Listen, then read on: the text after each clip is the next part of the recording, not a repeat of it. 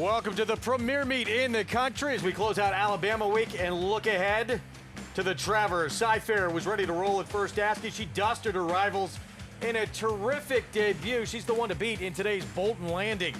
The reigning horse of the year, gearing up for her Saratoga return with next weekend's personal ensign. We'll tell you if she's been on point in her morning workouts.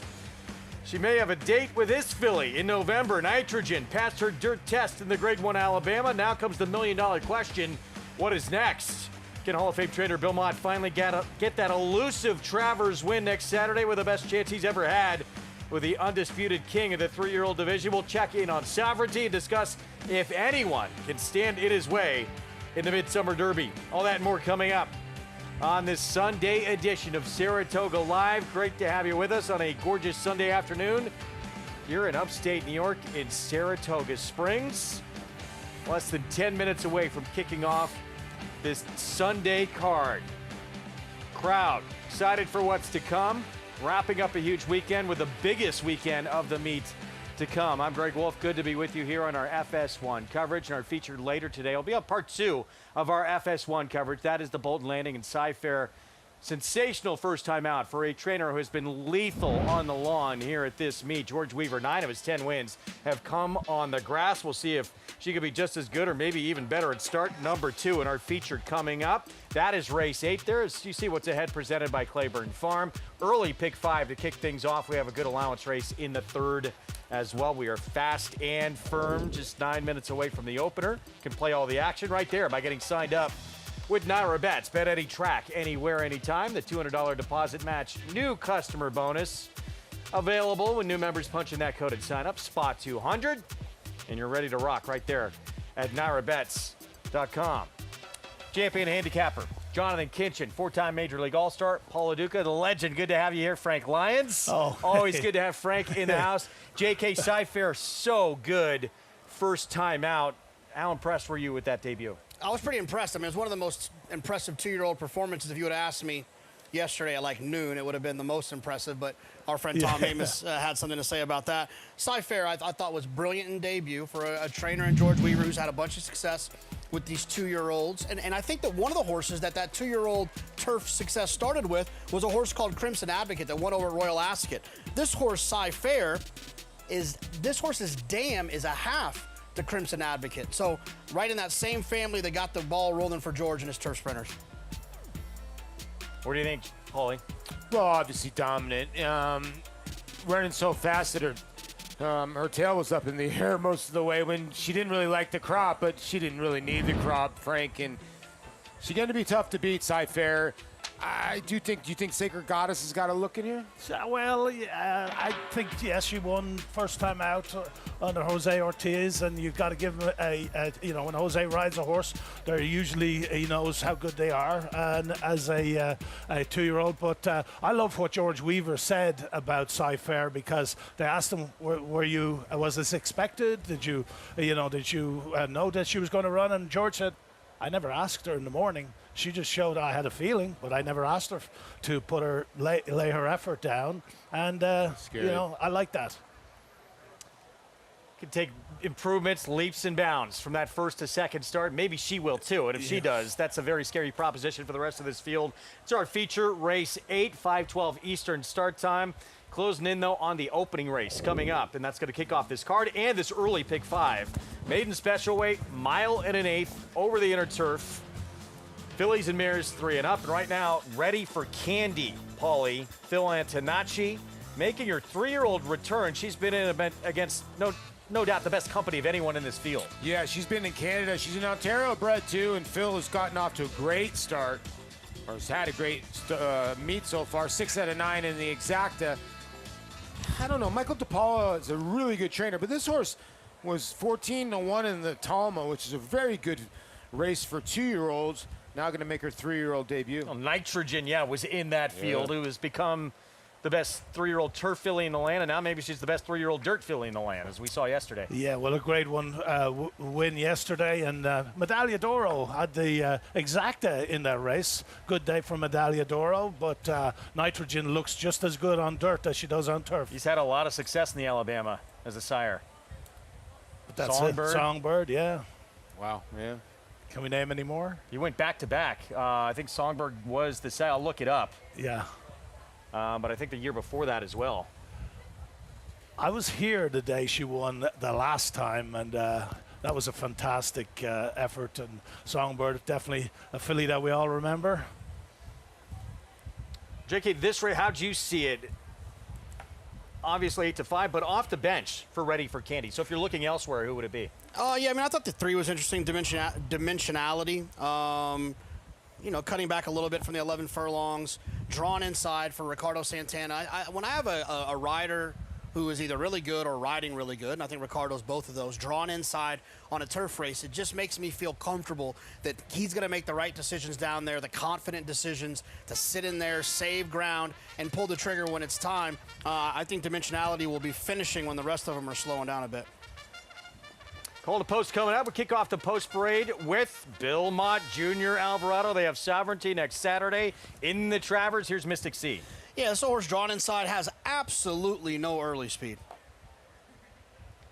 Inez Beret for Miguel Clement cuts back in distance. Ran good first time off the layoff, this filly by Flincher, and last time kind of ran off on Joel Rosario. Maybe she'll run better today. Late, the other Medaglia d'Oro I was thinking of in the Alabama. There you go. Dimensionality at 6-1. Yeah, I'm going to give this one a shot. I thought this one ran well last time, going a little bit longer, had some trouble in that race as well. Here's Abundant Love, John Velasquez. I know this horse so great, but I'm going to give her the look here with Johnny V coming off the win in the EP Taylor, which she feels pretty. Jose Gomez on the 5, biggest price on the board. She's been over 50-1 in 3 of her 4 starts, and she's ran like it. Shug McGahee, Jose Ortiz, third try on the grass for this one. Yeah, I thought this was an interesting filly in here. Her first start, she drew the way outside, and then last night she bobbled at the start. I think Jose will have her up closer today. And 3-2 favorite, despite the layoff. Haven't seen this one run since late November of last year. Yeah, has some 2-year-old class, but we're still just kind of guessing a little bit. A horse who still is a maiden, but ran in what, 1, 2, 3, 4, 5 stakes races? Huge class edge in terms of the company kept. And let's take a look back at the 7-5 favorite. This was the last time that she was on the grass at Woodbine. And Ashley's Archer, who won this race, was in the King's Plate the other day.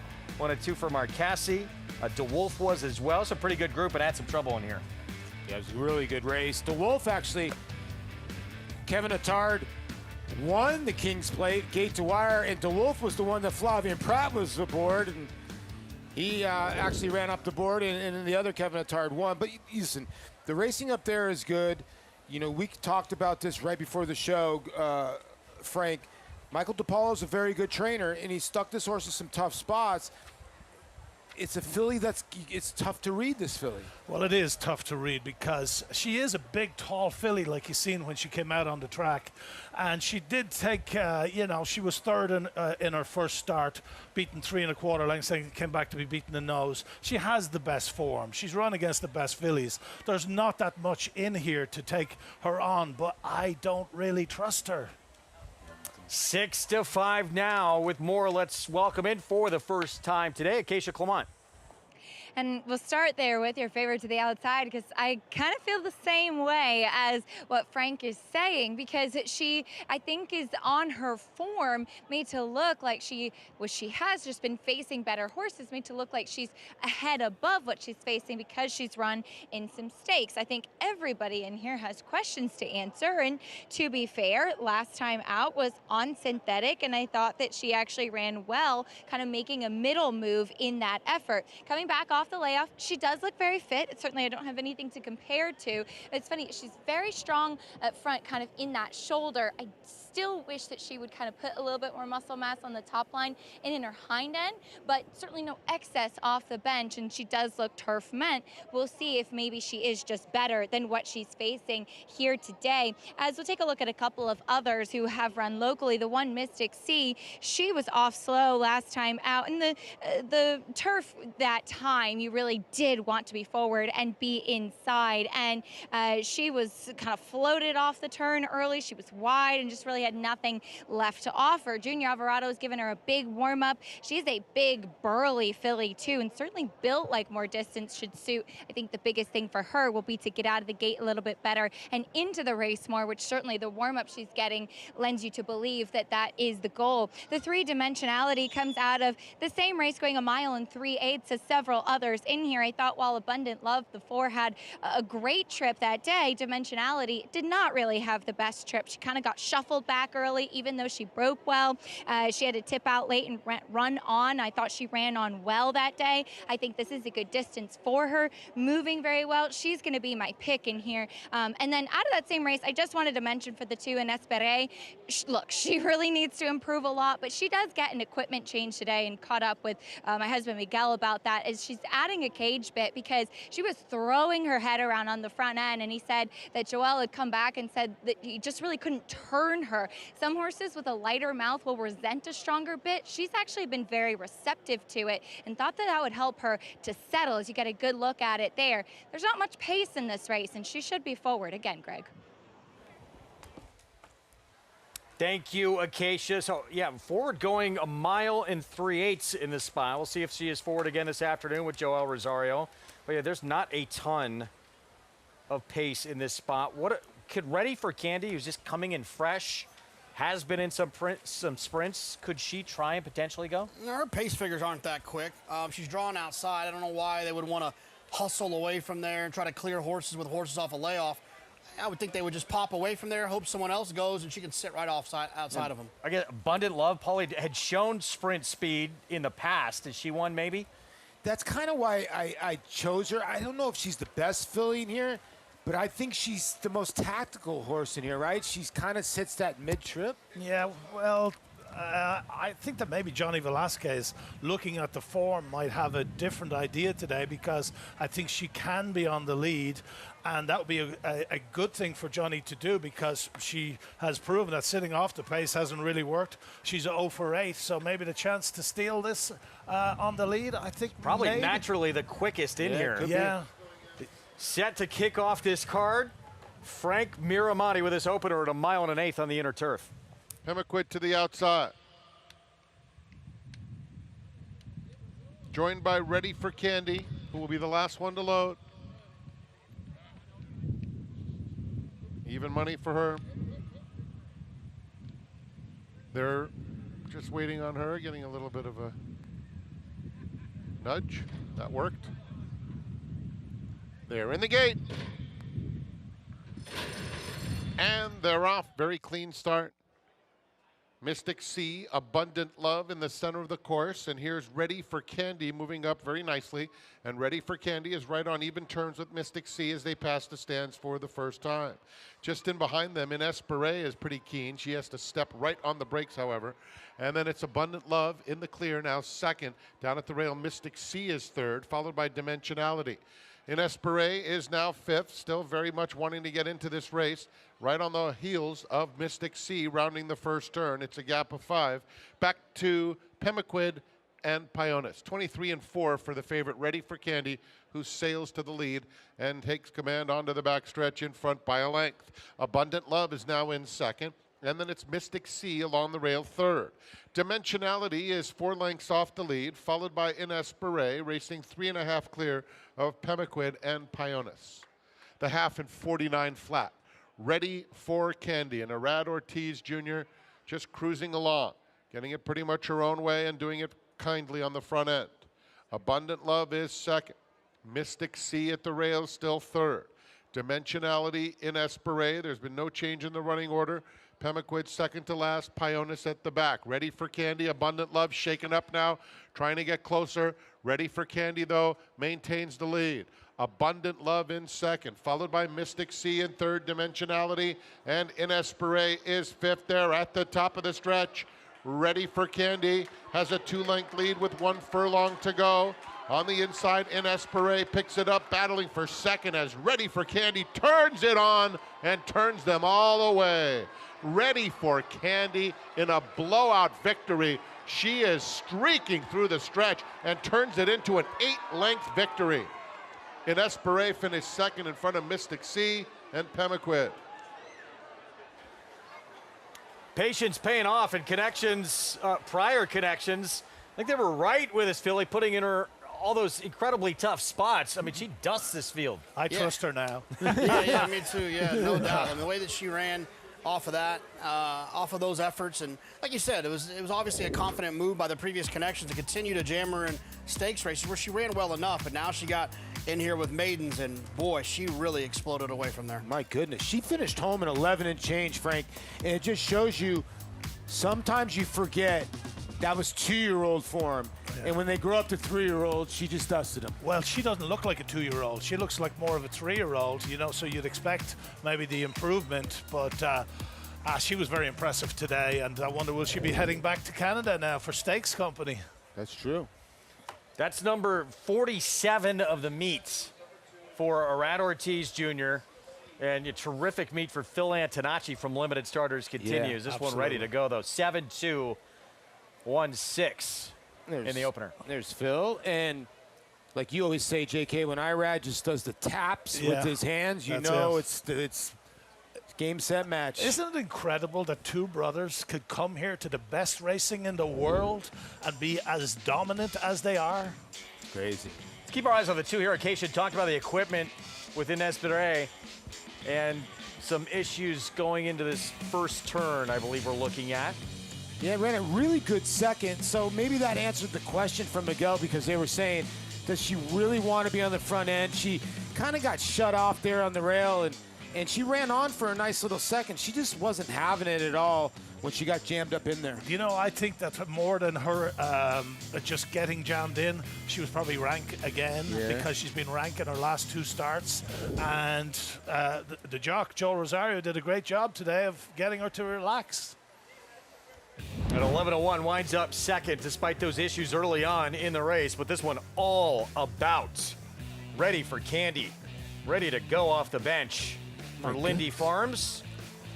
Trainer Phil Antonacci, and again, number 47 of the meet, Arad Ortiz Jr. continues to lead the way. 7-2, 1-6, formful start to kick off this Sunday card at even money. Should mention she's a $400,000 purchase by Twirling Candy. She had the form, she had the price. Tell you what,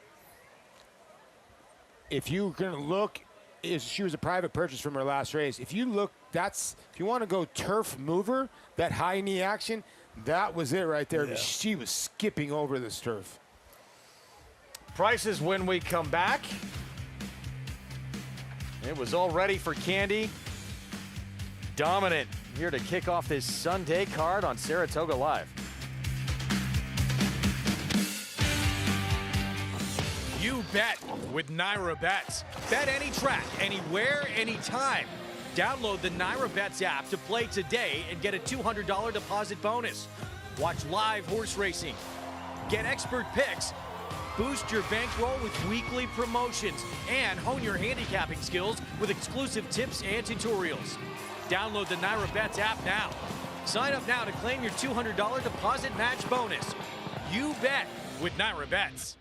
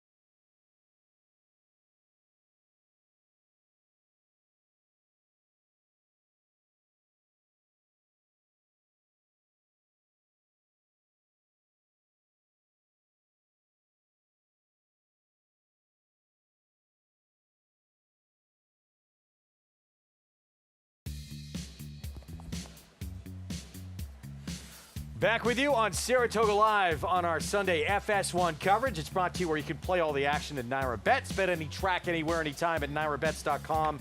Ready for Candy. Impressive start to this Sunday card to finally get that maiden-breaking win after being in stakes races each of the last 5 starts as a maiden. Well, she appreciated the drop in company for sure. I don't think the rest of them appreciated it. Not really, no. $4.20 for the win. Orad Ortiz Jr., Phil Antonacci, Lindy Farms, winning connections. Let's go to Acacia. I'm very happy to be joined by winning trainer Phil Antonacci. Phil, you and Lindy Farms' first start with this horse, coming back off the layoff, getting back against maidens. She really seemed to show her class today. Yeah, absolutely. I think, buying her, we knew we had some solid residual there, being group place and also still having her conditions, and she's a beautiful physical, so it just worked out, and it was a big team effort. Anytime you have a trainer change, you got to kind of reschool them and kind of get them into your program. So Sylvia, my assistant at the farm, did a fantastic job, just took their time with her, and it's really paid off. You mentioned the farm, Lindy Farm in Connecticut, where this horse had been training. Can you talk a little bit about training horses there? It's been very effective bringing them here to Saratoga, not too long a trip, too. Yeah, exactly. I think a filly like this, she has the class. She showed a lot of ability last year. Just telling her that it's not go time all the time, and she can, she graze, get out in the paddock, take a long walk through the woods and everything, and she kind of can just enjoy life a little bit. And it's really, I think it's been a long kind of process figuring out the system and how to get the horses from the farm to the races fit and stuff like that. But it's been a lot of patience, but I think the hard work's paying off now. It certainly is. You guys have had a tremendous meet and another win with this one. Thought an aggressive ride by Irad paid off too. Yeah, exactly. Irad, he can read a form better than anybody. So, he said there's not much speed in here, just kind of let her break. And I think the 1 1/8 helped her, right? So she doesn't have to break into the turn. He can kind of settle her, kind of float his way to the lead and just put him to sleep. And that's why he's the best. Congratulations on another win, Phil. Well done to the team. Thank you. Appreciate it. Greg? Yeah, crafty ride by Orad Ortiz Jr. on the best horse. Didn't mess around, put that one on the front and goes on the front end all the way. Wayne's winners carried on this tradition of D. Wayne Lucas, trying to create that next generation of fans in the sport. He was such a tremendous ambassador to this game. We lost him too early until the very end. He was still winning races at the highest level. His impact will forever be felt in this game. As we move on to race 2, early pick 4, 6 furlongs, $50,000 starter allowance. Daisy Duke. I saw Ron Moquette walking over to the set. Probably a good sign, right? Well, he trains the 5. You know what they say? They say the first person you see at the racetrack is supposed That's to right. bet their horses. I don't know if it's true or not. This is a tough race, isn't it? Yeah, really tough race. I thought I'm going with a filly that's one of the longest shots on the board in here. And I know Frank likes this horse too as well.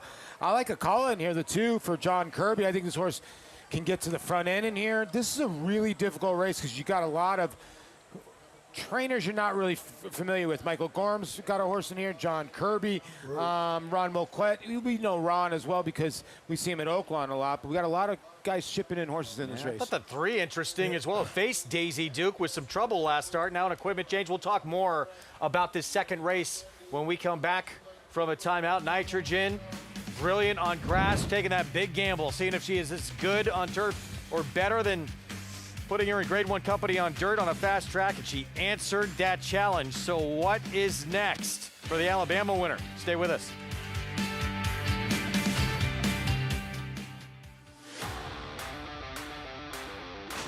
Dynamic pricing wins the Just a Game. King of Gosford.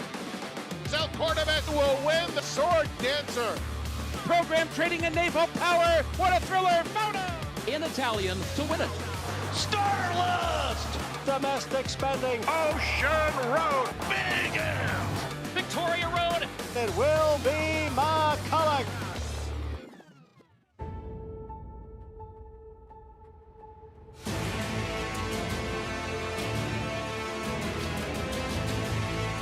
They come on for the finish in the Pilgrim Stakes.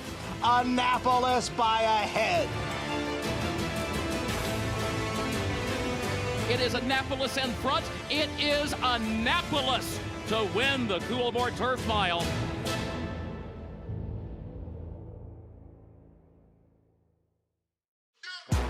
The official Saratoga Barstool Sports Collection is here. Check out the hottest styles of the summer.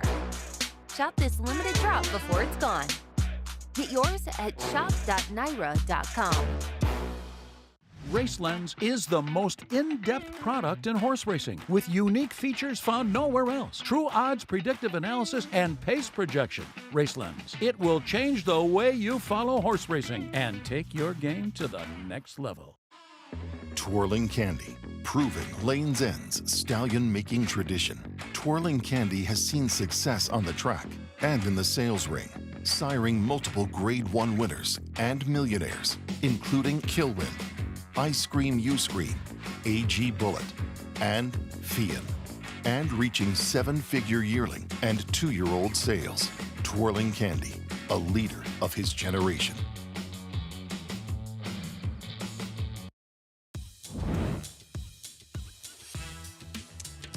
Back on our FS1 coverage, brought to you in part by America's Best Racing. Nothing like grabbing those picnic tables, celebrating with friends. Here are the premier meet in the country. Was that an Andy bobblehead I saw? I think it was. That's a collector's Is it item. really an Andy bobblehead? Well, it was a cutout. Yeah. Oh, One of those pop-ups? should be an Andy bobblehead. I'd get here early to get that. The line would go all the way down to Broadway. Yeah, it'd be on eBay the next day for $787. Nitrogen in the Alabama on Saturday, and she really rose to the challenge, Paulie. She was giant. And you know what? I knew she was live right here. Oh, yeah, when for Irad sure. took her Jose took her so wide on the turn. He's like, I got such the best horse here, I'm keeping her out of kickback. Well, that was absolutely true. When she rounded the first turn, you were like, either he's tremendously confident or something's up with Something's going wrong, yeah. Something's going wrong. And do you think that she is going to be 3-year-old champion filly? She's just got one Grade 1 to her name right now.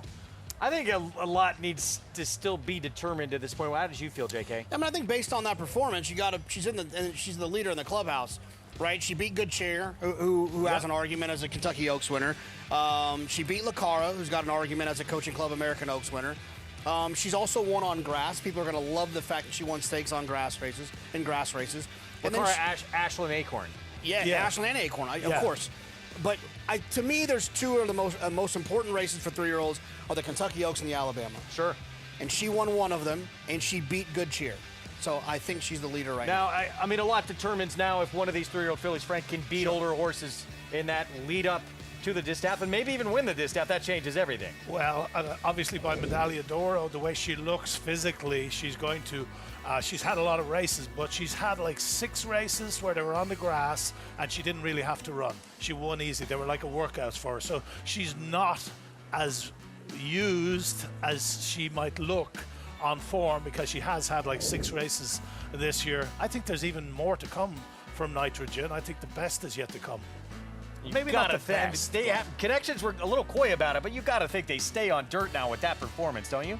Yeah, I think so. I mean, when you run a mile and a quarter and you beat an Oaks winner, and Good Cheer fired her best shot. So I think you got to stick on dirt, and then she's going to be a player. Her best 2 races were on dirt. Yeah, that's right. So I understand she's good on grass as well. And then also, like, where do you want to go with her Breeders' Cup wise? You want to run the filly and mare turf going longer against those older mares? No. You want to run the mile against those freaks from Europe? No. The distaff seems like a much better spot. They put her in this race because they're eyeing a championship. That's it. And that's where one would lead to. Let's get Acacia's thoughts on what we saw yesterday. Well, I did think it was impressive for her to get the win, not only on the dirt, but her first Grade 1 victory. I remember speaking to Jose Ortiz after that Belmont Oaks last time out where she was beaten by Fiona, and he said it was a heartbreaking defeat. Now, I thought it was interesting, a couple of things about the way that she was ridden early. Yes, I think keeping her out of the kickback, but also I think in large part to keep her from engaging too much with her stablemate, Lacara, who set a very tepid pace on the front end. And speaking to Brad Cox after the race, the trainer of runner-up Good Cheer, he felt that she was just a victim of how slow the pace was and how the race did play out. Nitrogen, a horse who can be forward, was kind of in that stalking, pressing spot. And so I think the way that she was ridden was very smart, maybe got a touch distracted, maybe even arguably a touch bored when she hit the front by herself and drifting a little bit there. But yes, I think she has to do it again win a race like the Breeders' Cup Distaff, win another big Grade 1 for her to be kind of that dominant choice for the division championship, but she's well on her way. Of course, there is Scottish Lassie still waiting in the wings, who won that Coaching Club American Oaks so impressively. Last year, we had one superstar in the division in Torpedo Anna. Greg, I think this year, while it's maybe a little bit murkier, it's a far deeper from top to bottom 3-year-old filly division. And that, yeah, you would think if she's staying on dirt, and you'd think that's a plan. Spinster, Keeneland, Beldame, Belmont at Aqueduct, and then, you know, go on to that Distaff. And as for Torpedo Anna, who's waiting in the wings, who we're going to see next weekend, even though she had that one race, maybe she came back too quick. She's still been winning, but she's not been that dominant standout where you couldn't see someone like a Nitrogen or maybe someone else step up and win the Distaff. Absolutely. I think you're 100% right by saying that.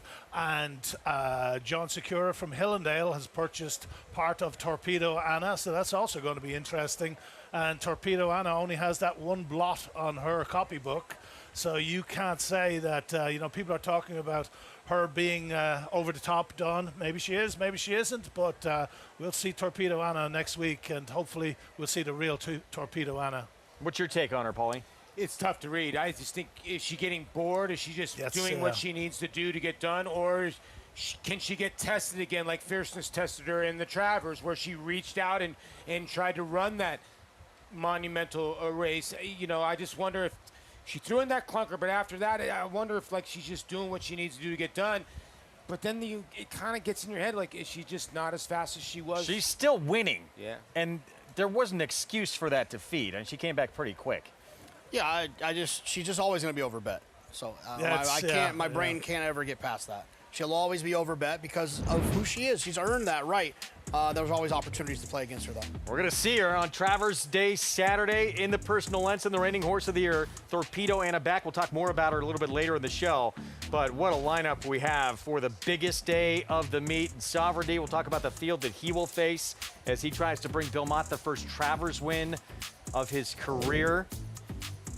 That's still to come, as is this second race, which we'll dive into deeper when we return from a timeout. 12 minutes away, race 2, 6 furlongs, 50,000 starter allowance. This one right here, again, Ron Moquette trains, even money. Daisy Duke is Rat Ortiz Jr. looks for the early double on this Sunday card from Saratoga. The brilliance of the legendary Arrowgate and the speed and stamina of the sire of sires, Uncle Mo. Introducing Petulante, the first son of Arrowgate to stand in New York after winning handily at first asking. Petulante! He's got a kick here, and he's going to prove much the best. He won or placed in all 7 of his lifetime starts, including the Grade 3 Salvatore Mile. Petulante, Nimbus class, Petulante! Petulante, now standing in New York. For information, visit ihdvstallions.com today.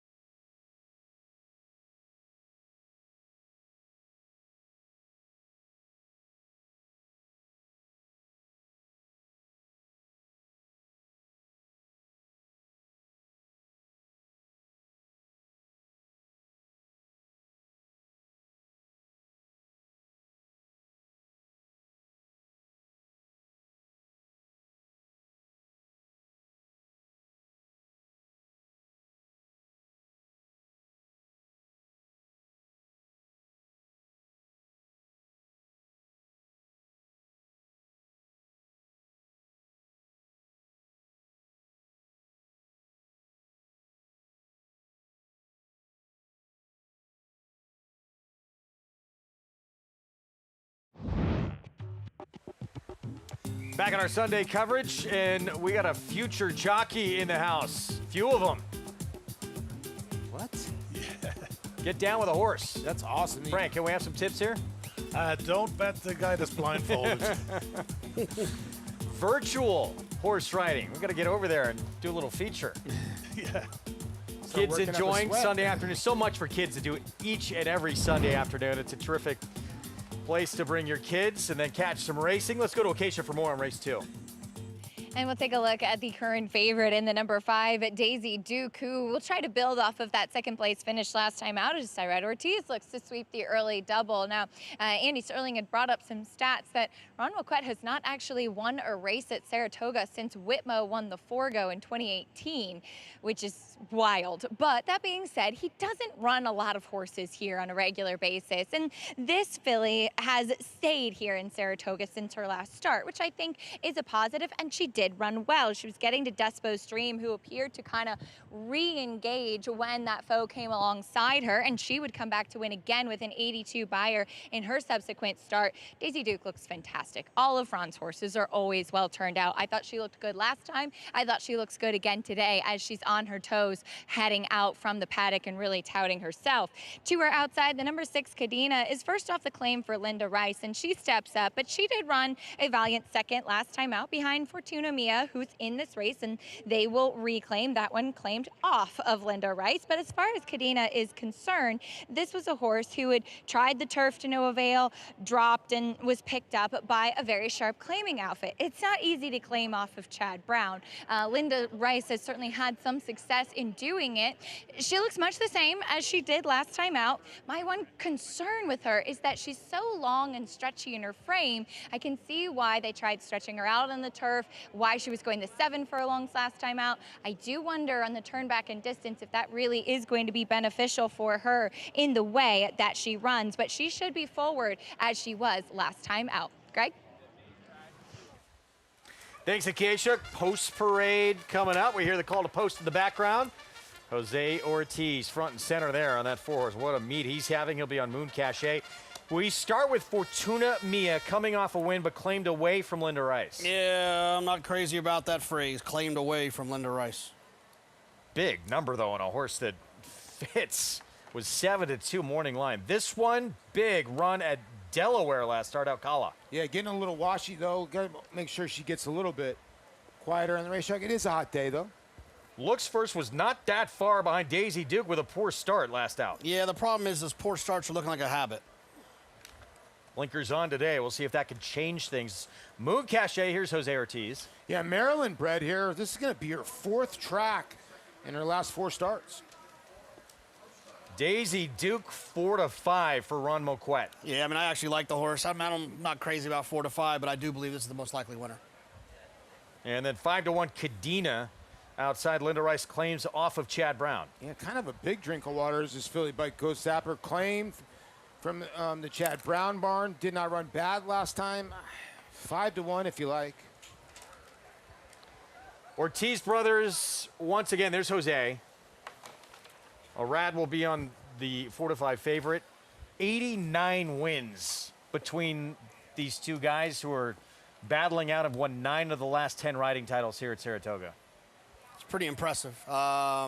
It's pretty impressive, 89 between the two of them. It's impressive that Irad's got 47. It's impressive that Jose's got 42 after spending half of his year outside of New York. It's impressive that Steve Rushing has the top 2 riders in here with 89 total wins as their agent. No, it's all impressive. It's not easy to do, to handle these two guys because they got so much choice. And, so it's up to the agent who they ride. And I'm sure Irad and Jose will give Steve a little bit of advice, but it's the agent's job really to identify which one to put them on, and he's doing such a tremendous job. You've been doing it for a while now, being a jock's agent. That's basically how you have to play tit for tat with both of the brothers, don't you? Well, you know, because they got so many live mounts to choose from. It's not easy to it's easy to work for these guys, but it's not easy to place them with such success that Steve has. What momentum this man came into this meet with. Won the Fairgrounds meet, going away. Huge final day at Churchill Downs to get his first ever outright riding title. Churchill Downs, he had tied the year before that. And then, yeah, not being based in New York. And obviously, Paul, he had a lot of relationships riding in New York for so long. But still, that's difficult when you're not based in New York anymore to be where he is. Yeah, I think just the way he was riding so hot.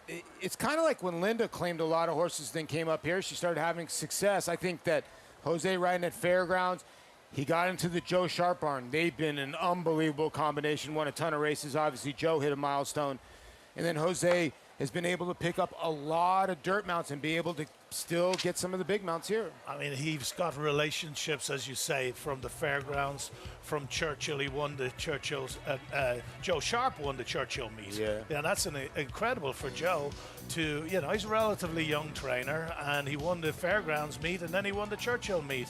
So he's getting recognized for that, and success is coming. Pick 4 starts here. That man right there, you know, obviously the Ortiz brothers, they've been the focus, but Ricardo Santana Jr. is the rider that's probably having the breakout meet of this summer, like Dylan Davis had last year. Absolutely. The difference between, I think, what Ricardo's doing this year and what Dylan did last year is that was kind of Dylan's, you know, introduction to the limelight. Ricardo's been in the limelight, kind of fell out for a little while, but now he's back again with an outstanding summer at Saratoga. And the other thing, too, is Dylan has always been based in New York. Ricardo has moved his tack here this year. He's also one of those guys that spent a lot of time in Kentucky and Oaklawn as well. Yeah. I think Dylan going to Florida, as we look at Cadina's last race, going to Florida, that helped him, right? When he went to Gulfstream, a lot of people were questioning that move by Dylan, came back here and rode so great. It's just hard because you look at the next 4 guys that are in line, they got 93 wins. The next 4 guys, Flavian, Ricardo, in the top 2 got 89. That's crazy, the 2 kids. Well, Ricardo on Fortuna Mia coming off that win, but again, one claimed away from Linda Rice is good value up there at 8-1. Let's go back to Acacia. And we'll start there, trackside, Greg, with Fortuna Mia, who you were just talking about, as this one, yes, claimed away from Linda Rice. Not an easy thing to do as Eddie Barker does pick her up. Sorry, guys, Greg tossed on the 1, so I will pick up there, talking about Fortuna Mia, and we'll get to the 4 in a moment. But as far as Fortuna Mia is concerned, this is a horse who was part of that kind of 4-horse crazy pace early on in that last race. And Irad Ortiz, who was aboard that day, made a smart move and was the only one to kind of ease her back out of that and then make that run on late. So she, I think, got kind of the best trip out of that, and it really did make a difference, especially with the class drop in there. Now, she should potentially be forward again. She had a big warm-up from Ricardo, and he has been riding aggressively, which I certainly think is a huge benefit. But again, we'll see if she's able to keep the momentum going. And I did think that her trip was more advantageous, for instance, than Cadina's, who finished second in there. The number 4, Moon Cachet, will go back over to her. This is where I'm going to land. She's pretty big. I can see why they've been running her longer, but I actually thought that she ran okay last time out going the 7 furlongs. It was in a state-bred stake company in the Miss Disco after trying the Black-Eyed Susan behind Margie's Intention, who ran 3rd in the Alabama yesterday, 2 starts back. But she was pressing the pace setter early on. For a dirt sprint in here, there's not really a clear-cut pace setter, I thought, and she's been sharp, and she really framed herself up beautifully out on track. I thought she could potentially put herself in the right spot, and she certainly will have the stamina, as maybe Irad Ortiz is on the favorite, but Jose Ortiz is on this one. And as we saw in Jonathan's Cart Talk the other day, he is just as competitive, if not more so, going for those wins, Greg. Thank you, Acacia. It's going to be fun going down the wire between these two. You know, obviously Flavian Pratt lost a little bit of time. He was away 3 days on suspension. He was gone on his own accord up at Woodbine on Saturday, so it's going to be near impossible for him to get there. So it looks like it's down to the Ortiz brothers for this riding title. I would think so. They ride so many horses. They have so much business. The math just wouldn't necessarily math for someone else to win this title. Meanwhile, Flavian won the first 3 races of this meet. You forget right, about that. Yep. Yeah. The 2 horse in here, we like him. We like her. Alcala, she finished second last time to a horse called Summer's Coming. That filly was second in the Jersey Girl at Monmouth, and she won the Spruce Fur at Monmouth. So she's a stakes filly, and the 3rd place finisher Mudslide won very impressively next time out in an allowance race. Now, I think that all these horses in this race are basically like $40,000 or $50,000 claimers. And I think that she's got as good a chance as any horse in this race, the 2-horse Alcala. We all sort of saw it the same, except for JK. You agree with the public. You're on the one to beat here. Are you? It's fine. You like Daisy Duke. It absolutely could win. Deserves probably be the one to beat. But 4 to 5. Did you expect to see this short? No, not that short. A little bit short. But a lot of times I don't get too caught up in the win price in my brain because I'm a multi-race player. I have 4 to 5 and even money. It doesn't make too much of a difference to me. I just got to make sure the horse wins. Let's go to Frank Miramati. Here's the second from Saratoga. To the outside. Walks up in the colors of Linda Rice. They're in the gate.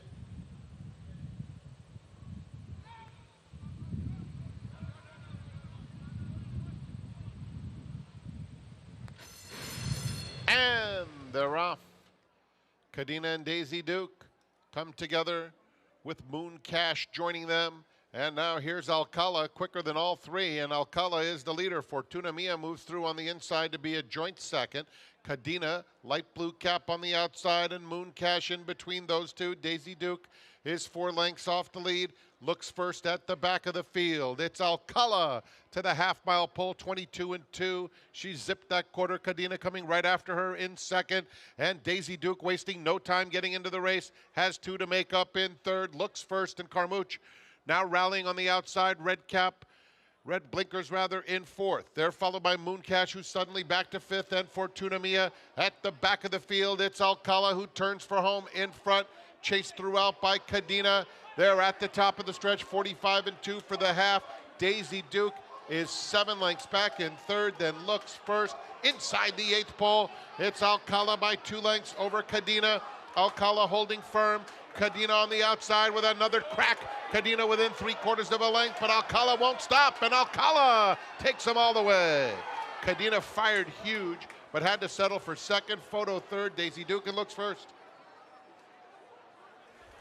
Man who had the hot hand yesterday, 4 for Luis Saez, picks up another here. Alcala the win. Nice call, Frank and Paulie. Yeah, this is a horse that had some gait issues, but the gate was not a problem. And Louis got this horse on the front end.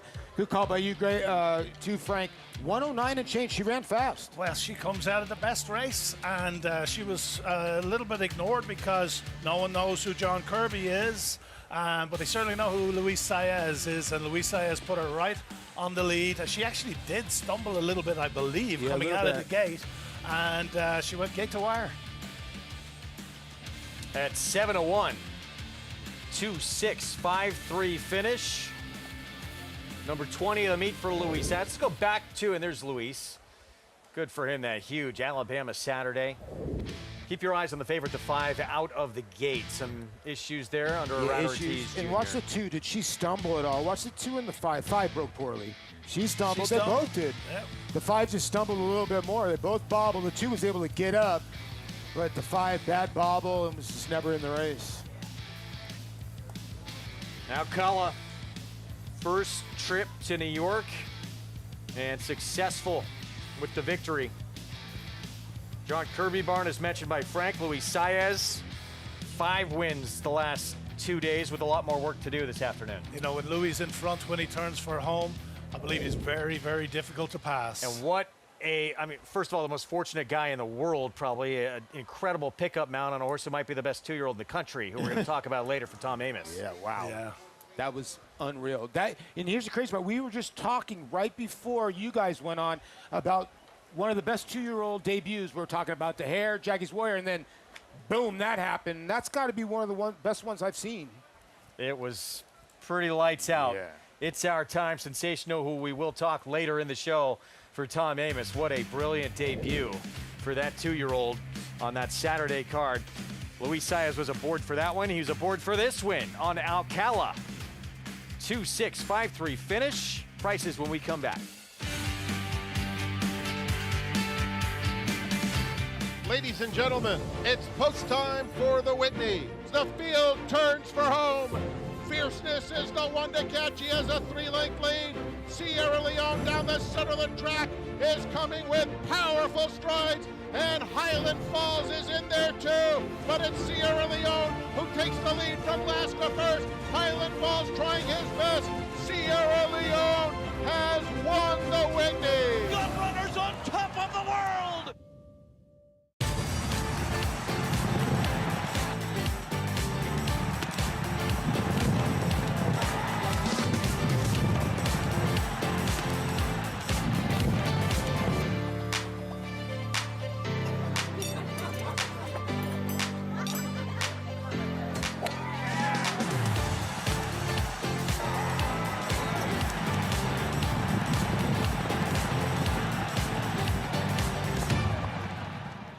As they say, Book 'em, Dano. Prince of Monaco in between. It's going to get very close. Book 'em, Dano. if you can make it here, Book 'em, Dano in a thriller. Book 'em, Dano wears him down. Book 'em, Dano under a perfect ride from Paco Lopez to win the True North. you can make it anywhere. It's Book 'em, Dano in another stellar display, winning the Alfred G. Vanderbilt going away. Bucaro, proudly standing in New York at Iron Horse Stallions.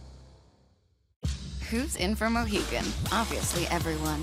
A cheers with friends, then it's off to the races. A moment of calm before the dark and stormy.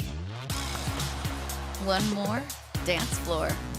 Who needs skill when you have style? And feeling like it's the best time ever? Smile. Apps and nightcaps? Yes. Then it's down for the thread count to start it all again tomorrow.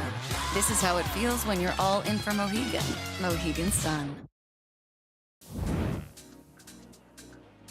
Welcome back to Saratoga Live, brought to you in part by Claiborne Farm. 100 years of doing the usual and usually well. Alcala got very comfortable on the front end as I'm pleased to be joined by her trainer, John Kirby, here in Saratoga. As the guys were saying on the desk, when Luis Saez gets comfortable on the lead like that, not easy to run him down. You had to be feeling pretty good about that position. Yeah, when Louie got her to the front and she had like a length cushion, I felt like she was going to keep going. And me and Louie get so lucky together. I think we've had 5 wins now out of like 9 starts here, Belmont, Churchill. So Louie's awesome, and I always feel so much more confident when he's in the irons.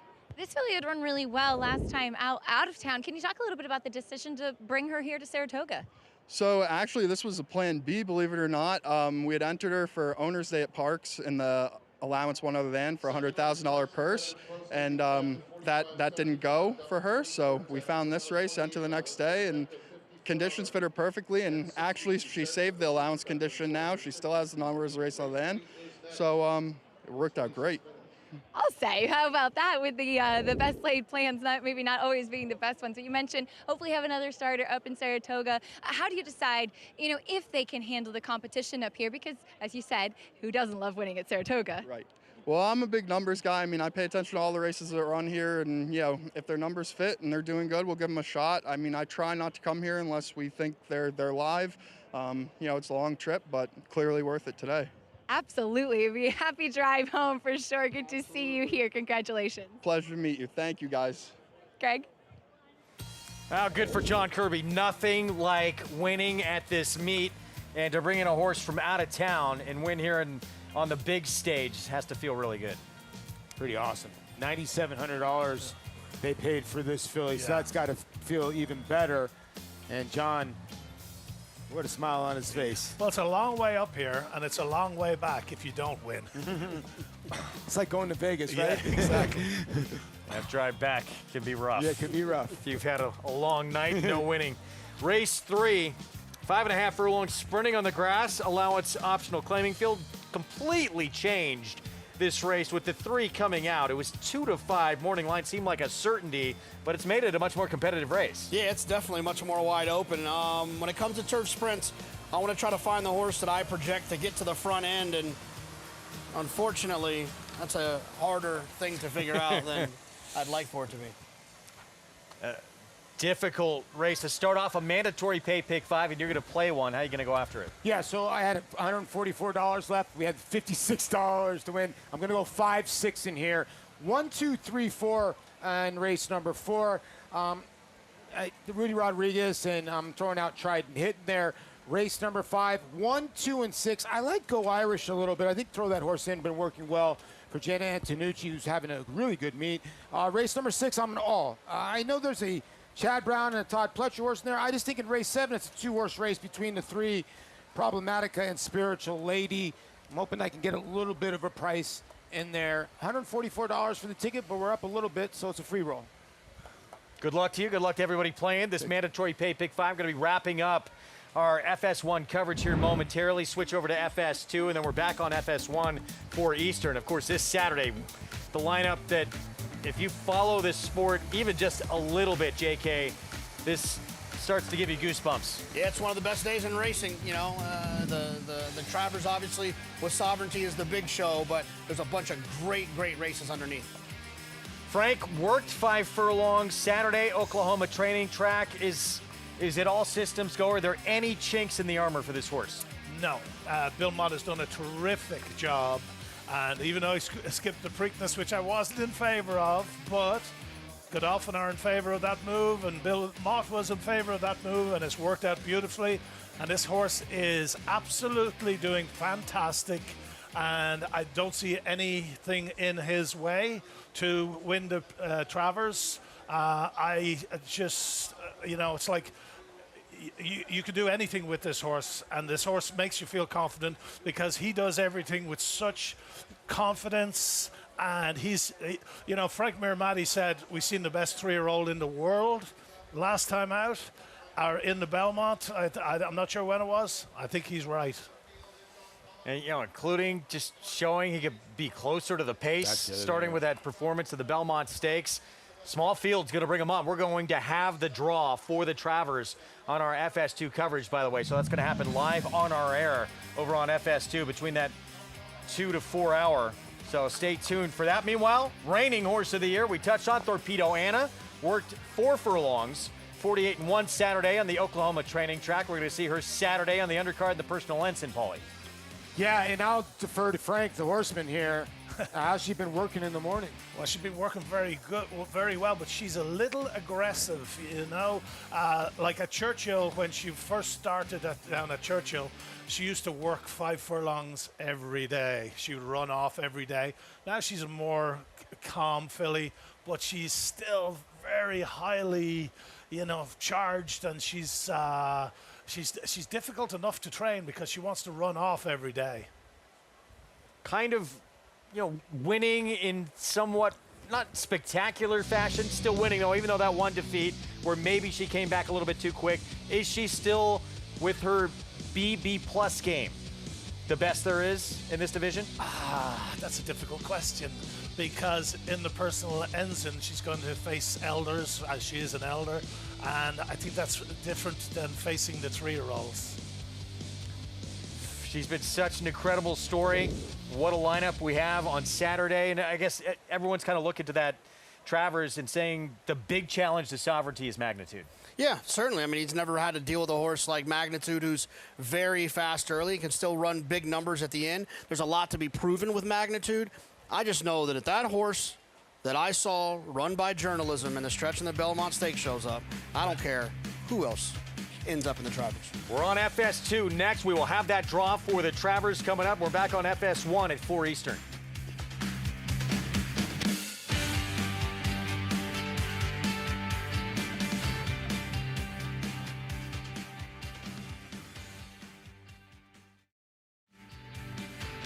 Good to be with you on our Fox Sports 2 coverage. You're watching Saratoga Live as we close out Alabama week and look forward to right there, Travers week to come. What colors will that canoe be painted in? Most believe royal blue. And Godolphin with Sovereignty will be a huge favorite, trying to take that Midsummer Derby and that unofficial 4th leg of the Triple Crown. Greg Wolf, Jonathan Kinchin, Paul LaDuca, Frank Lyons with you as we get set for the start of a mandatory pay pick 5 that starts in this 3rd race. Our feature later today, Jonathan, the Bolton Landing and Scyfare. First time out for George Weaver, looked pretty good. Yeah, she was sensational first time out, and you'd like to think she'll take another step forward. The way she kicked away from those horses under Johnny Velasquez, George Weaver's had an unbelievable amount of success with 2-year-olds in the last couple of years, especially sprinting on the grass. This might be one of his best he's had. I look for her to take another step forward this afternoon. Well, she's the one to beat, but Jeremiah Engelhardt, Paulie, with a New York-bred filly who was impressive in the debut as well. She was very good, and she's got to need to pick up, I guess, her speed figures a little bit, but she got kind of carried out wide here by the other horse that kind of split a little bit or split through the other horse and was able to finish here. I thought this was a good effort, and, you know, because it looks like the 4 is going to win this race with ease, and then her big, long stride, she just keeps on coming. She's got to be a little bit more professional today. Yeah, she's by Cantaros, cost $200,000, which is a big price to pay for a Cantaros, and she's got very much ability, and she's got a big chance in this race today. Although I like My Sweetheart a little bit, who ran second time out and was favourite in the Adirondack, was it? She was quick on the grass in that debut, and actually the filly who finished behind her came back and rolled for Wesley Ward next time out pretty easily. I'll tell you what, I like Bolton Landing, not just the race. I love Bolton Landing. Weather's a little unpredictable. It's a little weird up there. It'll rain for 38 seconds. You had no idea, but a nice lunch at the Sagamore on a dark day. Yes. Get signed up, play along at Naira Bets. Bet any track, anywhere, anytime. Spot 200, that code to use at sign up and get that $200 deposit match new customer bonus. We had some incredible action on Saturday, the big one, the main event. It was the Grade 1 Alabama, one of the most important races for 3-year-old fillies in this sport. Nitrogen, Marcassi, DJ Stable, thinking she potentially could be a generational type of filly. So good on the grass. Gambling, she could be as good or better on dirt, and looks like she is better on dirt. Yeah, I think she is. I mean, her two lifetime best races were that sloppy racetrack and the Wonder Again that was off the turf, and then this one right here where she ranged up. I think right here it was a matter of how far she was going to win by. If you had bet on Good Cheer, you knew you were in trouble. She went by Lacar like she was tied to the quarter pole. It was a matter of how far at this point. Yeah, Jose just sat chilly most of the way, stayed outside. That first turn just told me a lot. When he just went like 5 or 6 wide on the first turn, he just knew he had a ton of horse. He knew he had the goods. I thought Good Cheer really ran on and tried her hardest. She ran great. And you could see that Nitrogen was wandering all over the lane, but that's just because she was in front for so long. And she was in front in her previous turf race, the Wonder Again, a long way out. But she got a little bored in front here, I believe. And you see her ears, see her ears right there coming up, listening to Jose Ortiz, wanting to see what he wants to do. But she's bored. She's got no one around her. Incredible performance, and now we wait and see what is next for her going forward. She was entered in this race to see how good she is on the dirt and to try and put her in line for a championship at Year's End. It seemed the best way to achieve that is staying on the dirt going forward. And as JK said, she's been so much faster on that surface. You know, if you just joined us on FS2 from FS1, JK made an unbelievable point. Do you really want to face some monsters on the turf in the mile? Do you want to face some older horses in the in the turf for fillies? Or do you want to go to the distaff? The only grass she'll see from here on in is the grass that's putting her feed tub. You would think after that performance. That was fun to watch. We also had well, let's go to the Skidmore first, excuse me. Dale Romans switching this horse to the grass, but very quick on dirt, JK. You never know if dirt speed is going to translate to turf speed. Wound up, Dale said, this horse could sit off the pace if needed. Did that. And winds up winning the Skidmore. Yeah, tactical enough to stay forward, stay connected to that 3-horse monster who opened up by open links and then just skips on by. Really seemed to be appreciating the grass. Never got a chance to work on it like Dale Romans mentioned, but he got to run on it and seemed to enjoy it. Good race. The 3 monster really cut it out, but then got high-headed late. You could see starting to really breathe of some fire in the 7.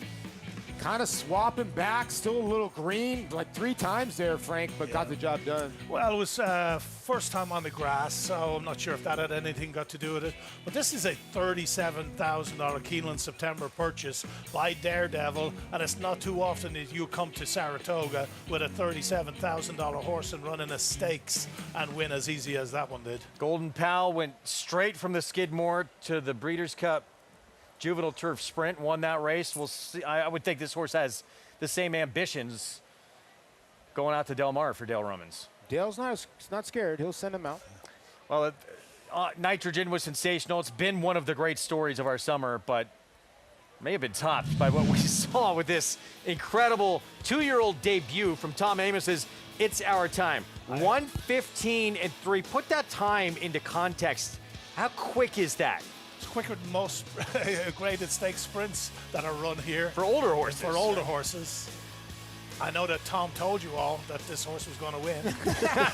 I think what made it so much more appreciative to watch and more impressive was the buzz on the 4, the Whit Beckman horse, who did run second by 15 lengths, but just got ran by. I almost thought the Whit Beckman horse was pulling up. That's how fast Tom's horse was going. Yeah, the horse you're talking about, that was Hero Declared. Hero Declared, yeah. For Jason Worth's group. That was probably the most hyped 2-year-old we've heard about this whole summer. Absolutely. I mean, look, when I walk into the gates here on Saturdays at Saratoga, I'm looking for 2 things. One, to see the superstars I already know exist, like Nitrogen, and then to be wowed by horses like this that give me chills on what they could be. And that's what It's Our Time did. He was outstanding, and it's also a lot of fun for us, I know, because it's Tom's horse, right? So we get to cheer along our colleague, and man, if they had a Derby future now, or Breeders' Cup Juvenile future now, that would be the favorite. 17.75 length win. You and I have been coming here since 2016, right? I can't remember a better 2-year-old debut. I'm not lying. It's Lafitte and I and Richie were talking about this. Hey, who's been the best 2-year-old? I remember we were talking about Imperial Hint. We were talking about some other horses. Then you go back to Hare, you go back to Jackie's Warrior, their debuts. They were not as impressive as that. 17 lengths, I would like to look up what's the biggest. I think the next closest one is Uncle Mo. That was what we saw yesterday was Uncle Mo-ish. 13 minutes away from this third. Let's go to Acacia. And we'll take a look at a couple of horses doing something different today, starting off with a new claim, who's currently your favorite, the 6 Soul Hope.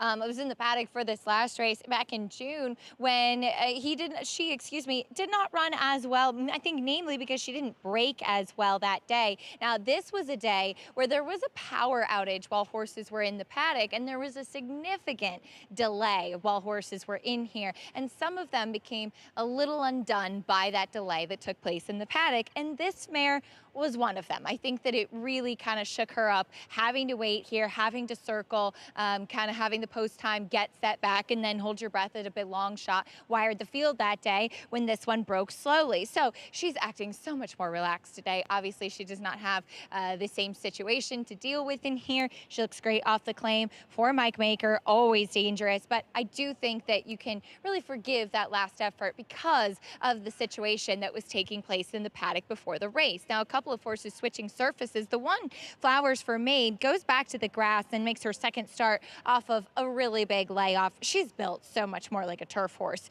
She is angular in her hind end, flatter hoof, slack pasterns. The dam was on race, but the second dam was all turf and synthetic, and her last win did come on the grass. Now, the one thing I will say is that she's also built like a horse that wants to go longer. I was hoping that we'd see her back on the grass in maybe a mile because there's a lot of length to her frame, and that's what she was doing before the layoff as well. That said, she did break slowly and really was climbing early in that last race on the dirt, meaning she was going more up and down versus forward. I think it's the right surface. She's far more fit and much more relaxed today. I just do wonder if it is the right distance. As we take a look at the 4 Say Cheese, very cleverly named, as this one is by City of Light, whose progeny I really do like sprinting on the grass, and this filly is all sprint. She's compact, she's stout, she's powerful. As I mentioned with the stallion, with that influence, positive, switching to the turf, she's not really built like a turf horse, more upright and smaller feet, very powerful in that hind end, and so I can see why they've been running her on the main track. But there is pedigree to suggest that she'll handle it as well. 2 out of the 3 siblings won on the turf too, and she did work on the turf course on the Oklahoma training track. Unfortunately, that work is not available on First TV or even on the Clocker Report, so I don't really have any insight as to how she did it, but clearly showed enough that day for her trainer Whit Beckman to say, let's run her on the grass. She did run well back in November of 2023 on synthetic, so optimistic given that work because she looks great overall as to how she might handle that surface switch, Greg. Thank you, Acacia. We're going to have the post parade. When we come back, race 3, 5.5 furlong sprint on the lawn to start a mandatory pay pick 5 when we come back. It's a domineering display by the ultra-talented McKenzie. McKenzie in a dominant performance. Chancer McPatrick proves best. Chancer McPatrick wins the Champagne impressively. It is going to be all Scottish Lassie. What an amazing effort from Scottish Lassie, who's in front by 15 lengths.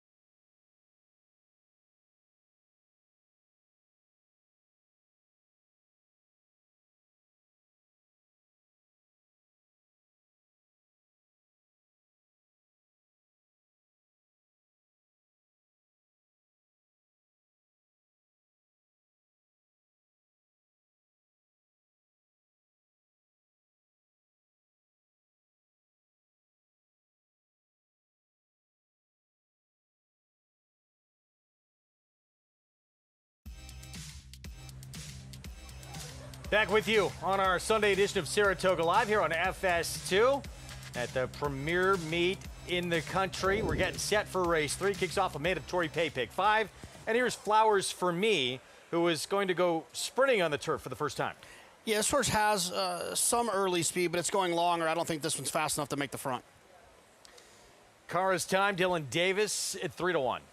Yeah, 3 starts on the turf. They've been her last 3, and she's run okay. Coming out of a couple of stakes against New York breds. Say Cheese getting on turf for the first time. Yeah, he's run some couple synthetic races. This one for Whit Beckman. Obstreperous is a 3-time winner on the lawn coming out of the Grade 3 Caress. Yeah, this one feels like the one that's going to make the lead with Ricardo Santana and Jose D'Angelo. And outside Soul Hope, Rat Ortiz Jr. for Mike Maker off the claim. I would think this is a good sign. They claim the horse for 50, and Flying P, who's so aggressive. This horse is up for 75, so I think the mare is going to be a major player in this race. All right, we showed you ticket on the previous coverage on FS1. We've not shown it to our FS2 viewers, Paul. How are you going to play this pick 5 that starts I'm using 5, 6 in here. Am I worried about the 2? Yes, but because of the scratch. But I think the 5 was the horse to beat. Race number 4, 1, 2, 3, 4. Race number 5, I like the entry in there, the 1 and then the 2. I'm also going to use a Jen Antonucci runner in there. Race number 6, I'm going to all that turf race. Thought, it's only a 5 or 6 horse field. And then in the last race, I thought it was Pop-O-Matica or Spiritual Lady in there, the 3 or the 6. Frank, what'd you think in this first leg? Well, I think that the 2 horse, you should have included the 2 horse, because Dylan Davis has ridden this filly 5 times for 2 wins, 2 seconds. Last time he rode this filly, he won a $150,000 stake. Now she has ran 3 races on the grass, 2 sprints and a race going long. So obviously going long, they found that's too far for her. She was only beaten 4 lengths last time out, and she was beaten by Sunday Girl, who's trained by David Duggan, and she's a very, very, very good filly. And then she was beaten by Spinning Colours from the Mark Hennig barn. She was kind of well beaten by those fillies, but the fact that she faced those gives her a big chance here with the scratch of the 4 Cairo, or the 3 Cairo. Just better company. See what we get, 5-2 right now. Let's go back to Acacia. As we'll take a look, Greg, at the number 5, Obstreperous, who is coming out of a try in the Grade 3 Caress, as she did have to face Futures now last time out. I mean, certainly does not have to run against that caliber today as well. She is one, to Jonathan's point about her being forward and maybe making the lead. She acts like a horse that should be using that early speed, and she was wide pressing early last time out in that Caress. And as mentioned, Futures now would come out of there to win the Smart and Fancy back on Friday as well, and just far better horses, even though she meets some decent company today. They've kept her with the pony to warm up. They saddled her on the walk with the pony as well, just taking steps to keep her quiet. I also wonder if maybe getting Lasix back will help her, as obviously you cannot use that with running in stakes company. She is that one that typically does get a bit hot and just overall seems a bit more settled today as well. The 2 Kara's Time, she's one that had really just turned a corner altogether in 2025. She's done so much better this year with her weight, with the way that she's acted prior to her races as well. And I was always a bit wondering how she would handle the turf, and she ran, I thought, very, very well last time in the John Huttinger against New York Bred Stakes Company. Yes, Sunday Girl wired the field, was able to kind of control things on the front end, and this is the one who was trying to go with her. She's doing well once again, coming in here, see what she can do as she faces open company in here. But I think based off of her last few races, and in particular races this year, as it seems like actually her lead pony is the one getting more agitated, not Kara's Time, but she's continuing to be thriving this year for the Mitch Friedman barn. All right, Acacia, thank you. This is happening tomorrow night across the street at the National Museum of Racing and Hall of Fame, and proceeds will benefit the Permanently Disabled Jockeys Fund. Casino night with celebrity dealers that include Javier Castellano, Dylan Davis, Romero Mirage, John Velasquez, 6 to 9:30 tomorrow night. For more information, you can email info@racingmuseum.net. But be part of a fun night for a great cause. Cash only. Don't think you can go in there with your credit card and start swiping for chips. Well, let me just clarify something for you. This is a charity casino night, Paul. Yes. It is, You will but it not says cash only. receive cash for play. You'll win chips that turn into prize tickets. Yeah, gaming is cash only, Greg. Look on the thing. I just wanted to clarify. Okay. You got very excited. All for a good cause. The silent auction's got to be some good stuff in there too as well.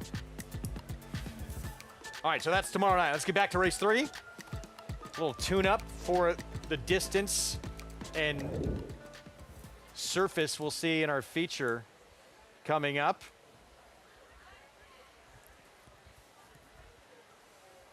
That was a look above at the Museum of Racing and Hall of Fame. Yeah, the Hall of Fame, when you got Saratoga right across the street, it's kind of the only Hall of Fame you got. You got the Bowling Hall of Fame right next to where the Cardinals play. That'd be the only thing, but it's not the same sport. Well, it's incredible what, obviously we lost Mary Lou Whitney quite a few years ago. We lost John Hendrickson last year, but John Hendrickson did so much to make that a world-class Hall of Fame. And if you have not been there, it is it is worth going and spending an afternoon. No, it definitely is. It's awesome. And they got this this really cool high production value like video that you go at the end and you can see it. It's like, I mean, it's sensational. Like tear jerking. It's sensational. It's very, very good. Yeah. Tremendous crowd here on a Sunday. And you see sometimes on the backside, people taking pictures that are on the backside. Always by the gate. You know, you've watched a couple of races from back there, right? Sure, I'd love to go back over the backside and watch them break from the gate. I know I'm safe because I can't bet over there. You got your phone, Frank? Yes, I do have my phone. Actually, there's actually windows back there, but I didn't tell you that. Oh, yeah, I know there is. Yeah. Yeah. Well, so the 6-horse here, I much preferred this 6-1 on the morning line, but that was with Cairo in here. She is 15 of 22 in the money. She's a very consistent filly. She's won 4 races from 7 starts with 2 seconds at this distance of 5 or 5.5. And, you know, she deserves to be the favorite in here, but I don't know about 6-5. Short price from what will be post 5 in this compact field. So you look at Flowers for Me. Jose Lezcano, Jimmy Ryerson, cutting back in distance in terms of what she's done on the lawn so far. She did come back sprinting, but that was on dirt off a long time away. Third from Saratoga starts his mandatory pay pick 5. Paul put his ticket up. Good luck. Let's go to Frank Miramonte. Thank you, Greg. Last couple to go in. Obstreperous. And Soul Hope to complete the line. Going in. They're in the gate. And they're off. Obstreperous had a good beginning and takes command. Flowers for Me along the inside is flashing plenty of early zip, and Soul Hope is up and on the pace. A joint second. They're followed by the Grays. Kara's Time, 4 lengths off the lead as they move into the far turn, and Say Cheese just outside of her. The quintet covered by 5 into the far turn, and it's Obstreperous. Showing the way, the opening quarter went in 22 and 3/5 seconds. So Obstreperous is the boss, leads it by 2 lengths. Soul Hope is clearly second. Flowers for Me asked for a little bit more along the rail in third, inching closer once again. They are followed by Say Cheese, who's fourth, and Kara's Time. Obstreperous turns for home and has a 2-length lead. Flowers for Me angles out to take a shot at her now in second. They're inside the final 1/8 of a mile, and Obstreperous clear by 4. Obstreperous very sharp in front-running fashion under Ricardo Santana Jr. She will make short work of the competition, winning by over 5 lengths. Flowers for Me second. It's a tight photo for third between Kara's Time and Soul Hope. Well, so what dropping out of the toughest race, the grade 3 Caress against Future is now who gets the win, Obstreperous.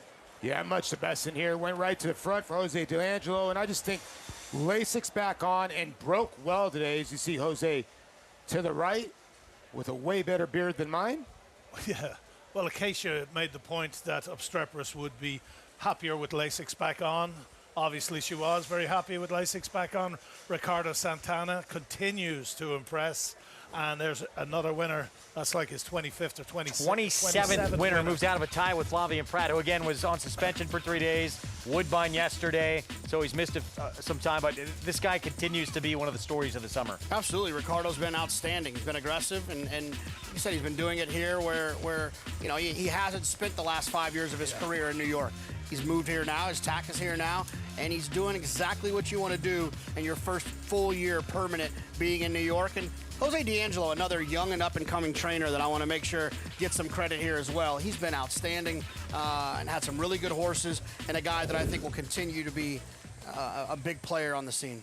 And there's that beard Paulie was talking about. Yours holds up. Nah, not to Jose. That's a legit beard, my friends. You're getting a little snow in there. You think so? Yeah. Getting a little snow in there. 5-1-6-2. And for Ricardo, we've talked about it before on the show, Frank, but you know, this was Steve Asmussen's main man. Yeah. And he had all those big mounts locked up, and then they split ways. He had to start from scratch and really start all that business all over again. Well, when you lose a barn like Steve Asmussen, it's very difficult to get back to this position that Ricardo is in right now. I mean, I've seen him named on horses for Todd Pletcher in this meet. You've never seen him riding for Todd Pletcher in the past. And people are noticing his ability. And, he's just a tremendous rider. He's a guy who always has a horse in a position when they're turning for home to win a race, whether he's good enough or not. I always thought, JK, he was tremendous, particularly in these 5.5 furlong turf sprints. Yeah, no, I mean, look, he's good in everything. And I think a lot of it comes from when you ride first call for a big-time trainer like Steve Asmussen, and you know you're not going to get taken off every time something goes wrong, you get to really learn and really take some chances and experiment and understand what it's like to be aggressive. And then when you get off of the horse, you get unbelievable feedback from the winningest trainer in North America, Steve Asmussen. I think it's helped develop his game quite a bit. Wins here for Jose D'Angelo, Ricardo Santana Jr., number 27 of this terrific Saratoga summer for him, alone in third in the standings. Obstreperous dropped down in class, starts off this mandatory payout, pick 5.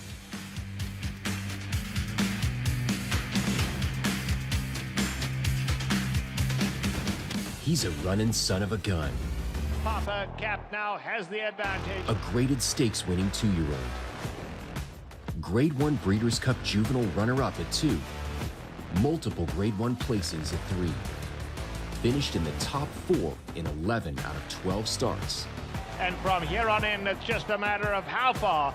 Papa Cap, an easy winner of the best pal. Papa Cap, standing at Walmack. You bet with Naira Bets. Bet any track, anywhere, anytime. Download the Naira Bets app to play today and get a $200 deposit bonus. Watch live horse racing. Get expert picks. Boost your bankroll with weekly promotions and hone your handicapping skills with exclusive tips and tutorials. Download the Naira Bets app now. Sign up now to claim your $200 deposit match bonus. You bet with Naira Bets. Arabian Night has won the Pacific Classic. Jackie's Warrior, so back. Winning your end, federal judge. And Charlatan is going to run them off their feet. Leads to win the Kentucky Derby. Obliteration is a star. Our shot gets the win. These two juveniles going at it. Logan's at 14. Journalism has won the Break the Stakes.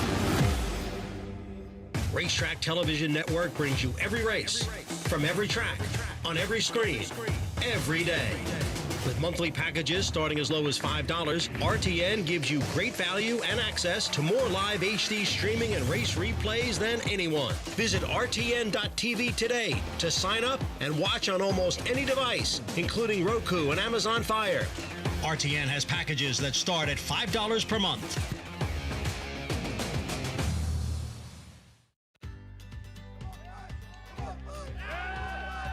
Back at our Fox Sports 2 coverage, picnic area gets contentious, trying to root home a winner here at Saratoga. Is that Jose D'Angelo's son right there? It's just like him.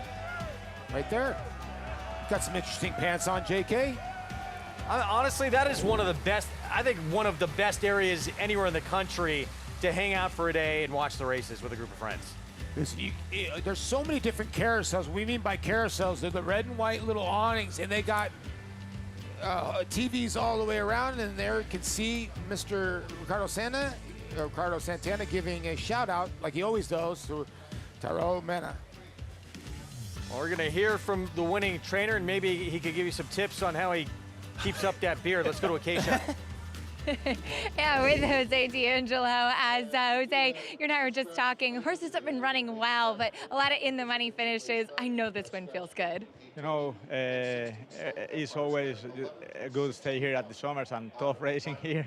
Horse was running well, and finally today we won again with Travers, so very happy to win here today. And I think Ricardo Santana did a really good job using her speed as she comes out of a graded stakes stride. Was that the plan, to go to the lead with her today? You know, last race on the stakes was different field. She was pretty close to the lead, but we went in 21 and change. and she got tired at the end. So we spot this morning. The idea was no use her at the start, so she made the lead pretty easy in 22, later 45. So I think what's the difference between the other race and this one. That's why she can make longer his speed. And the class prevailing today for sure as well. It seems like you've been doing really well with a lot of different horses, but in particular with turf sprinters, you have a lot of good ones. That has to be pretty fun. Yes, like sprint races, you need breaks good always. On the start, you know if you have chance or not. But thanks God, I got good sprinters this year, and we're trying to do as best as we can. Well, good luck with the ones coming up, but congratulations on the win here today, Jose. Thank you. Greg? Jose D'Angelo, good for him getting the win. Talented, obstreperous, getting easier company, and starting off this pick 5, paying $5.10. I know, JK, you think he's a really up-and-coming trainer. No, I think Jose does a great job. I think he's got the attention of some big owners as well. I'd like to think that his win percentage is going to continue to climb. Let's move on to race 4, 24 minutes away. Mile and 3/16 allowance optional claiming field in Valentinian. $1.5 million son of Into Mischief for Todd Pletcher. And Frank, doesn't always pan out, does it? No, it doesn't always pan out. But this one, the second dam, is the great Rachel Alexandra, who won the Woodward right here at Saratoga. Put on a brilliant performance and was a brilliant race mare. Didn't have that many foals. Rachel's Valentina being one of 3 or 4, I guess. So we'll see what Valentinian does here today. I actually think that he's way too short of a price. 7-5 right now. What do you guys think? I mean, he's been the most consistent in terms of his figures, right? I mean, he hasn't, I don't love to see a horse like this not win as consistently, especially when they're, single-digit numbers. But, I mean, he makes a lot of sense to me. If it wasn't him, I thought the 4 New Magic made a little sense, the Curlin for Chad Brown. Yeah, I thought that horse was giant first time out. Had a little bit of trouble. I also think the other horse that's been over at Monmouth Park for Chad, Wise Up, will get a little value. I thought Frisante was interesting. It's a difficult race. I like Frisante. I like Frisante, too. We'll talk more about it, that one's chances as well in a moment. Both the Ortiz brothers in this race. We showed you the standings. Close to 90 wins between these two guys. Jonathan Kinchin somehow got them into kart together and decided to put together the Ortiz Olympics in this special edition of Kart Talk.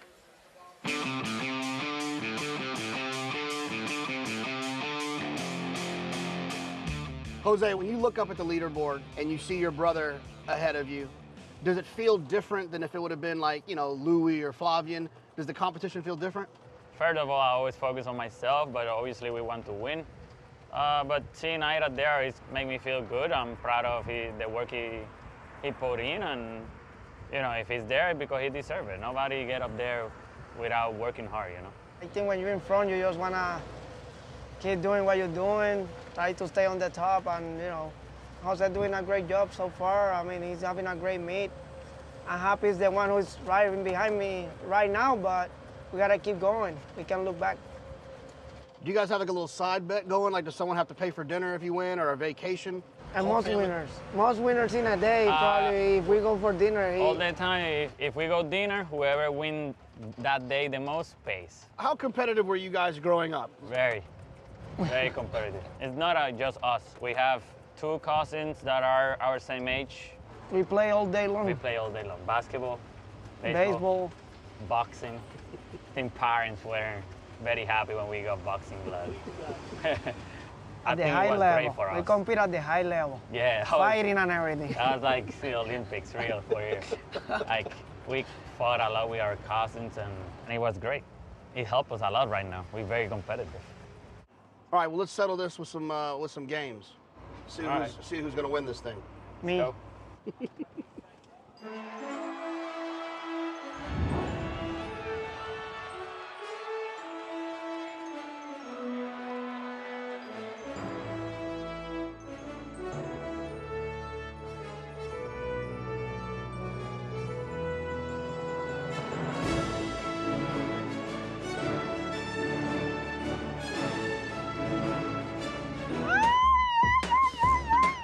¿Cuánto tiene? 5, ¿y tú? 5. Ahí está. I got it. Oh. Yeah, I hit him. Hey. You got it? I'm higher, I'm better. No, no, no. Toma. No te tocaba a ti.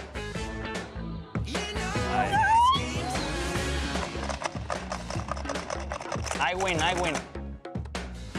Right hand red. I'm sweating already. Left foot blue. I bet he fall down. All right, guys, it's a draw. So we're gonna have to figure this out on the racetrack. Yeah. How is that? Later. How is he a draw when I won?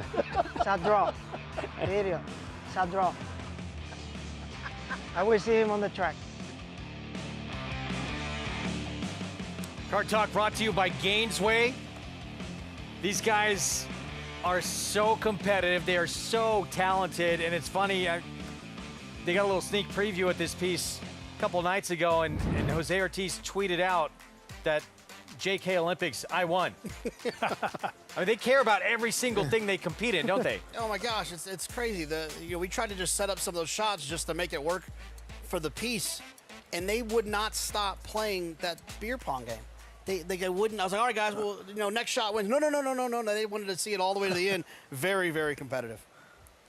It's incredible what these guys are doing. And so many summers we had these two battling, to the forefront. They won 9 of the last 10 riding titles, but now we have it again this summer, and it's going to come down to one of these two.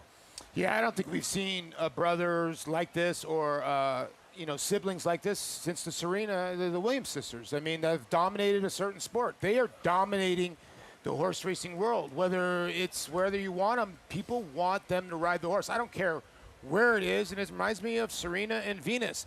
But there was a separation a little bit between Serena and Venus. I don't know if there's much separation. I know Irad separated a little bit, but it seems like Jose's starting to close the gap again. But it's crazy. These two kids are and they're having fun doing it. That's what you got to love about it. The one thing about them is the one person that's really happy is Steve Rushing, their agent, who is, Has them both, yeah. He gets 25% of anything that they win, and they won like 37 million between the two of them last year. So I think they'll be happy. We're going to take a timeout. We'll be back. We're going to see both the Ortiz brothers in this race coming up. Irad on Valentini in the favorite. Jose outside on Trident Hit when we come back.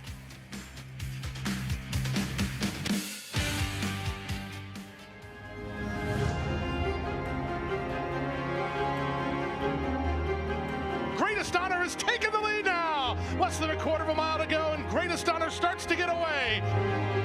Greatest Honor, he's an easy winner in the Holy Bull. And here he comes now. Greatest Honor finding his best ride right when he needs to, and he's going to run down, drain the clock to win the Fountain of Youth.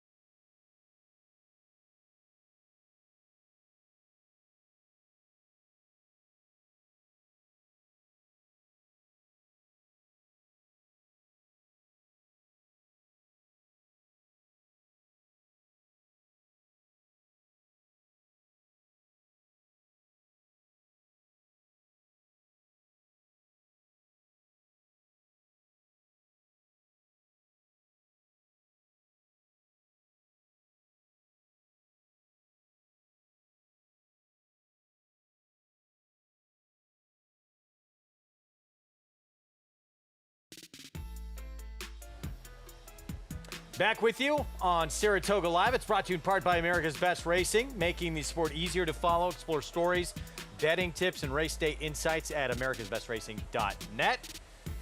You guys been up to the treehouse? Love it.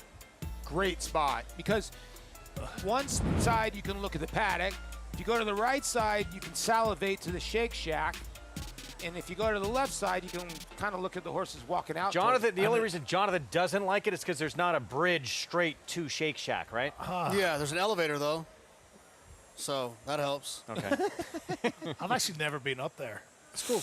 It's pretty cool. It's Yeah, very cool. Yeah, it's and really they put neat. up the mural, the new mural of T. Wayne Lucas up there. It's absolutely gorgeous. Yeah. Well, there is Hall of Fame trainer Todd Pletcher chasing Chad Brown for this training title. And he's sending out this $1.5 million son of Into Mischief. The horse that beat Valentinian. The horse that beat him last time out was Mr. Papa Giorgio. That horse had just won a starter allowance and a 50 claimer before that. So he didn't really, advertise himself as being worth the color of 1.5 million in that race, but he can do it today. 7-5 favorite. Was in that Pegasus in the prep for the Haskell, but a distant third that day. Yeah, and Wild Let's and go. Crazy Night was second in that race. That's a New Jersey bred that's a sprinter. So this horse needs to step up his game. Bracket Buster is a nice horse, though. He Vicky Oliver's horse. Here's that race we're talking about back on June 14th. Yeah, Wild and Crazy Night runs he's a New Jersey bred. That's a nice New Jersey bred, but you're kind of supposed to beat this field. Oh, sorry, this is his last race. Yeah, you're kind of supposed to beat this field, and it was just, a good win, but you're wondering what was behind him, Kind of got stung there late, too, before he lost. Really stung late. I do think that the added distance here could be a little bit of a neutralizer. I think maybe the class, some of the pedigree could come into play a little bit here. So obviously the one has that. The 4, New Magic, has that.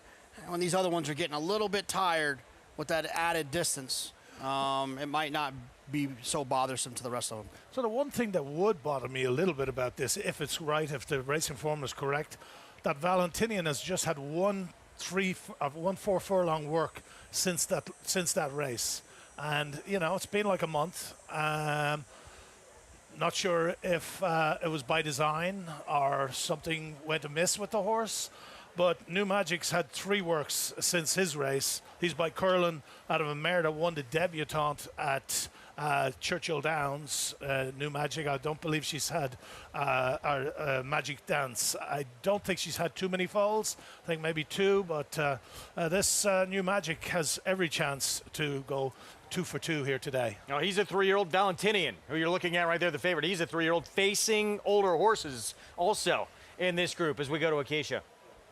And stretching out, as that will be the big question, the big theme of this race, Greg, is who can handle the mile and 3/16 distance. Now, my first time seeing Valentinian as he makes his first NYRA start here, but I can see why they thought to stretch him out. He's so laid back. He's not the biggest. He's a little bit more kind of smaller, compact, shorter coupled, but really, really laid back demeanor, which often can lead you to believe that more distance would be beneficial. He was hustled by Irad Ortiz, who rode him last time out at Monmouth to go forward, and he kept going and just missed behind the leader, Mr. Papa Giorgio. We'll see if he can show that he can pass horses here as he gets a bit more ground to work with. We'll take a look at the 2 Chad Brown runners, starting off with the 4 New Magic. Yes, as Frank mentioned, Magic Dance herself was a good runner. She, though, is the sister to multiple Grade 1 winner Guarana, so there is a lot of pedigree in there to suggest that this one should be a good one, and to suggest that he will appreciate going longer. Guarana, of course, won races like the Acorn. Just a really, really talented runner for Chad Brown as well. This colt by Curlin, also an influence for more distance, and he looks it. He is big, he's imposing, there's a lot of him. He too has that very laid back demeanor. He was off slow last time, and yes, he did get bumped around and steadied back at the start, but I think he kind of started it himself by just breaking a little bit sluggish in there, and then he dropped several lengths back away from that field. Amazing watching that race back that he was able to come back and win it. So hopefully he's a bit more professional at the start of the race in here today, coming in and gets himself into it a little bit more. But again, given that he's so laid back, it's understandable why he was kind of slow early. The number 3, Wise Up, the other one for the Chad Brown barn, has a bit more experience as he's made 3 starts so far, did win an off-the-turf race at Monmouth 2 back, and then last time out when breaking a little bit slow. Sammy Camacho was aboard that day, hustled him to keep him engaged, and he just missed in that spot. He's one that also does not have any speed. He does wear blinkers. They added those blinkers 2 back. It's short cup on him. He's very athletic looking, not as imposing as his stablemate, but I think the big key for these 2 horses is not necessarily can they handle the distance, as I think that they can. It's can they break a bit better and just not leave themselves with so much to do late, Greg. Thanks, Acacia. Post parade coming up. And, Todd Pletcher is so adept at getting horses to win at 2 turns distance. It could be demanding going 2 turns here at Saratoga. We don't see a mile and 3/16, though, very often on this racetrack. No, it's not something we see very often, but, it's you're right. I mean, Todd, I think, when it comes to long on the dirt, he would be one of those kind of premier trainers in the world when it comes to long on the dirt, identifying those types of horses. But he also has a bunch of those types of horses in his barn. Now there again, Ron Moquette beat with the odds-on favorite earlier. He'll try and get a win here. Jose Ortiz will ride for him on Trident Hit from the outside, 10-1, coming in from Churchill Downs. He's the most experienced. He's won 670,000, 9 lifetime wins from 36 tries. 3 starts at Saratoga in the past, hasn't finished first or second, does have a 3rd place finish here at Saratoga. That was the last, our 4th place finish last year in the mud here at Saratoga for 50,000. What do you think, Paul? I don't know. I just think when you see the 5 and the 6, you got an 8-year-old in the 6. The 5-year-old's a 6-year-old, and I'm looking at the 1, 2, 3, and 4. They're 3-year-olds, and the lone 4-year-olds, the 2. I just see way more upside with those 3 horses. Now, Frazante doesn't love the winner's circle, and if you look at Valentinian's last start, kind of hung there a little bit in the lane. So I think Wise Up at 5-1's an okay horse to have, but I do think the 4's probably the most talented here. Is he experienced enough? You see their coverage continuing when we wrap up here on YouTube. You can also go to the Fox Sports app or that YouTube channel to New York Racing Association, NYRA. Frank, you had said you liked Frazante a little bit in here. This is one of the older horses in the group, and those last 2 races, pretty good. I mean, he faced Country Thinking last time out. That was Chad's kind of rabbit in the Jim Dandy.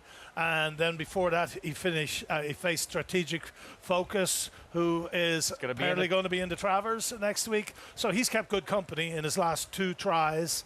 And this horse looked best in the paddock, I believe. Post parade will start with the son of Into Mischief for Hall of Famer Todd Pletcher with a meets leading rider Valentinian. Has consistently had the fastest numbers. Might appreciate that added distance with that pedigree. Here's Frazante. Frank was just talking about. Linda Rice has Kendrick Carmouche 5-1. And Kendrick has won on this horse. Lost by a nose. A lot of close second-place finishes. Wise Up. There's Kendrick Carmouche. Wise Up the 3. Part of a pair of runners from the meet's leading trainer, Chad Brown. Manny Franco will ride the 3. Kendrick looks pretty stressed out, doesn't he? He always looks stressed out. The 3, Wise Up. Yeah, this one that I thought ran well enough last time. Looking at Lucky out of a flatter mare, that screams I want to go a little bit farther. Stablemate, New Magic, won the debut with a little bit of trouble out of the gate. Yeah, it was a giant effort, and if you know Monmouth Park, it's really hard to launch from way out of it, and this horse did that. It looks tremendous. Whittington Park, Rudy Rodriguez, Jose Lezcano. Yeah, the distance is a little bit of a question. I mean, I think most of this horses and the horse's family, most of the better races around 1 turn. We'll see if they want to go that far. And then here's Ron Moquette again, tried and hit the 8-year-old with Jose Ortiz. Yeah, a horse that has gone the distance a couple times. I always thought he was a better mile horse. Like you said, he's up there at 8 years old. Can he beat the youngsters today? 5 minutes away from this 4th. Next race will start the pick 6. on this Sunday card. Next Saturday, of course, find out what color the canoe gets painted. In the silks of the winning owners of the Travers, you can still get your tickets for Travers Saturday, but get them quick. Saturday, August 23rd, what a lineup we have. Reigning Horse of the Year, Torpedo Anna on the undercard in that personal ensign. Go to NYRA.com and get your tickets now and be part of the action. Always the biggest day of the summer and one of the biggest days in this sport anywhere all year long. Oh, without a doubt. I mean, the Kentucky Derby is the Kentucky Derby. Mile and a quarter in May. But to me, I think to a lot of people involved in racing, the Travers isn't too far behind it in terms of importance to the breed, important to a championship, and the prestige that it carries. Just the guy sitting next to you on the plane might not know the name of the race because it's not, mainstream like the Derby. It is that big. That was well put. And we're going to have live coverage on Fox Saratoga Saturday as we take a look here at the 4 new Magic. So start number 2, Paulie, debuts at a mile, and it's not, first of all, not easy to win on the dirt at a mile, especially, as you said, the way he did it at that racetrack. Well, Monmouth Park is just, it's a kind of a speed racetrack. You can watch the start of this race, and he got steady pretty bad at the start. He's going to also get out towards the back. Now, I don't care how crazy they go on the front end in this race. Did he get a setup? Yeah, probably, because those 3 horses. But look at the other 2 in front of him getting trips, and he just mows this field down, and you just don't see that a lot. Look how far back he is. Now, he can't do this today, obviously, but watch this. You do not make this kind of move at Monmouth Park. I'm sorry. Usually you hit the treadmill. That's why I said when journalism won, I thought it was more impressive effort than people think. When you mow down horses in the center of that racetrack, you're miles the best. And this horse obviously was miles the best on this day. Well, a second place finisher here, who was actually favourite in this race, has had 6 starts, has been beaten at Tampa. So the competition was a little bit questionable, but you're right. The fact that he came from way back, that's hard to do at Monmouth Park. The one thing about this race, though, when you look at the past performances, there's not very many identifiers on who's going to get to the front. I mean, I would think possibly the one, Valentinian drawn inside, just because Irad's going to want to hold that position and might just inherit the lead. But I think whoever finds the front in here is going to have a huge edge against a bunch of horses that are tactically disadvantaged by the pace situation. Well, it's the first time we've seen that man, by the way, at Saratoga since the end of last week. Flavien Prat back for Chad Brown with more on New Magic. Let's go to Acacia. And just wanted to circle back to him and the conversation you guys were having about how far back he was in that first start, as I had mentioned back in the paddock. He's a big, burly individual, son of Curlin, and he was very laid back. Flavien Prat gave him an incredibly aggressive warm-up. He broke him right out of the post parade, shook his reins at him, gave him a couple taps on the shoulder, and got him rolling out there. And he perked up a lot. And it seems that clearly Flavien has done his homework and seen how slow this horse can be early. And he did everything in his power in the warm-up to perk him up. And he has perked up after that. But I thought it was interesting the way that he warmed him up there. The 2 Frizzante, who Frank likes, I think if you're looking for some of the tried and true kind of tough horses in here, this is the one that I would want of the older horses versus some of the new shiny things, so to speak, of the 3-year-olds in this field. Frizzante is a horse that broke a little bit slowly last time out. He used to show some more speed. I think with Kendrick Carmouche climbing back aboard in here, we're going to see Kendrick be a bit more aggressive with him. And he is a horse that I've always felt is built like longer is better. A really long body to him. He takes a little bit of time to get into his stride. And I would think that Kendrick has seen everything we've been talking about with the pace and some of the challenges with these younger horses who tend to be far off of it. I wouldn't be surprised to see Frizzante be much closer today than he was last time, Craig. 5-1. Thank you, Acacia. Frizzante, Kendrick for Linda Rice. But favoritism throughout has remained with Valentinian, who you would certainly think with that pedigree, longer is going to be better. Yeah, look, that's definitely true. I'm trying to identify who I think is going to make the front, because I think whoever makes the front is going to have a big edge in this group of a bunch of horses that don't have a lot of early speed. And I think that sometimes while I like to look at pace figures as an identifier of who's going to do that, I think sometimes just intent, rider intent, post position draw can have a big part in that. And I think the one, Valentinian, I would think Irad's going to want to try to hold that position. The horse does have some okay pace figures, and I think he'll try to pop away from there and hold that spot. I'm with you. I think the one's the horse that they're going to have to catch. The 1 and the 2 are probably going to be vying for the lead. Probably not going to want to go too quick early because they have to go a mile and 3/16. But definitely the horse that gets the lead here, as JK says, will have a major advantage. Bringing this race, and then again, we're going to be signing off here on FS2. We'll be heading to YouTube at NYRA. You can find us. We'll also be at the Fox Sports app, and then we're back on Fox Sports 1 from 4 to 6:30 for the conclusion of the card. As they begin to load here for this fourth. There is Valentinian, Arad Ortiz Jr. for Pletcher. Eclipse Thoroughbred Partners, the favorite. Let's send it upstairs. Frank Miramati with the call. Moving into line for the fourth.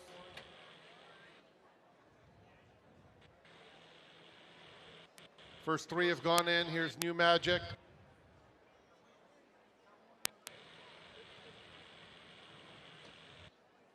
Whittington Park and Trident hit the last two.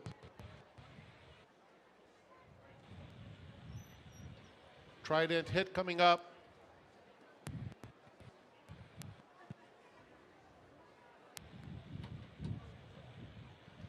They're in the gate. And they're off. Valentinian asked for early speed. Wise Up alongside. New Magic close. Whittington Park makes it 4 almost across the track. Trident Hit will tuck in behind them. And Frizzante is at the back of the field. So they move into the first turn. And Valentinian hugs that fence and is vying for the lead. There are 3 of them. But it's Wise Up who's a little bit quicker. And Wise Up has taken the lead. On the outside, Whittington Park moves up to claim second. The opening quarter went in 24 seconds flat. They're followed by Valentinian, who now settles by himself in third, but he's angled to the outside of the top pair and kept in the clear. It's a gap of 4. Back to New Magic, who races in fourth as they straighten up for the run down the back stretch. Frizzante has made some headway. He's now in that fourth position and only 3 lengths off the lead, and it's another 2 back to Trident Hit.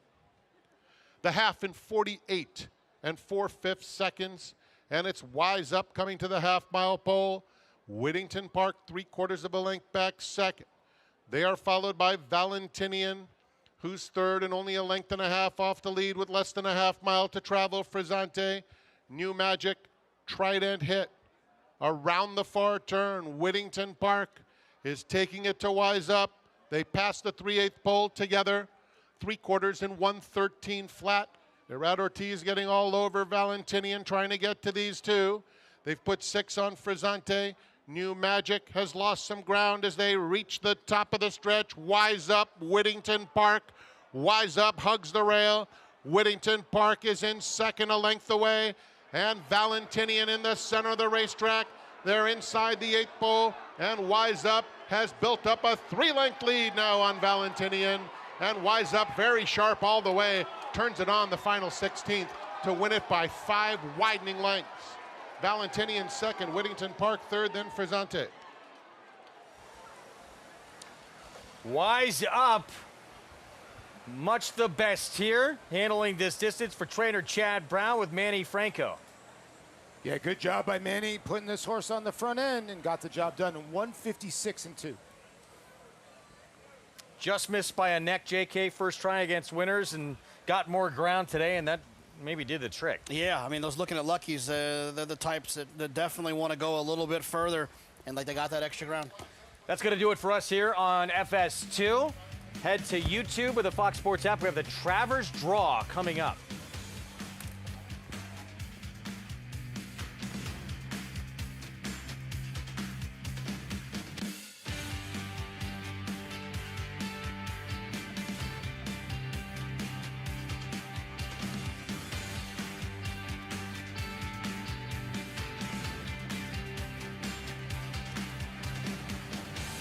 Good to be with you.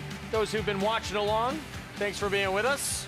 Wise Up takes his 4th at Saratoga. Greg Wolf, Jonathan Kitchen, Paul LaDuca, Frank Lyons, Keisha Clement with us as well. And Wise Up, now 2 wins in the last 3 starts. Chad Brown meets leading trainer, adds another one. Yeah, this horse didn't break particularly well, didn't show much speed last time, but as the distances got longer, Manny was able to put this horse more in the race. And when they turned for home, really got to open up on the other 2. The one tried to make a little run of it, Valentinian, for a second and a half, but never really leveled off while the 3 continued to pull away. And the only horse in this race is the 3 Wise Up. 3-year-old by Looking at Lucky, the flatter mare, 5 diamonds. And now 2 wins from 4 starts. Think bigger and better things to come from this horse. Yeah, relatively lightly raced, Paul, and now 2 wins the last 3 starts. More ground seems better. Yeah, the bottom of this pedigree is good. And you go back to the start of this race, and it looked like Irad Ortiz was going to hold position with the 1, but Manny just took full advantage as everybody kind of got away cleanly. Even the 4 got away slow, but watch right here. He's going to decide to go, and I think the 5 kind of helped in Winnington Park by pushing his hand. 7-1 on this horse. Yeah, that's amazing. And Chad Brown gets his 24th winner of this meet to go 6 up on Todd Pletcher. And this horse wasn't 7-1 defined, either. I mean, the horse made sense on paper, especially adding the distance and having he wasn't very exposed, right? He'd only run 3 times. There's obviously an opportunity for this horse to improve. People just got maybe caught up a little bit on that first timer for Chad Brown with the trouble out of the gate. Yeah, I think so. So Manny Franco for Chad Brown, Wise Racing. And we're going to get into the pick 6 next. Frank, it's always a pleasure having you on set. Great to see you. Thanks for being with us. See you, Wolfie. And you boys. Say hi to Jack. I will indeed. Who's my son, by the way. Yeah. We're going to have the Travers draw when we return from a timeout. Going to do that live here on set. We'll see who's going to line up where in this Midsummer Derby. So stay tuned for that to come. And, of course, the pick 6 is coming up next. It's Wise Up with the win in the 4th for the meet's leading trainer, Chad Brown. We'll see you on the other side of the break.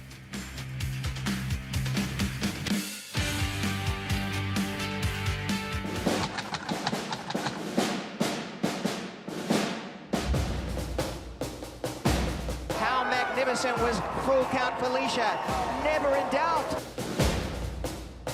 Coming down to the finish, First World War. Fort Washington on the outside. They're coming down to the line, and Goliad does it. Warfront, standing at Claiborne Farm.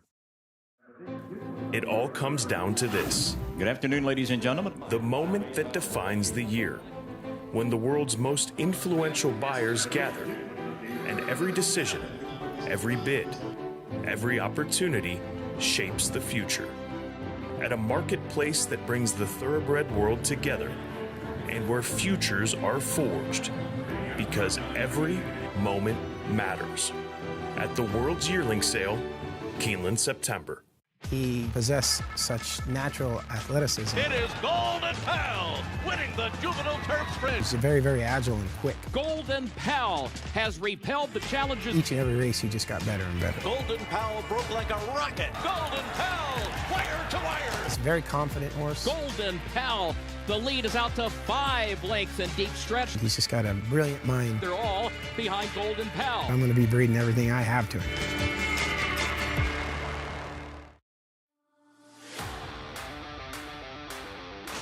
Dynamic pricing wins the Just a Game. King of Gosford.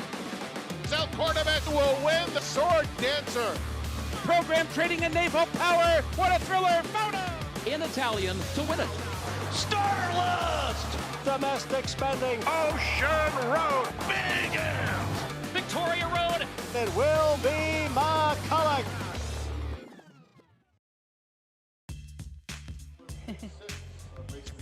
Welcome back to Saratoga Live. Glad to have you with us as we just saw Wise Up take them every step of the way here in race 4. Winning trainer Chad Brown joining me here. Chad, this was a horse who had not shown any speed in the last couple of starts. Was it the game plan to be more aggressive with him today? I left it up to Manny, and I got to say my Monmouth crew did a great job. My assistant Luis Cabrera and all his team members down there, they winter together with some pace in, then we kind of all split up in the summer. They've been sending up runner after runner from there, so I got them some credit. And, you know, with these top jocks I use, listen, I'm using half a dozen of them here. I leave it up to them. I try to tell them about the horse.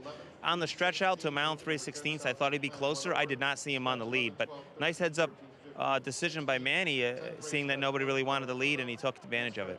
It's certainly well ridden there. The horse that had pedigree and had the look that he should appreciate the extra ground. Yeah, he's a developing horse. These lightly raced young horses like this, you can see that they still have numbers in them to keep improving. And I think when you're looking at these races and certain horses ran a bunch, they kind of probably reached their number already. So I try to run younger horses in races like these up here at Saratoga, hoping that there's another forward move. Given that he clearly did take a step forward today and showed that he could handle added ground, do you maybe think about some stakes opportunities for him in the future? I'd hope so. Again, being a young horse and he's still improving, this is the kind of number he runs here, and he's a pretty sound, sensible horse. So, yeah, hopefully he develops into a stake horse. Thanks very much, Chad. Thank you. As Chad Brown and Wise Up take them every step of the way with Manny Franco in the saddle there in race number 4. As we'll take a look at the prices here as Wise Up, Chad mentioned Manny making the right decision to be aggressive with this horse going the mile and 3/16. He heads into the winner's circle, son of Looking at Lucky. Now 2 wins from 4 starts and certainly has improved since getting more ground and getting those blinkers on. $16.40 winner, generous 7-1 on Wise Up. Valentinian, your favorite, kept grinding for a distant second, and Whittington Park at a big price from the outside. The 6-year-old checking in third. As we take a look at the field for race 5 coming up next, will be 6.5 furlongs on the main track. A starter allowance field right now. The entry currently the favorite at the moment of the 1 Plausible Denial and the 1A Zippy Mark. See if they can make some noise in the 5th race coming up. And of course, the big excitement to come still will be the post position draw for the DraftKings Travers. Stay with us on Saratoga Live. You won't want to miss it. Where will Sovereignty, Kentucky Derby and Belmont Stakes winner, draw for the Travers?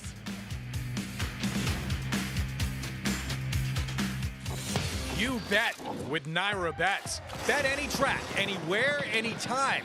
Download the Naira Bets app to play today and get a $200 deposit bonus. Watch live horse racing, get expert picks, boost your bankroll with weekly promotions, and hone your handicapping skills with exclusive tips and tutorials.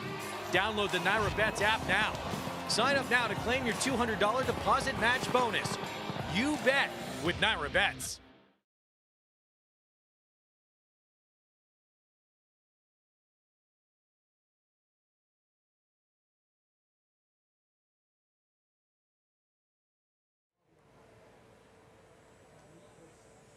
No brother Kenny? 6-1, you said? 6-1?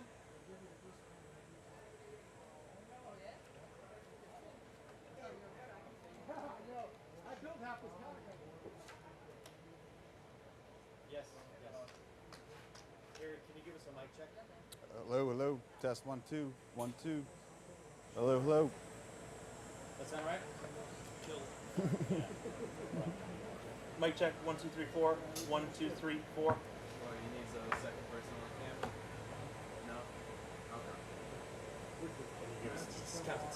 Okay. Okay. 1, 2, 3, 4, 5, 6, 7, 8, 9, 10.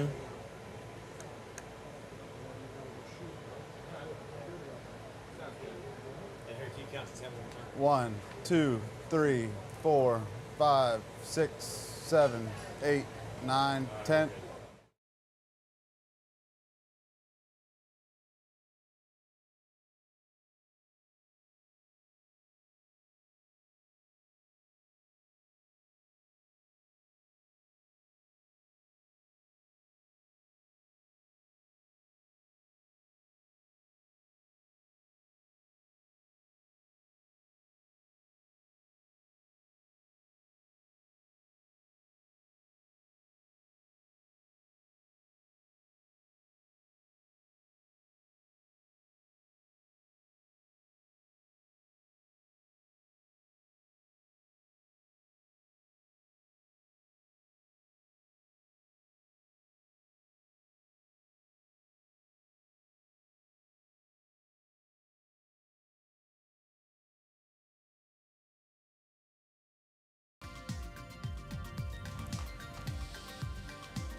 Good to be with you on Saratoga Live on this Sunday card. Our features still to come at the Bolton Landing later on this afternoon. 5.5 furlongs sprinting on the lawn. Obviously, so much excitement with what is to come this weekend with the DraftKings Travers joining us on set. Racing Secretary Rob McLennan, thank you for being here. Harry Wright, Assistant Stakes Coordinator and Racing Official. And we are going to have this DraftKings Travers draw happen right here on the program. Thanks for having us. Looking forward to the 156th DraftKings Travers. All right, well, let's get right into it. Okay, 14th race goes as the 13th with 5. 14th. 4. 4 is Sovereignty. So Sovereignty, the Kentucky Derby Belmont Stakes winner, won the Jim Dandy as well leading up to this. JK will get post 4, 2-5 morning line favorite. Yeah, I don't think it really matters where this horse draws, right? I mean, he's proven how unbelievably talented he is. The way he ran by journalism in the Belmont Stakes still gives me chills. Trying to bring Belmont his first ever victory in the Travers. 3. 3 is Strategic Focus. Strategic Focus will get post 3 right next door. And so much talent shown early on, JK, for this Chad Brown runner. That debut was big. His second start, where he got DQ'd, took a huge step forward. What happened in the Curlin? Yeah, you know, I'm not really sure what happened. I mean, he didn't break away from there all that clean. Still, in that situation, I thought he was going to be tough enough for those horses. But he's one of those horses I know Chad's always been very high on, so there's always an opportunity for him to bounce back in a race like the DraftKings Travers. 1. 1 is Magnitude. Magnitude, that is interesting. Drawing the rail. Speed from the inside, and a horse who was sensational, JK, in that risen star. He went to the bench, and ankle chip, did not get to compete in the Triple Crown, and he comes back off the bench as brilliant as we had seen him before. This is one of the things I love about the Travers, right, is the Derby. Sometimes horses don't make it to the gate for that, but usually even some of the late developing types like an Arrogate can show up here and run sensational. Magnitude feels like one of those horses that could be pretty darn special. The one everyone feels is the big danger. Back to you, Rob. 2 is Bracket Buster. So Bracket Buster, long shot for Victoria Oliver, will draw post 2. I was there on Pegasus Day where this horse was sensational and punched his ticket to the Haskell. Yeah, absolutely, and I think the Haskell was just probably some deep waters for him at that point, and maybe a little added distance will help him as well. And he was probably a little bit too close to the pace last time in the Haskell. Gets another shot, Son of Vacoma. And the 5. 5 is McAfee. So McAfee, post 5 in this DraftKings Travers. Son of Preakness winner Cloud Computing, and won first time out. Rick Dutrow Jr. and actually comes in here last start from Mountaineer in the West Virginia Derby, ran second. Yeah, I mean, look, he's just knocking on the door, right? His Peter Pan was pretty good until he got run down by Hill Road. He's a horse that, in a race like this, I'm not cutting in line for him to win the race, but he could certainly get involved and hit the board. Third behind Moplex in that big performance from Moplex when he went 2 turns for the first time in that Ohio Derby. Thanks, both you two. Very excited to be able to do this on the show. First time we've ever done it on the program. So it's great to have you both on. Yeah, thanks for having us and looking forward to Saturday. I think everybody in the sport is looking forward to Saturday, mainly because of this undisputed king of this 3-year-old division, JK. Sovereignty has been brilliant, and really it was in the Belmont Stakes where we saw him show us a new dimension. No, he was much closer. And let's not forget, Sovereignty earlier in his 3-year-old year, he was kind of being knocked as a horse that wasn't a great workhorse. And now he's turned into a great workhorse, and he's running great in the afternoons. And like you said, Junior has found a way to be a little bit more tactical with Sovereignty, to have him a little bit more in the race than he was a little bit earlier in the year. But I don't care how this race unfolds, this horse is going to be extremely hard to beat. Mile and an 8th last time out, Jim Dandy. Some people say, well, not as dominant as we've seen him before. Seemed like he was toying with that field a little bit. And Bill Mott had said leading up to that wasn't as energetic as we'd seen in the past, that he's really now, since then, picked it up in the morning. Well, that's scary to think that he could pick it up. Yeah, I mean, I don't think the mile and an eighth is Sovereignty's best distance. I also think that, he let Baeza kind of go on the outside, then he waited, he took back, and Junior just rode this horse with so much confidence. If he improves getting back to a mile and a quarter, which I think he will, it's going to be a scary, scary race for everyone else. How loose does Magnitude get in this race? I think he'll be aggressively ridden. Steve Asmussen's one of those guys that I don't think takes speed away from his riders and his horses, the way that Magnitude has been ridden, the way that he's run in his career so far. I think that he'll feel like his best chance is to try to wire this field and to try to get a jump on a horse like Sovereignty who'll be running at him late. Maybe a little bit, too, of is this horse for real? Because he was 43-1 when he won that Risen Star, even though he got that huge figure doing it. Proved, though, coming back off that time away, off that ankle chip surgery, no question he is the real deal. Yeah, I'm a figure guy. I think when horses stop the clock, I'm not too concerned with who's behind them. Magnitude has, on a couple of occasions, stopped the clock in a very impressive way. And when you have a Hall of Fame trainer like Steve Asmussen, you can only expect a horse like this to continue to travel in the right direction and to continue to improve. Is this horse and how he runs in a smaller field, too, with not a lot of other speed in it, going to force Junior Alvarado and Sovereignty's hand to maybe run this race a little bit differently? I would say in most scenarios, in a situation that you kind of lay out, yeah, it could be a little bit more stressful for the rider, for the favorite like Junior. But Junior has so much confidence in Sovereignty. I think that he'll be pretty comfortable no matter how far ahead Magnitude gets at any point of the race. But it's still a horse race, and there's still an opportunity to mistime that ride, and it could set up for a horse like Magnitude to get loose on the front end. It's certainly, bracket buster, a long shot. He wants to be forward, strategic focus, a horse that's not going to be far out of it either in here, so maybe it will set up nicely for the kingpin of this division in here. Let's take a look at strategic focus. I'm glad he's entered in this race. I was not ready to give up on this horse. He's shown so much talent those first couple of starts, including beating older horses, even though he crossed the wire first and got DQ'd. I mean, it's just pure math, right? I mean, he's run 3 races, and 2 of them were really good, and the third one was a little bit disappointed. The 2 outweighs the 1, and you have a confident move from trainer Chad Brown to give this horse another shot. And maybe, just maybe, the mile and a quarter helps him as well. Let's not forget, a lot of these horses are going to be getting to the mile and a quarter, which could or could not hurt them. I think for strategic focus, it could be something that helps them. A lot of talent, a race that, we've seen Chad Brown knock off some big ones that he's never won in his career. Last summer was the 4-star Dave, won his first ever Breeders' Cup Classic, got his first Whitney.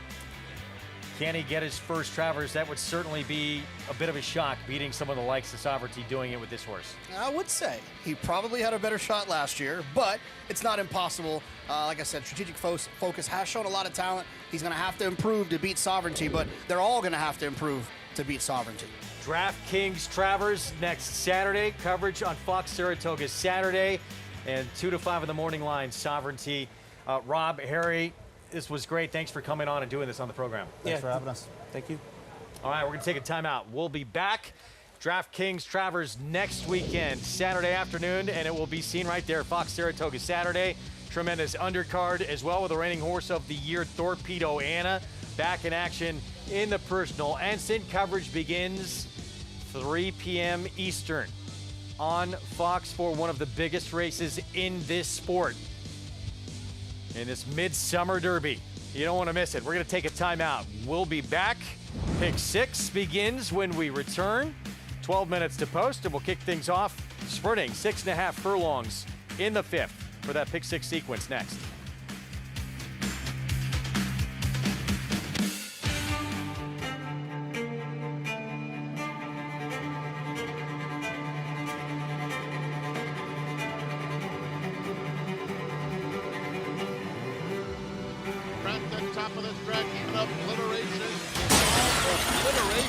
Perfectly named individual is romping home in the Sanford, 7 lengths past the 16th hole. Obliteration is a star.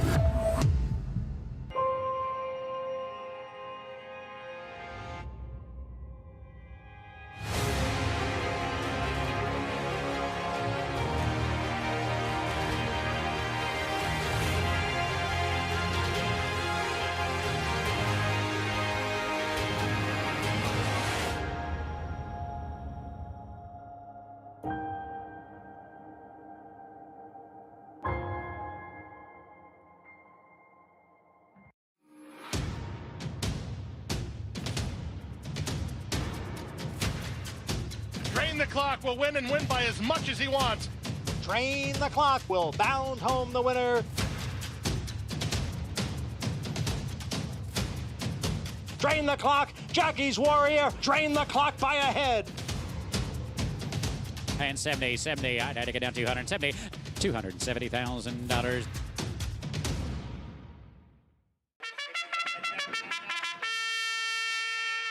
For years now, Monmouth Park's 50-cent Win Early Pick 5 has helped players win early and often. This year, we're adding more. Monmouth Park's new Middle Pick 5 boasts a player-friendly 15% takeout and more opportunity to score. Start your day winning early. Continue to winning more. Play Monmouth Park's Win Early and Middle Pick 5s. First post 12:50 weekends, 2 p.m. Fridays.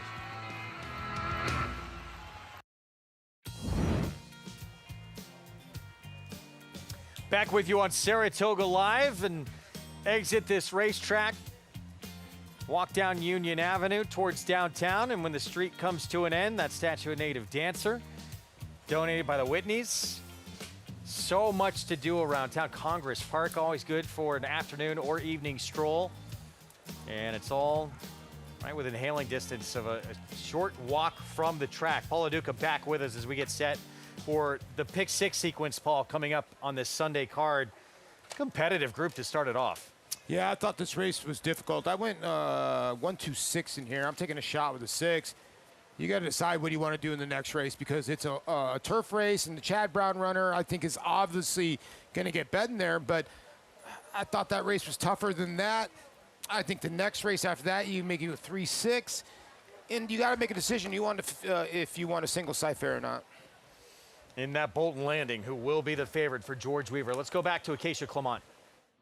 And we'll take a look at horses here in the paddock for the 5th race coming up, starting off with one part of the entry, the plain one from the rail, Plausible Denial, as this horse comes in for Craig Compton, who does a terrific job and comes out of a race where the winner came back to win again yesterday with an 86 Beyer speed figure. So certainly flattered by the company that he did keep last time out, as this is one I thought was off a little bit slow last time out from the rail post, and so we'll need to break a bit better today with the rail again. However, I think this is one that typically does just run better when being off the pace, and I thought ran on a little bit more when being able to finally switch leads late when he was kind of lugging in a bit. But he's gotten on his toes, really looking like he's doing very well coming into this spot, and he stacks up favorably with his competition. Right to his outside, the 2 Trust Issues for Rob Atras is a big, solid individual, as he and Zippy Mark, the other part of the entry, come out of the same race, and he was off awkwardly, stumbling at the start last time out.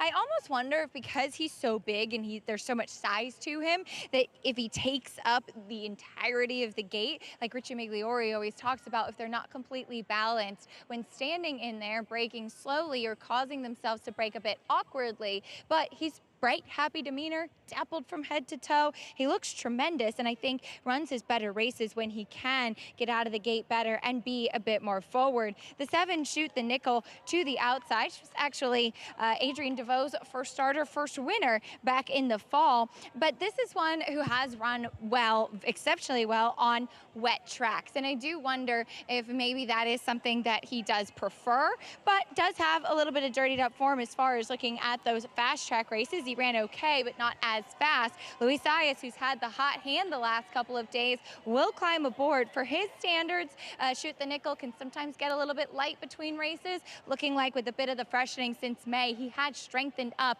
and really done well with that quick time away from the races, Greg.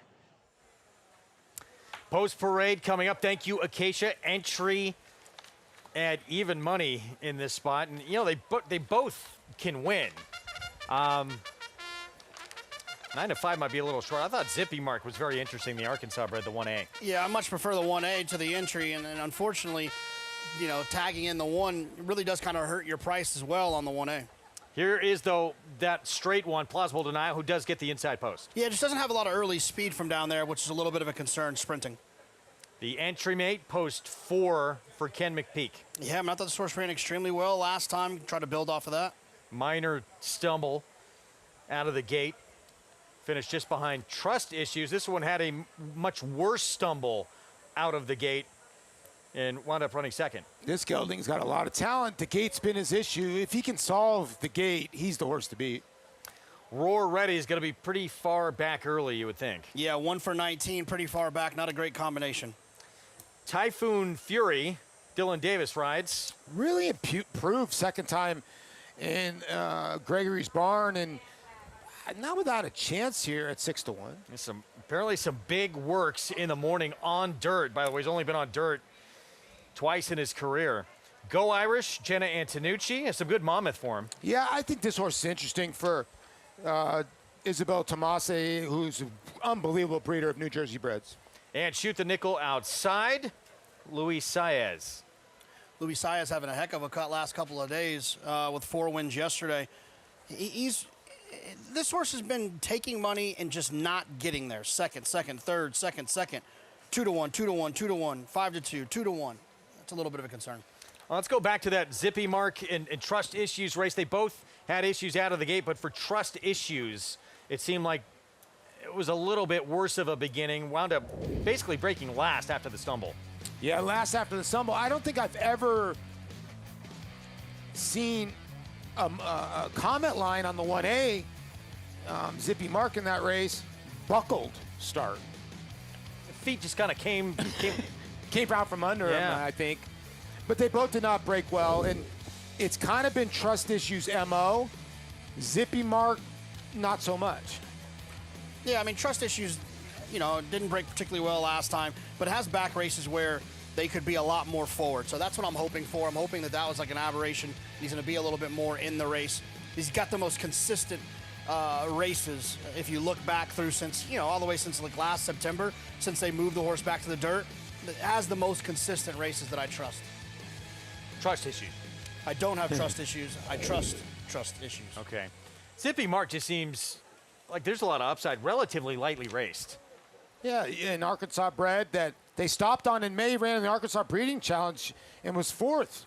110 Stadium's a nice Arkansas bred. Is. He's a really nice Arkansas bred. So is Lockmore. Ron Moquette, isn't it? Yeah, Lockmore has been in those Arkansas races for a lot of years. So being a 4-year-old, he ran in that race and ran well off a long layoff when he was in the Robertino Diodoro barn. So his horse has had some starts and stops, but he's a pretty good Arky bred.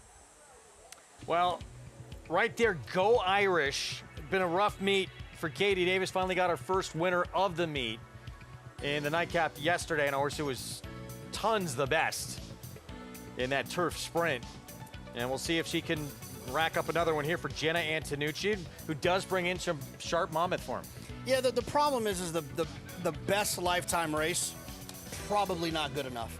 So, and not only that, but if you look at the last 4 races, the figure's been declining. So the horse is going the wrong direction, and the right direction, the best of the right direction, still probably isn't enough. I like that the horse came back here and worked, and supposedly worked well over here at Saratoga. Maybe Jenna getting the hands on this gelding will help. We'll see. Let's go to Acacia. And we'll take a look at the other part of the entry, the 1A Zippy Mark, as you mentioned, with the way that race did begin, certainly kind of put him up against it. I think, yes, that it basically was that the ground, his legs just kind of came out completely from underneath of him in there, and he ended up chasing and got pretty high-headed. But look at how he's warming up. He's doing that even in the warm-up too. So I'm wondering if that's just kind of normal for him. He's gotten very hot in here, and yes, it's warm, but I think just when you look at him compared to his competition, he has been a little bit more wound up, a little bit more washy than the others in the preliminaries, and so hopefully he can keep himself a bit more settled and break a bit better in here, because when he won back at Oaklawn in March with that 80 Beyer speed figure, he was able to be more forward that day. So he's sharp, and Kendrick, as always, giving him that big warm-up. The 4 Typhoon Fury, as you mentioned, Greg, on the Clocker reports, very kind of glowing reviews as far as how this horse has been training on the main track. I did watch some of those workouts on First TV as well. You can see the one back on August 3rd where he went 48-1, doing it solo, and that has been his MO for those recent workouts that have been so highly regarded. He's been just kind of going easily and not working with company, which I think even more impressive too, that you don't really kind of have another horse to spur you on in the morning when you're able to do it easily, as it looks like they are doing something, not sure if it's a late scratch or it's just a saddle adjustment to the 6 out there. Go Irish. Katie Davis standing close by, looking like they are just moving the saddle as you see them adjusting the tack there behind the starting gate. But back over to the 4. Yes, moving well, training well on the dirt so far. The pedigree on the bottom side, much more dirt as well, as this one is by Matoli. Does look like he should be able to handle the dirt just fine. He is one that I think is a little bit interesting at a bit of a price, though it has taken them a while to switch him to the main track. Greg? All right, Acacia, thank you. They get that saddle adjusted with Go Ireland. Still working on it, actually, for Jenna Antonucci, as Katie Davis waits patiently. Yeah, like you were saying, Katie won on a Barkley tag horse, Courtly Banker yesterday. And just Jenna horses have really been firing at this meet. As you see, a tremendous Sunday crowd. Kids are out. It seems like it's always Kids Day on the Sunday, no? I have so much for. They have the whole kids play area they set up every Sunday, which they love. It's tremendous what they do here at the racetrack for kids on Sundays. It's definitely, of all the racetracks I've ever been to, it's without a doubt the most kid-friendly. You know, without a doubt. Yeah, it is, by far. Because you can bring a lot of stuff in. Like, you can bring the toys for the kids in, too. Well, they had, and I know it was Kids Day, and they had a lot more than they usually have, but they had pony rides for the kids. We should do that every Sunday. Yeah. My kids loved it. I want to briefly touch on the 7. Your thoughts, guys. Shoot the nickel. Last 3 starts have been on tracks with moisture. Improvement because of that, or you think can be as good on a fast track? I'm kind of in the sentiment of JK. 1 for 9. I just thought there was others in here, and it's taken a lot of money. It's eaten a lot of money up. The other thing, too, is the last 2 were blinkers off, so maybe that was also where some of their improvement came from rather than the surface. 5-1 from the outside post. Pick 6 starts here with the Bolton Landing and Scyfare, the favorite in our feature. Let's go upstairs. Frank Miramonte, the call. Here's Zippy Mark going in. Typhoon Fury will be next.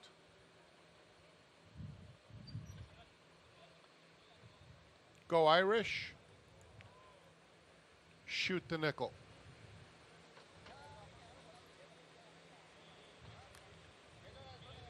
Walks up.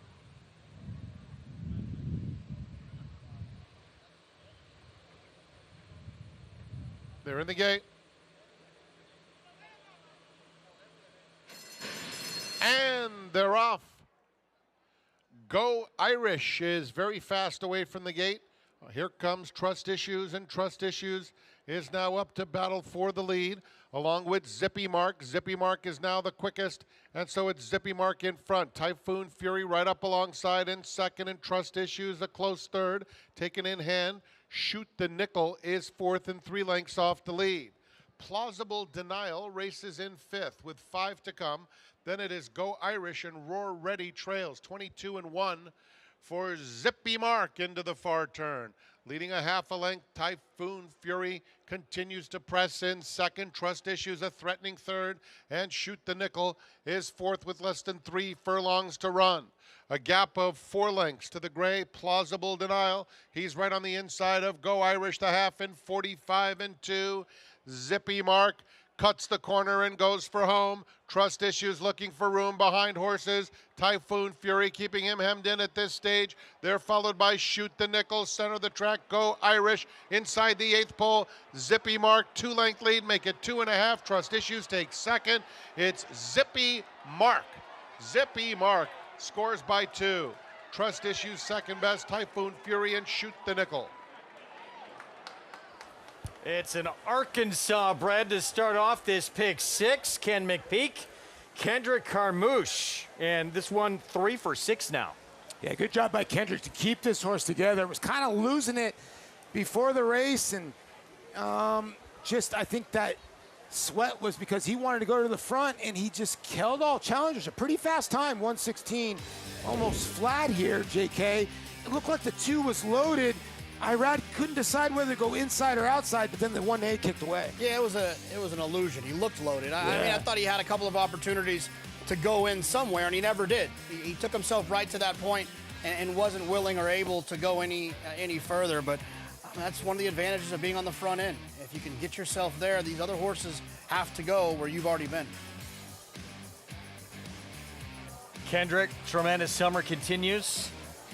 And minor upset here, but anytime you beat an even money favorite. Yeah, but in you a got pick the entry. six. I think it's lateral here. Yeah. But this is a nice little Arkansas bred. You don't see many Arkansas breds come up to Saratoga and win. This one does here. Son of Mark Valesky gets his third win, 6 starts, 1A, 247. So it's Zippy Mark. Ken McPeak, of course, will have Torpedo Anna, personal ensign, next Saturday. Gets a little warm-up win here. Yeah, I mean, it's going to be interesting with Torpedo Anna, whether she can throw her hat back in the ring, because it seems like nobody wants to really throw her hat in the ring right now. I would think, it's what have we done for me lately? So everybody's kind of looking at nitrogen. Now the older fillies, we'll see what happens. Now this one had some equipment on at the starting gate. Zippy Mark with more on that. Let's go to Acacia. Yeah, actually, you could see it from the hind gate shot. So what they did is put a blanket in the gate. So keep your eyes on the 1A. Hopefully we can see it when the gate opens. It's not on the horse. It's basically, yes, behind. There's extra padding behind Zippy Mark. So for a horse that maybe has the tendency there, you can see it. It's kind of draped over the back. There's going to be an extra cushion behind him in the starting gate that the other horses don't have. I was in the paddock last time, so I'm not sure if that's typical for him, but with a horse that didn't break well, had some trouble last time out, sometimes horses don't like it when they're in the gate and they feel that cold metal up against them. So that extra padding that they put in there to help kind of soften it, and he broke much sharper today, Greg. Yeah, feet just kind of came out underneath them last time out, but broke great today. Kendrick Carmouche, so good out of the gate. And Zippy Mark kicks off this pick 6, part of an entry here at 9-5. Yeah, I mean, look, this horse ran extremely well, and Kendrick was very sharp in getting the horse out there and getting him out on the front end, and it worked out really well. That's it for the three of us. You want to grade your effort today? Yeah, I think it was definitely an A+. A+, strong. Yeah. Interesting. Do you want to grade his effort today? I would say an A-. I was an A+. Wow. Yeah. I know you're big on Scyfare later. Yeah. You're gonna have a play for us. Does it come in that race? It does. Yeah, I'm gonna. Yeah, there's the graphic. Bet the favorite, beat the favorite. I'm gonna bet the favorite, and I'm gonna do it with my bankroll play as well. I think I was at, I don't know, like 13. I'm betting $379 on Scyfare to win. I think this horse is gonna improve. This horse's dam is a half to Crimson Advocate. It was a 2-time winner at Royal Ascot, once for George Weaver. Gave George Weaver his first winner over at Royal Ascot, and the way that Scyfare debuted, I thought she was sensational. I'll take this $379 to win on Scyfare, see if I can extend my lead a little bit. In our weekly handicappers contest, your take on that race before we say goodbye. I think Scyfare is going to be really tough to beat. It's just whether the price you're going to get. It's probably a sharp play for Jonathan because he's up right now on us. Hopefully I can catch him with my pick 5. We'll see. It's going to be very tight. Good luck to everybody. Pick 5 coming up next with the next crew, Lafitte and Company, and the man with 2-year-old that everybody's talking about in this game, trainer Tom Amos. They'll take over after a break with more Saratoga Live. Stay tuned.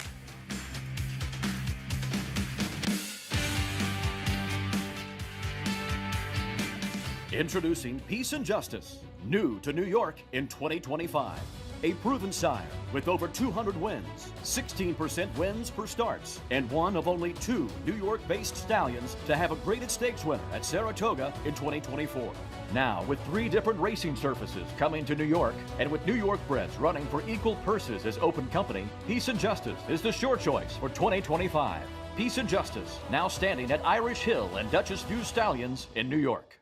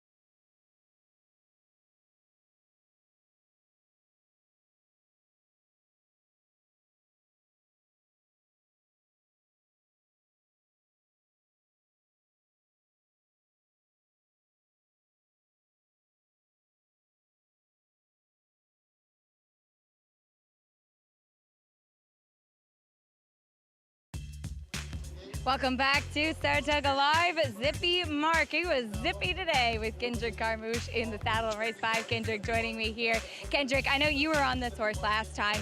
Trouble at the start for him, a much cleaner break today, and he put you in a good position. Yeah, you know, last time it was a 4-month layoff, 4 or 5 month layoff.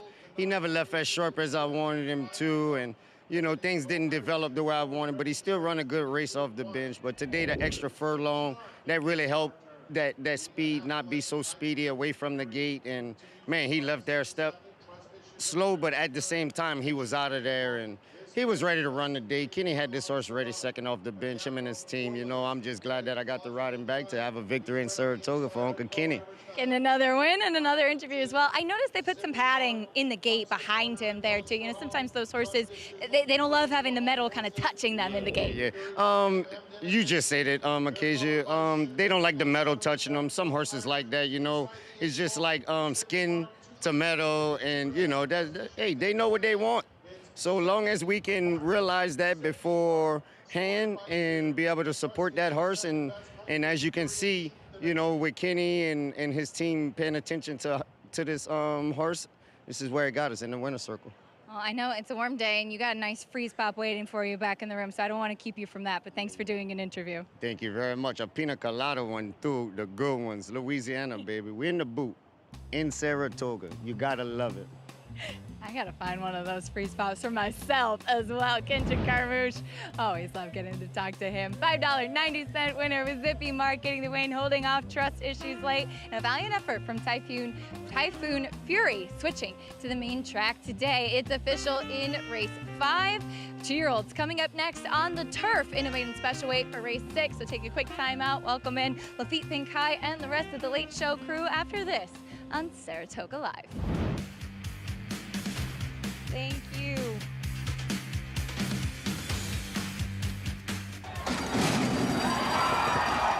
The 2025 Global Symposium on Racing.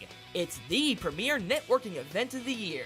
Connect with the who's who of racing. Collaborate face-to-face with key decision makers. Be a part of the international conversation.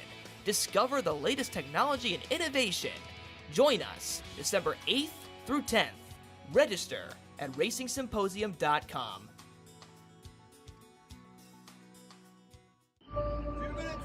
In this country, we believe in what we're made of.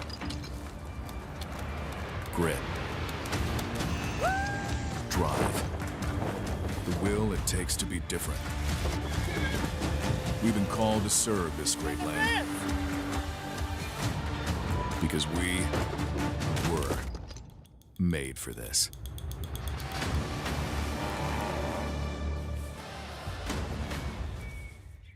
New York breds. Race them. Respect them. Bet them. Respect them. Breed them. Respect them. Buy them. Respect them. Train them for a second career. Respect them. Join us in respecting thoroughbreds at every stage of life. Learn more at nybreds.com. Racetrack Television Network brings you every race, from every track, on every screen, every day.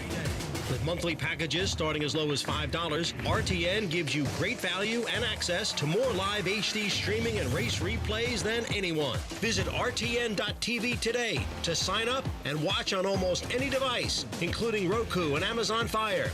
RTN has packages that start at $5 per month.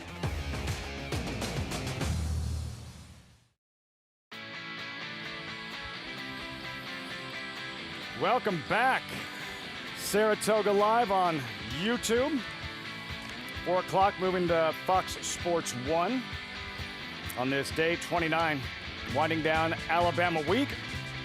But still, terrific racing ahead. Late pick 5 just around the corner, just outside the paddock, along with champion jockey Richie Migliori, New York Racing Association analyst Andy Serling, our time's trainer, Tom Amos. I'm Lafitte Pinkai, and while our time might be running in next year's Travers, this year's Travers, the field has been assembled and drawn moments ago. Guys, Tom, your biggest takeaway? Well, I think the treat we're going to all have by watching Sovereignty, who I think is one of the best 3-year-olds we've seen since maybe our last Triple Crown winner in Justify back in 2018, get to compete in the Travers. And he's got 4 horses that are going to compete against him. None of them have faced him yet. Let me put it a different way. None of them have been posterized by him yet, but they're getting ready to be. You know, I've been looking forward to betting against him a little bit, and the more I hear you people talk the way you are, you're not the only one talking that way. No, I said people talk the way you are. When you start conceding races to horses, that's when they lose, and he's the likeliest winner, but he's got a challenge in magnitude for sure. Well, I'll let you two guys battle that out. I will say this, they all drew well.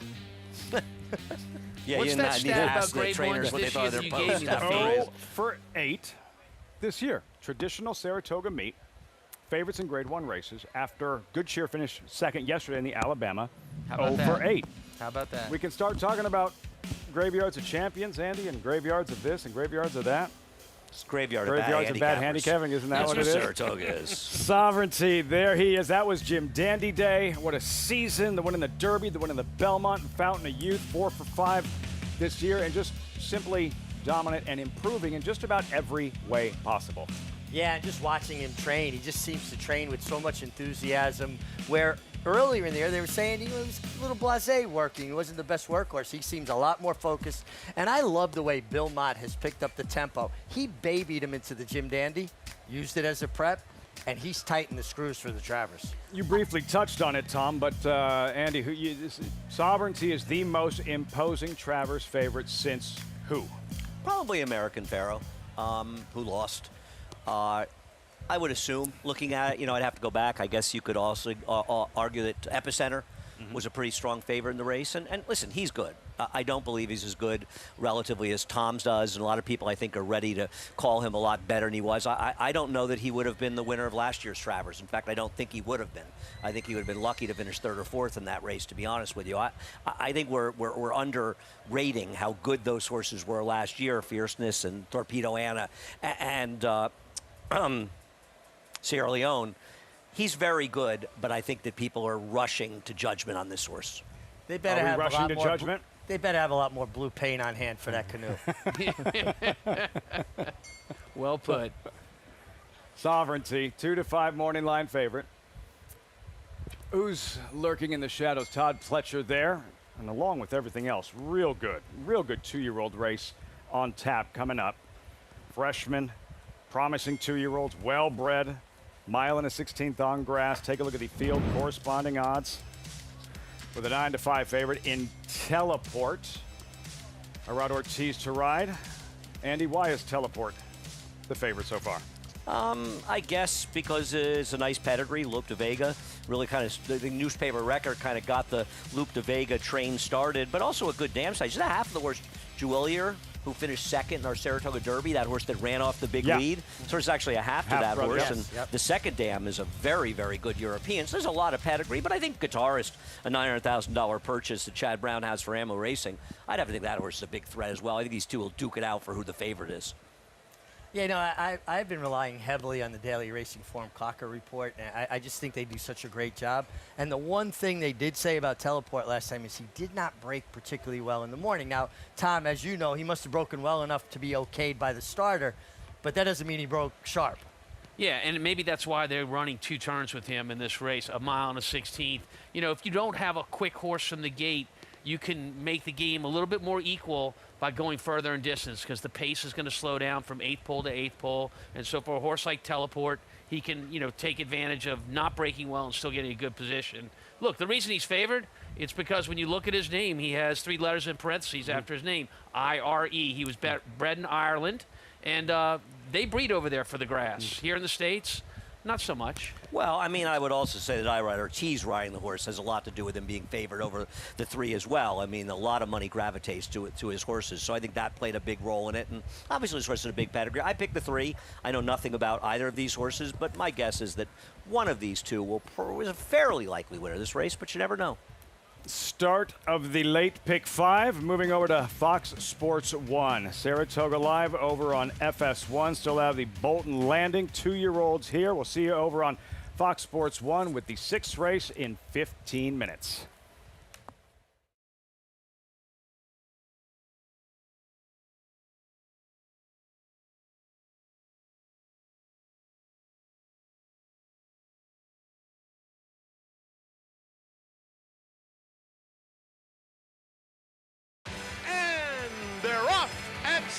Saratoga.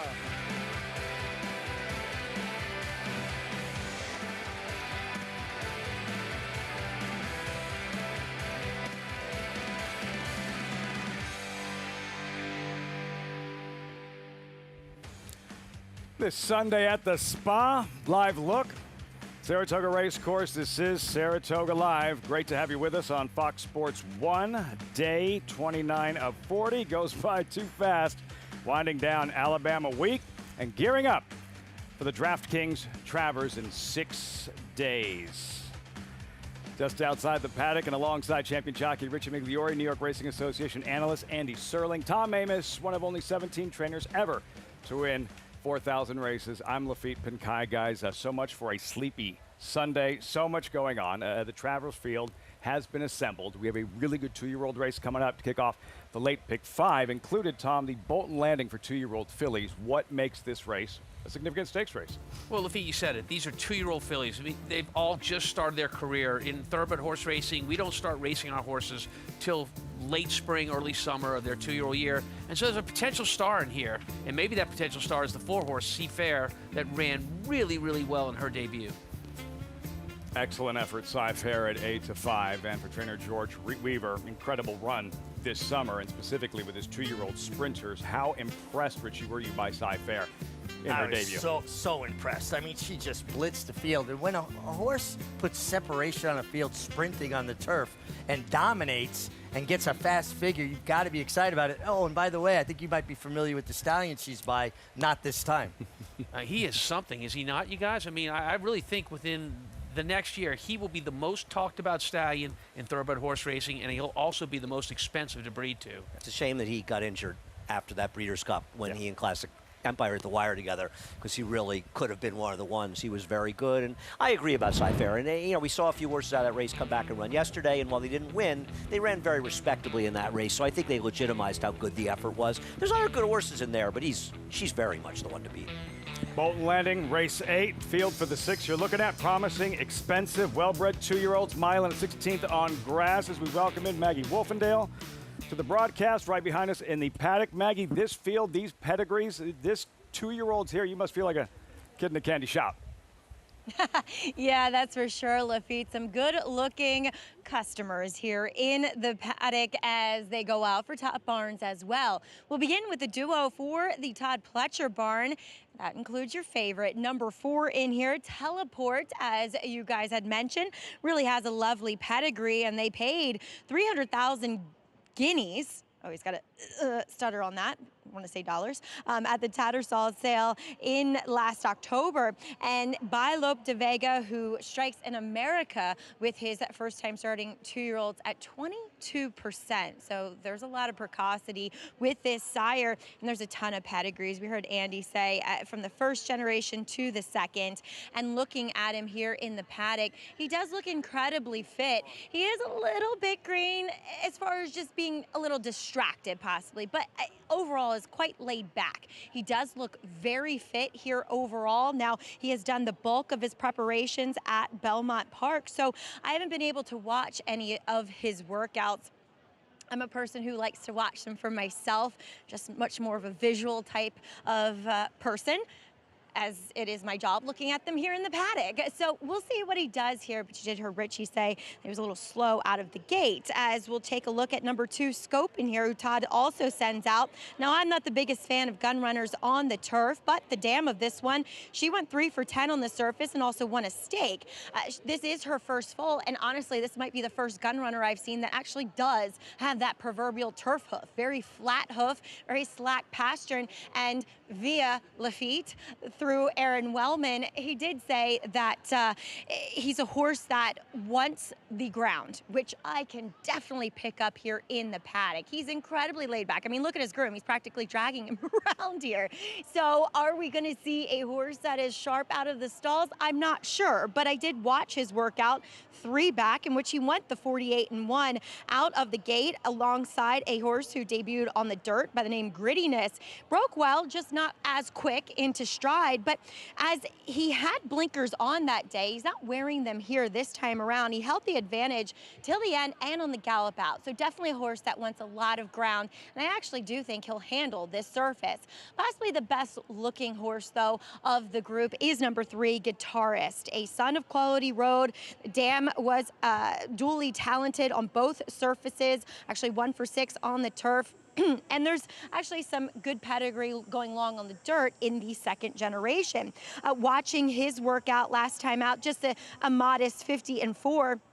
He does have very high knee action, and he kind of pounds the ground a bit on the dirt. So that often does translate well to getting to the turf, but he is big. There's a lot of size, a lot of scope to him. He's been very professional, and it's not professional being laid back. He's just been very in tune with his handlers, accepting the bridle, accepting the contact they have provided him, listening to all the cues. This is the horse that just blindly picking them in the paddock would be the one I prefer, Lafitte.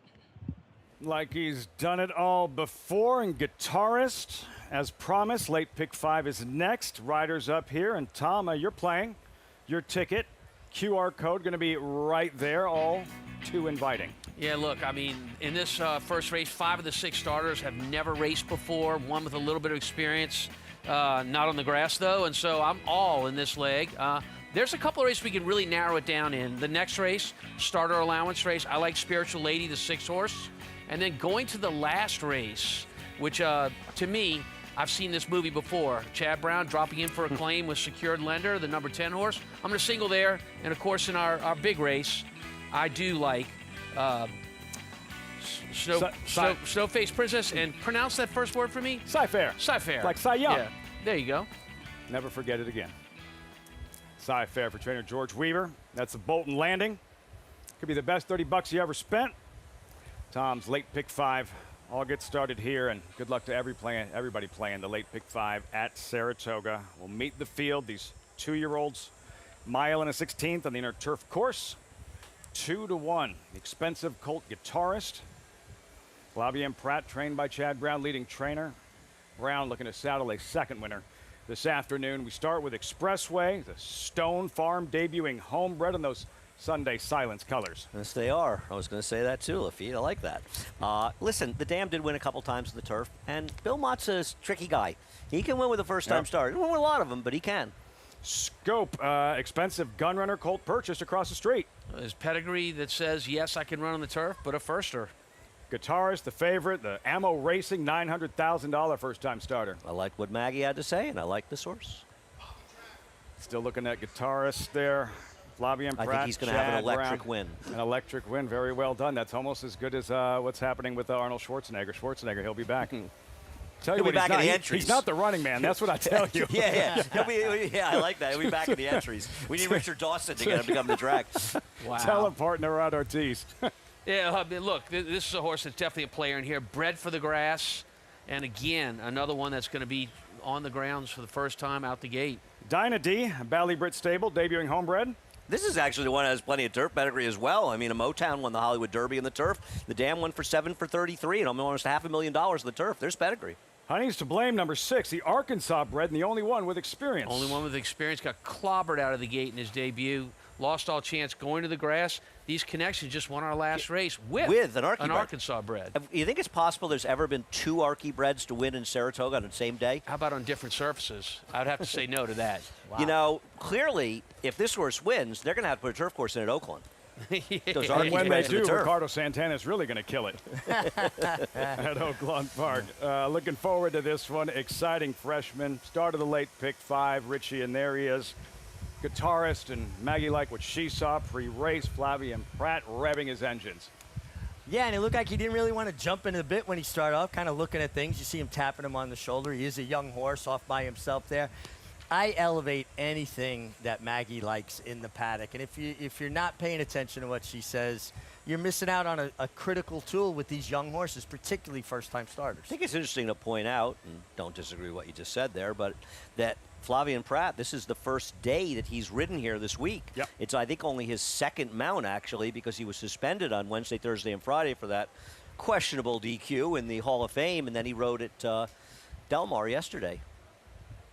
No, he rode up in Canada. Canada? I'm sorry. Yes. Thank you, Richie. I apologize. Sorry. Guitarist. How do you do? No good? No good. Teleport, number 4 at 2-1. Like, everything about him on paper just spells class and high expectation. You see words like Tattersalls and Lope de Vega and Galileo Mayer. You know, like we all love a good rags to riches story. This is not one of them. Well, maybe the rags to riches story is the Arkansas bred then on the outside. There you go. And that's the only horse with experience, and there is some turf pedigree there. He's a half to Black Forza, who was a Grade 2 winner in England as a 2-year-old. The Grand Dam was a stakes place winner on turf. I thought that horse was kind of interesting, although 2 Arkansas breds in the same day may be a lot. Yeah, I mean, I will say that, there's neither of the 3 or 4 are separating themselves for barns that get bet a lot as horses that are taking an enormous amount of money. Now, part of that, I think, is because they're betting both of them. You know, if they were by themselves, one would be even money if the other one wasn't in the race. Could you eliminate anyone out of this race when you handicapped it? Well, eliminate them. They're first-time starters for the most part. I'm not saying eliminate we them. have a lot of races like that, but I'm talking about in your ticket. I played the pick 5 and used only the 3 and 4. Okay, that's what I'm getting. I'm willing to live and die with those 2 horses. They have pedigrees. They got the right barns. And I know that Todd Pletcher doesn't win with a lot of first-time starting 2-year-olds going long in the turf. But this one probably has a more substantial turf pedigree than a lot of the runners he has. And listen, with Chad Brown, he just wins with first-time starting turf. His horse does not have a huge turf pedigree, but the Dam did win on the turf, and Quality Road is an effective turf styer. While looking at Teleport, Maggie, how does the Arkansas bred look warming up here, Honey's to Blame? I was really intrigued by this horse when I, handicapped this race on paper, doing pedigrees, and I just thought maybe he'd have an edge over these horses that, other than him, are all making their debuts. But having looked at him against your 2 favorites, I'm not so sure. Just so I don't want to be beheaded by Andy, I'm going to stick with him, but I really do like the 3, as I mentioned in the paddock. But because I did the handicapping show, I will stick with my original selection in number 6 here, Honey's to Blame. He does have turf pedigree, but gosh, he just doesn't look it that much physically. He doesn't have that proverbial turf hoof. He just doesn't look as impressive as the others he faces today. And honestly, he's still being a bit green out on the racetrack. And while it's great to see Luis Rivera here up for Kenny McPeak as he's been working some horses, including your horse of the year, Torpedo Anna, I just feel like when Kenny really has a live one, he generally reaches out to Kendrick Carmouche here at Saratoga. So I do see that Luis is giving him a serious warm-up. So we'll see what that means here. Sometimes it means that they're going to show speed, but we'll see where Honey's to Blame is placed as they break from the gate as Expressway. Son of Hardspun, as much as I adore Hardspun because they seem to be able to do anything, they're just not precocious types. And keep that in mind when dealing with the freshman sire, Silver State. I've seen some of his. They look good, but I just think they'll need more time. This guy's really well muscled. There's a lot of physical maturity to him, but just a little bit, unsure of himself out there. Same in the paddock. Take the wait and see approach with him. And it just feels like, as Andy said, some of these Bill Mott horses do jump up and win first time out. It feels like it's generally fillies that will do that for Bill. So I think this guy has a bit of a learning curve / a bit more fitness to gain. Livy? Yeah, it's funny. Maggie said she's sticking with the 6 because that's who she picked on Talking Horses. I picked him before Maggie gave her comments about how he looked physically, so I'm going to stick with him as well. And I am now kind of an honorary Arkansonian, spending as much time as I did there last week. Have you cleared that with them to make sure they're okay with that? Oh, they love him down there. Everybody loves the Mig. They love him down there. They love him here. They love him everywhere. Oh, sure. Hey, let's talk a little bit about the rider on the 6 and why that occurs. So as a trainer, if you're going to use a professional rider in the mornings to work your horses, you're not actually paying him anything. Right. But there's a bit of a quid pro quo there that you're going to give him a mount, try to help him out in the afternoons. And so Maggie mentioned that, I want to say Sylvester, Kendrick Carmouche is the go-to rider up here for Kenny. And you're seeing that Rivera's on this horse. I'm sure it's a bit of a payback for all the work he's done in the morning. No, I think Maggie's point was extremely well taken. You're not Right. saying it wasn't, but I also think that it's No, I'm not agreeing. a bad sign that Luis Rivera's on him in the sense that maybe he wants to try to get him on a live horse or two, to do that. And don't forget that Kendrick and Luis Rivera have the same agent as well. And listen, the kid's been working so hard for Kenny. He actually worked Torpedo Anna the morning after he had that fall here in the afternoon. I mean, you like a rider to show up, Tom, right? Give that effort. Oh, You absolutely. want to help them. Absolutely. In my barn, it's Lane Luzzy. Helped me out a great deal. He put him on a horse, got beat a nose right on the wire. And I could rode him well, too. I could have rode the one you ran yesterday. Yeah. Well, you Yesterday, wouldn't have to Leslie move out of the house wound if up you into rode the him, winner's but, circle via DQ. And here, the start of this late pick 5, these 2-year-olds, Guitarist, the $900,000 first-time starter favorite at 7-5. Frank Miramati with the call, the 6 from the Spa on FS1. Dinah D coming up.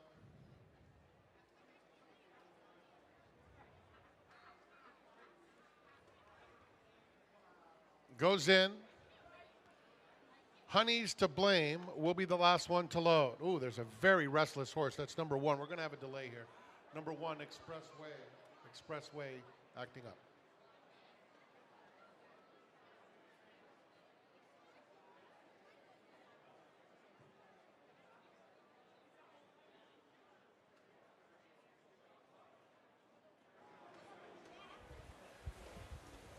Expressway really acting up, completely backwards somehow in the stall. We're going to have a delay. There's Junior Alvarado. We check in with Maggie. As we see, he pulled the bridle off too here, guys. Obviously, number 1, Expressway will be a scratch. Now we have to hope that he did not make contact with number 2 in here, Scope, because so often when horses, for lack of a better way to put it, throw as big of fits as Expressway just did, they will often strike the horse next to them. So they are going to take out Scope here and make sure he was not, there's no ill effects from Expressway freaking out. And always there's extra equipment in the box on the side of the gate, so they were able to grab a halter and put it on Expressway to unload him. He did that so quickly, Lafitte, showing some athleticism there. Hopefully he's okay, but as it is a protocol, he is a late scratch here. We'll wait to see what the examining veterinarian has to say about number 2, Scope, but all horses will be unloaded, checked out, and reloaded again. Okay, lots to unpack. We hope everybody involved is okay. No worse for wear. There's Honey's to Blame. We know Expressway is out. Waiting for an update regarding number 2, Scope. A lot of viewers watching that might not follow on a day-to-day basis. Tom, could you walk us through this protocol and what takes place when something like this does happen? Is Bill Mott looking on, who of course trains Expressway? Yeah, so Maggie said exactly right. With the 1-horse Expressway that was acting up in the gate, those front legs and their back legs can get tangled up underneath the gate with the horse next to them, the 2-horse. So they're not only examining the one which they made a scratch, and rightfully so. That is the proper thing to do. The horse will run another day, but they're going to look at the 2-horse as well. And if anything's amiss at all, that horse will be removed from the race as well. There's also a rule that if any part of the horse, if besides their feet, hit the ground, they have to be scratched. And I believe that he was. He actually he got over all the way onto his haunches, it's a flat and then rule. he got turned around completely in the facing the other direction. The other direction. Yeah. Not a lot of room to do that in there. Doesn't seem like there's a problem with the 2. They're walking all the horses around there, and the 2 is among them. And they did take the 1 out, so the 2 Andy, will be talk running. about what How happens does in the this impact with the pick 5, pick 6? I mean, it's close now, right? The pick 6, which has already started, but also this is the first leg of the pick 5. If you don't cancel your tickets and re-enter them, if you use the 1, you will get the post-time favorite in here. Now, right now, it's the number 3, but it's pretty close. I'm going to try to open my account and take a look and see just how close it is. Thumbs up on the 2-horse. Rider back up. It's very He's gonna close. Be participating. It is a $1,229 difference between the 2 and the 3 and 4 right now. So the possibility exists that the actual either one of them could be favored in here. So we'll let you know as soon as the race is over. Great to see that image there. Expressway on his way back to the paddock. Look forward to seeing him before long, and thankfully seemingly escaping unharmed after this incident and completely turned around in the starting gate. A late scratching for Junior Alvarado, who has kind of a big race in about 6 days here aboard a colt named Sovereignty. Yeah, I mean, you can't think about it as a rider. You just got to go out and do your job. But it's tough getting hurt at inopportune times on top of, big races. Which you have. Yeah, and all riders with. have experienced that at some point in their career. All right, so we'll. 5-horse field. Huh? He didn't ride Sovereignty in the right now, Florida Derby, correct? He is 'cause he favored was now injured. by $624. We'll let you know as soon as the race We'll is over. try this again in this late pick 5. These 2-year-olds, Frank Miramati standing by with the call. All right, the feet, we're waiting on Honeys to Blame. John Holloman looking for his second win on the program. And they're off. And Teleport breaks very nicely, goes straight to the front. Scope along the inside with Dinah D in third. Then it's Guitarist and Honeys to Blame at the back. It's a compact field and not much pace on at all. Teleport gets the easiest of leads with Dinah D right off his flank second, moving into the first turn. That pair is followed by Scope, Guitarist, and Honeys to Blame. The opening quarter mile for Teleport, who leads by 3/4 of a length, dawdling 25 3/5 seconds. So it is Teleport cruising along. Dinah D racing in second, and Scope hugs the rail third as they swing on to the Saratoga backstretch. Honeys to Blame is next, and Flavian Pratt has Guitarist at the back, but only 3 lengths covers this quintet heading toward the half-mile pole. Arad Ortiz Jr. and Teleport carving out those fractions with a half-mile to travel. Dinah D gets a little nudge to try and stay close to the pace setter. Scope has been on the rail. Honeys to Blame on the outside, and Guitarist between those two. The half in 51 3. And it's Teleport. Teleport has had it all his own way. Dinah D still in second, a half length away. Honeys to Blame, Scope. Nothing yet from Guitarist as they reach the top of the stretch. Teleport, Dinah D, Honeys to Blame, Scope.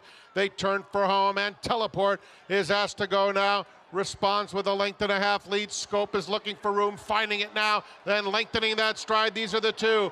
It's either Teleport or Scope. Scope up alongside. Teleport fights right back. Teleport, Scope. Scope is the better animal, and it will be Scope to win it by a 1.5 lengths, beating stablemate Teleport.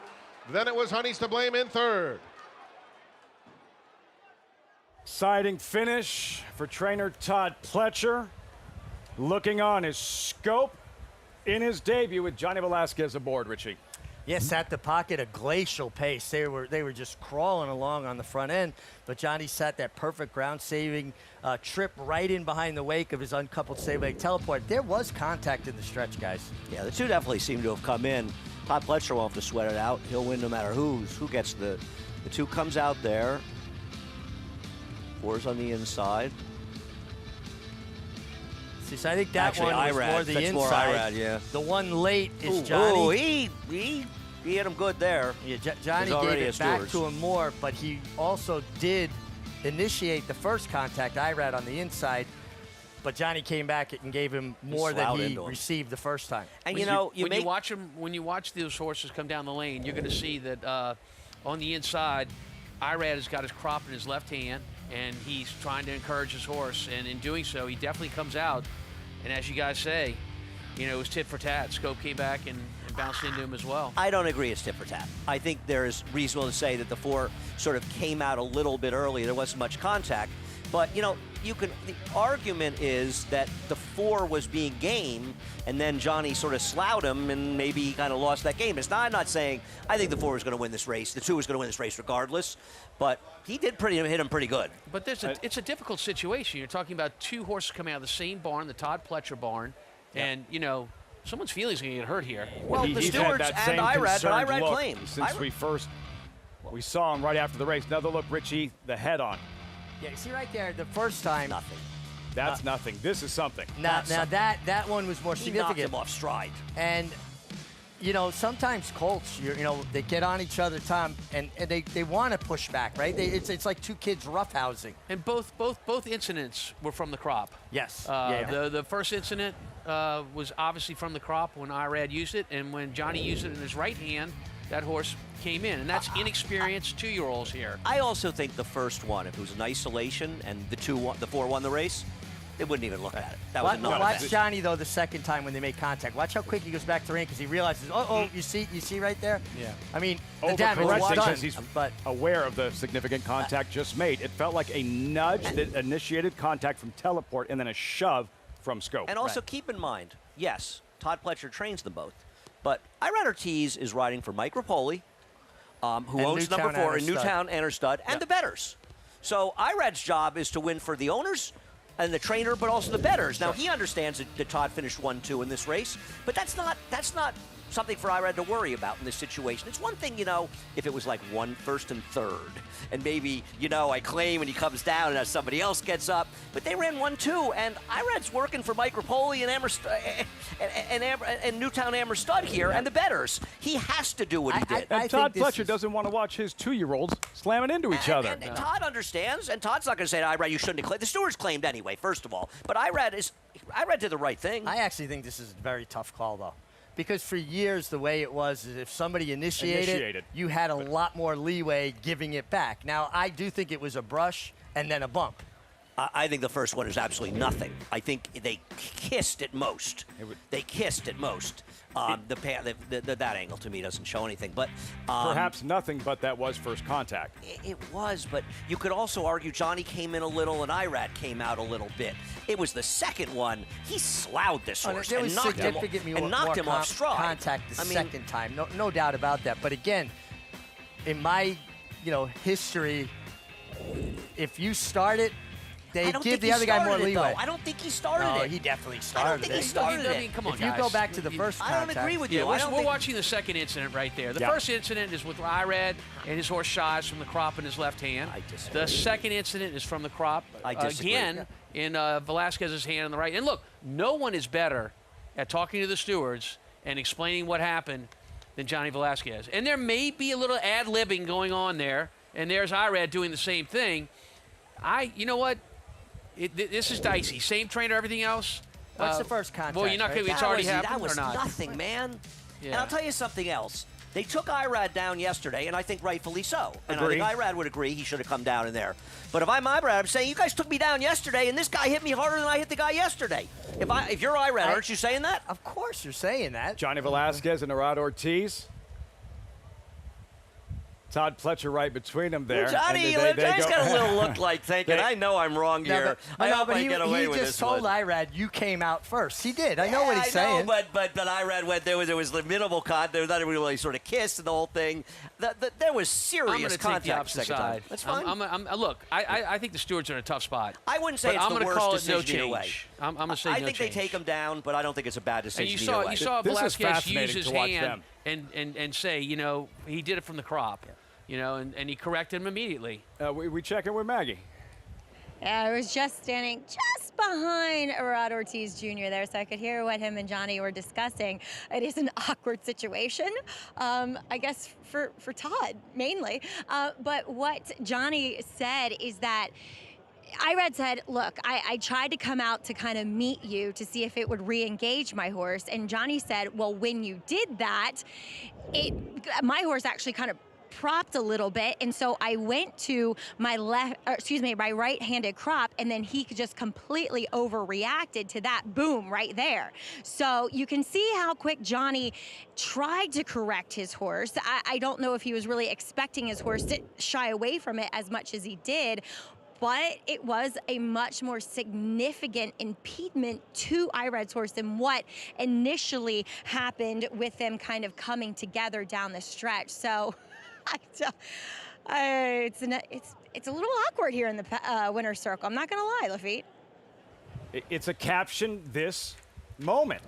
Like a picture worth 1,000 words. We're reading body language and facial expressions. I want to see the two guys. I want to see the two guys when the decision comes down. I want to see them. We're showing them. I want to see the reaction from these guys. I love this. Go from a horse racing show to a boxing coverage.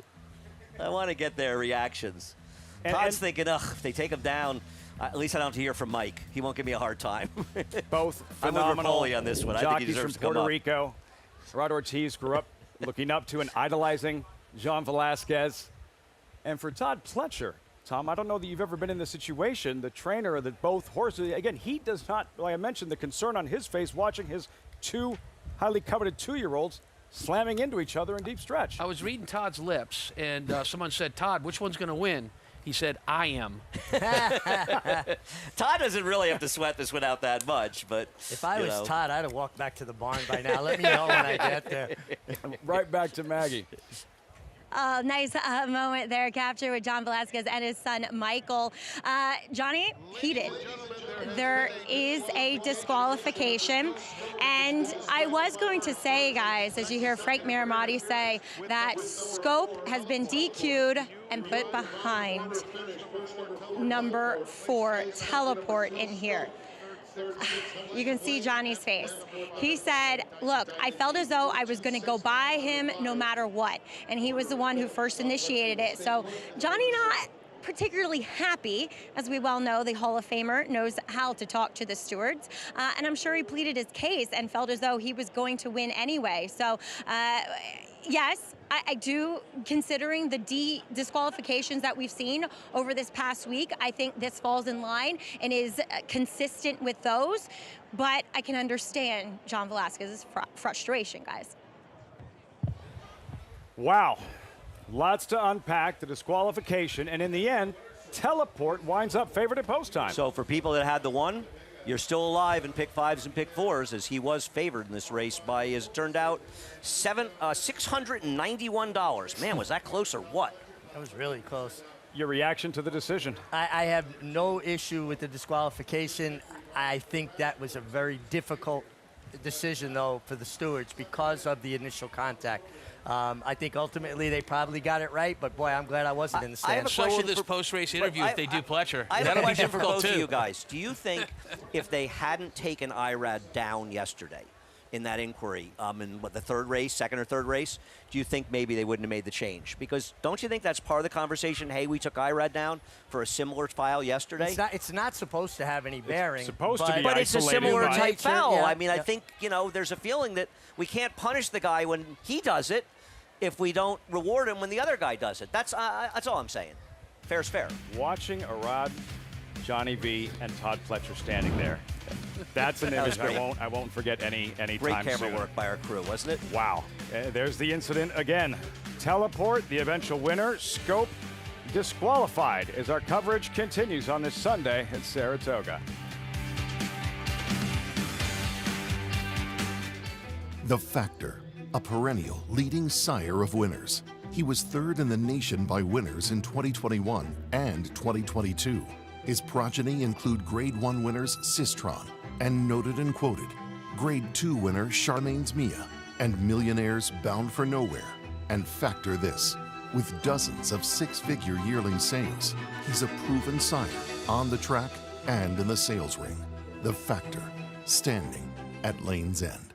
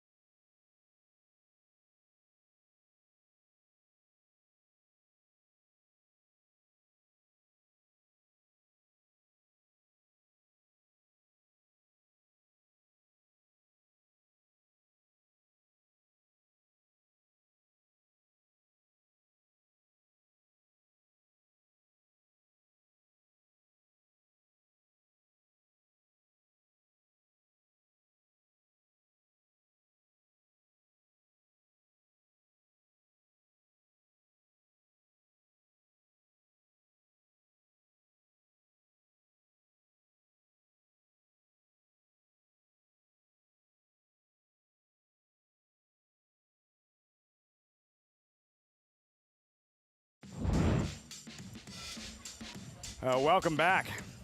Saratoga Live on Fox Sports 1, brought to you in part by Gainesway, Power, Passion, Performance. After the disqualification moments ago in the 6th, Teleport, the eventual winner, was the favorite at post time. Ortiz, Ford trainer Todd Pletcher, the Tattersall's Purchase, the Irish Colt by Lope de Vega. Teleport, and another look at the incident, Richie, the head-on, where you'll see that Teleport does initiate contact, Scope delivering the bigger blow shortly thereafter. I think this is akin to, you're getting it into an altercation with somebody and you push them, and they don't push back, they punch you. I mean, I think that might be the best way to put it. I mean, he got pushed a little bit, Irad came out, but then Johnny's horse overreacted to the crop, like Tom said, and took a big step in and really bumped him. So I think it was the difference between a brush and maybe a little bit of a significant brush, but a much more significant bump. But significant that you point out that it's emphasized the initiation of contact. Yeah, absolutely. Listen, if you touch me first, I'm not going to wait for you to touch me again. I'm going to come back at you, right? Especially you. Let's go to Maggie with Naira Stewart, Victor Escobar. Thanks, Lafitte, and thank you, Victor, for coming down and explaining what just transpired. As I was just telling you, you have had a busy week with some interference, and I feel as though you guys have been consistent all week. Talk a little bit about the decision to take down Scope and place him behind Teleport today. Thank you, Maggie. Yes, at the conclusion of the running of the race, we held the Stewards inquiry as well as had a jockey's objection. 2 incidents that we were looking at, both involving Scope and Teleport, the original top 2 finishers. In regard to the first incident, number 4, Teleport, does take a slight step out, initiates light contact against the number 2 Scope. Number 2 holds his ground well. Both horses reset, continuing the run to the line. Shortly thereafter, we had incident number 2 as to where number 2 Scope takes a sharp veer to the inside, knocking number 4 Teleport off stride significantly, impeding his forward progress and costing him a significant amount of forward momentum. So as a result, we opted to disqualify number 2 from first and place him second behind the 4. Victor, thank you so much for your time and for that explanation. Thank you, Maggie. Guys? Maggie, thanks so much. Victor Escobar taking the time to explain why the decision was made. Tom, your reaction to his explanation? I think it was a tough call. Yeah. I don't know if all the stewards agreed, if it was a 100% decision, but I think it was a tough call, and I understand why the call was made. And, as far as Victor is concerned, I didn't know he was an LSU Tiger fan, but I do now, and I like it. Go Tigers. I'll be taping the weekly Stewards Review, or any week we have inquiries with them on Wednesday morning with he and Cody Watkins, the Jockey Club steward, the 2 of them. We appreciate how those two stewards out of 3 of them appear on that show anytime there's inquiries, whether they take them down or not. And we'll have a couple to talk about. I think 3, actually. One where there was no change made earlier in the week, a disqualification yesterday, disqualification today. We hadn't had a lot of inquiries, but we've had a few lately.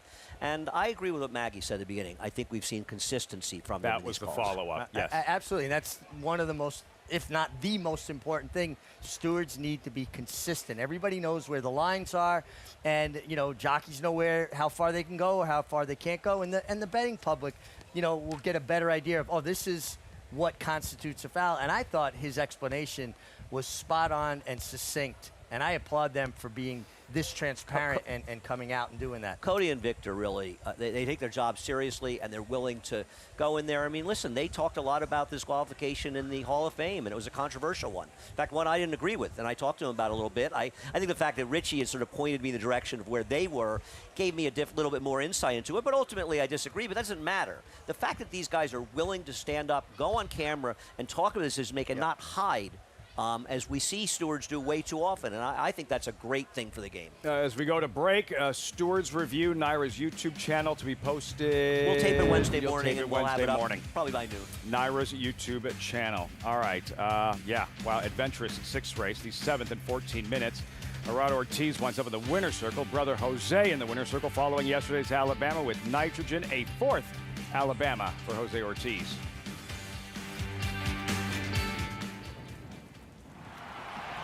Elite Power from Frankie Dettori down the outside, but Elite Power sweeps down the outside of the 200, and Elite Power is moving clear and going to take the rear dirt sprint.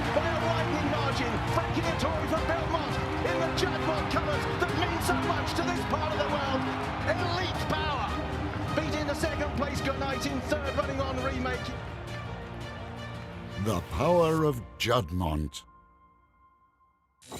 You bet with Naira Bets. Bet any track, anywhere, anytime. Download the Naira Bets app to play today and get a $200 deposit bonus. Watch live horse racing. Get expert picks. Boost your bankroll with weekly promotions and hone your handicapping skills with exclusive tips and tutorials. Download the Naira Bets app now. Sign up now to claim your $200 deposit match bonus. You bet with Naira Bets. Deep in the heart of horse country, from these Kentucky hills has sprung a legacy rivaled by few. From the all-time greats of yesterday to the breed-shaping bloodlines of today, our roots hold strong with the promise of tomorrow. For over a century, our passion has guided us to where we stand and everything we stand for. Claiborne Farm, the tradition continues. Take home a tie-dye Saratoga tote bag on Friday, August 22nd, free with paid admission while supplies last. Then join us the following day for the DraftKings Travers. Save $5 on admission when you buy in advance at Naira.com/Travers. Now's the time to subscribe to the Naira Bets YouTube channel. Join Matthew DeSantis and Kaylee Shapiro for stakes previews, in-depth analysis, and handicapping strategy and tutorials. Subscribe to and like Naira Bets on YouTube.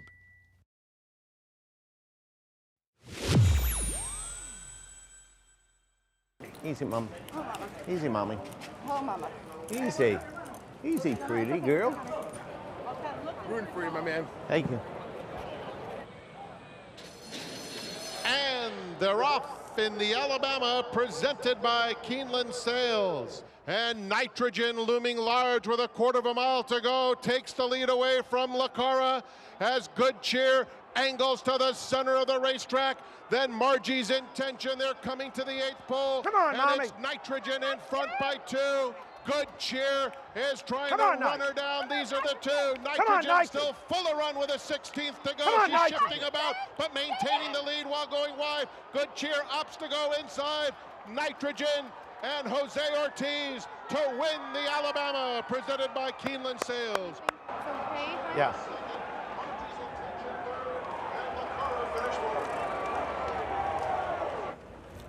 She started pulling herself up when she was all. Congrats, Mark. Hey, thank you. Congratulations, Mark. Thank you.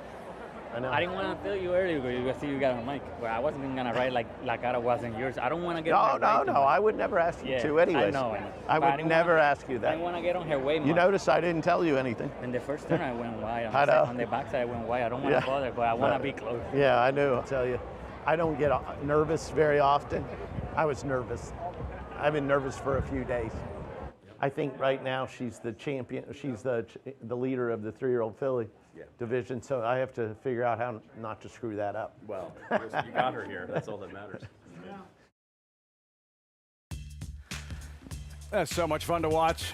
Mark Cassie, wife Tina, that moment from Nitrogen winning yesterday's Alabama Tom, a moment he's been waiting for a long, long time. A race he's been watching since he was 8 years old. He said it was a dream come true, saddling an Alabama winner. Can you add context to what that means for a trainer to win this very race? Well, look, when you're putting the time in with horses, whether you're the trainer, the groom, the jockey, the exercise rider, a hot walker, it doesn't matter. When you see something come to fruition, as it did with Nitrogen in the Grade 1 Alabama yesterday, it's just, you have this feeling of pride. You know you can't do it without the athlete, but to watch the athlete come forward and do her best in this case, is just, it just fills you up with pride as a trainer. Sidewinding her way to the head of the division, Nitrogen. Well done. On a type of track she'd never raced on. Sloppy track, yes, Richie, but not this type of track. A distance she'd never tackled, 1.25 miles. Yeah, and listen, she allowed Lacara to have the lead. She set up shop just outside of her. It was a nice controlled pace. She made the move when she had to and had enough left to hold off Good Cheer. But I thought we said the good version of Good Cheer yesterday. I think she rounded back to form. I do, but I'll say a couple things. First of all, I don't think she got better with more distance. because it kind of looked at the 8th pole like she was going to go by Nitrogen, and Nitrogen easily held her safe. So I don't think the Good Cheer appreciates extra distance. The other thing I'd say is with Good Cheer, she's really never improved.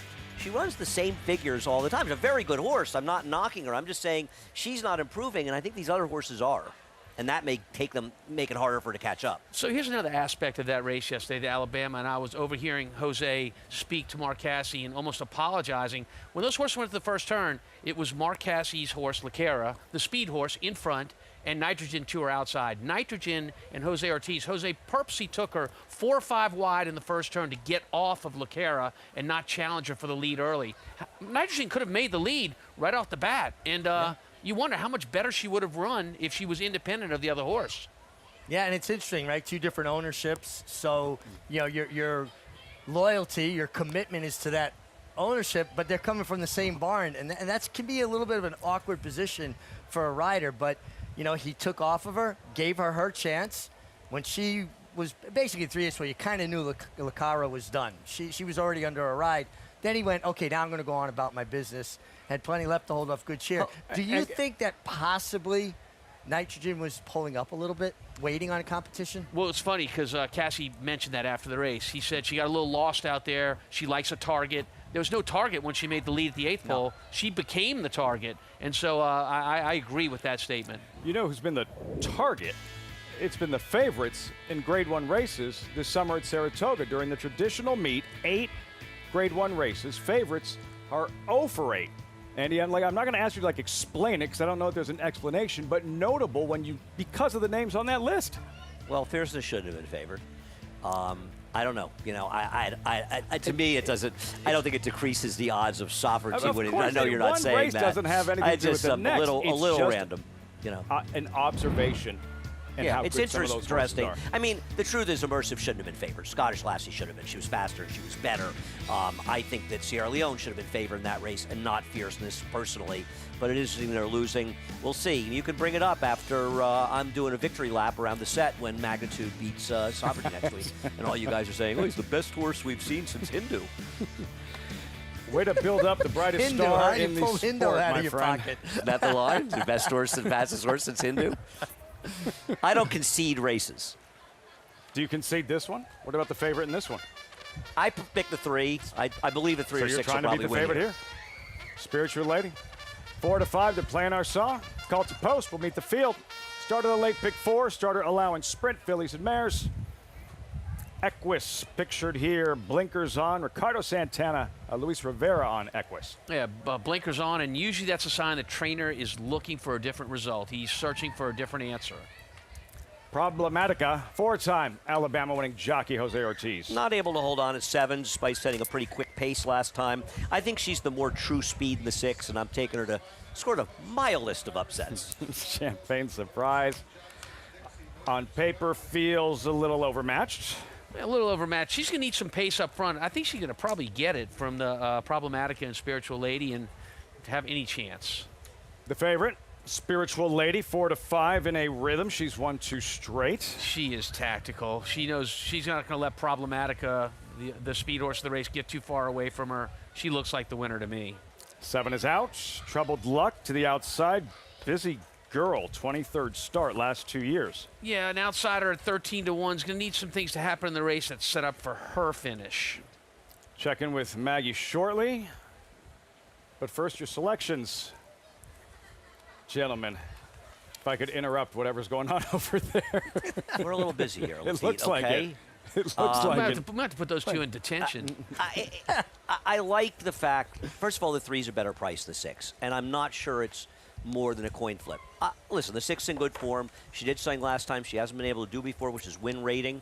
But I still think the Problematica is the controlling speed of the 2. So for that reason, a better price, I picked her. But I don't have a big opinion here. So look, I know Problematica. I used to train her, and I can tell you, she's 700 pounds soaking wet. This will be her 4th start in 51 days. They're asking a lot of her to come back this often and do that. But she is a one-dimensional speed horse, and if she clears, she gets very brave. That's gold. Yeah. Because that's information that you're not going to get anyplace else. I mean, that's an insight that, insider information, actually. But I'm not going to ask, rooting interest, but how close attention do you pay to horses you used to train? A lot. I mean, look, as a trainer, you're competitive, and you are as a jockey too. So if a horse leaves your barn and improves, you know, you want to know what you did, what that person might have done differently, what you could have done to get that horse to the winner's circle more often than what you did. So, I mean, there's a lot of self-evaluation when horses leave your barn. I used to pay attention. Take me off a horse, I'd go a little bit too far with it. So you'd hate play. That's what you're trying to say. Well, I won a stake on a horse named Packett's Landing. They took me off the horse, the owner, not the trainer. The trainer wanted me. The owner put somebody else. That's what we do. That's what we tell you guys. Yeah, the owner made me do it. No, but the trainer, Dennis Bryder, was a dear friend of mine, and or so you thought. They wanted, the owner had a crush on a female rider, wanted the female rider. The horse got beat a neck, and I knew where he watched the race, and I went to him, and I said, "Are you happy now? You cost us both money." That's hate play. You're a very attractive man. I can't believe anybody my old was man more got attractive taken than off a somebody horse, else. Like, get me a voodoo doll. Like, get me a voodoo doll. You we're want to see a all voodoo against? competitive. I wanted to be in the race. If you took me off one, I wanted to be in the race because I'm going to find a way. I might not win, but it's going to be hard for you. We check it with Maggie. Yeah, we'll start here with number 6. That is my selection, Spiritual Lady. But look, I'm not overly thrilled with her, but I feel as though the 6 and the 3 are the only 2 horses you can really kind of get excited about in this field. Spiritual Lady won back-to-back races. Now, when she won 3 back for Brad Cox, I had noted how much better she looked, and especially how much better she was moving. And I'm seeing a little bit of a regression slightly, just ever so slightly. Now, still, could she win here? Yes, because I feel as though Problematica is just not that trustworthy. As Arad Ortiz started her out with the pony, has since taken her away. She's just not showing the same energy that I had seen in her last 2 overall. I mean, she was dead quiet in the paddock. They brought her in the saddling stall, and she just stood there like, okay. She still could win, like I said, but I just wish she was making a better impression. As number 3, Problematica, she's another one I just don't trust because, yeah, she is the speed, but she's one of those speed horses that when she gets to the quarter pole, her head goes straight up in the air, and you can tell it's a laborious task for her to get home that last quarter to an 1/8 of a mile. I will say this, I know Tom, recognizing the fact that she's a little bit of just a smaller type of filly. The one thing Linda Rice is so good at is just keeping weight on her horses. And that's why she's one of the best at bringing horses back off of short rest. Her weight looks just as good as it did 3 starts ago. So, and she looks just the same. It's just her that I have a problem with, guys. A live look. Linda Rice, owner and trainer. Problematica. Jose Ortiz aboard. 4 to 5 here. Spiritual Lady, the odds-on favorite, getting ready for this late pick 4 in these races. We reference Richie as jockey races, smaller field strategically. What do you think is the key to this 7th race? Well, Problematica getting away cleanly from the starting gate and establishing a clear lead early. And I think she just has a bit more natural speed than the 6 Spiritual Lady. And then it's up to Irad to decide when he wants to attack, right? You don't want to give her too much rope, but you also don't want to go too soon and maybe get, be ripe for somebody, a back runner, to pick you off. I think it's well put. Problematic is going to the lead out of the gate, but Irad Ortiz, one of the greatest students of the game that we have today, knows what her Achilles is and is not going to let him out of her sight, let her out of his sight, and is going to be close. You pay close attention, Andy, to track trends and whether there's a better part of the track on a specific day or a couple of days. Have you noticed anything today as far as a bias one way or the other? I will say, and I think we've had a very fair track almost every day of the meet, even the days it rained. I have noticed, I was thinking about this a bit earlier, it does seem like the inside has been okay, and the inside speeds have done well. I think we've run 3 dirt races, and all of them we saw inside speeds do well, and not at short prices necessarily. So I'm not sure there's a bias of any kind, but I think if there is, it's at least a bit of an advantage to be the inside speed. Something to monitor as Equus steps forward. Time for the late pick 4. Spiritual Lady. At 4-5, there's Champagne Surprise, Spiritual Lady. Around Ortiz, they're going to go back-to-back via DQ. In the last race, see if he can take this one down outright. Frank Miramati with the call, the 7th from the Spa on FS1. Here's Troubled Luck to the outside. They're in the gate.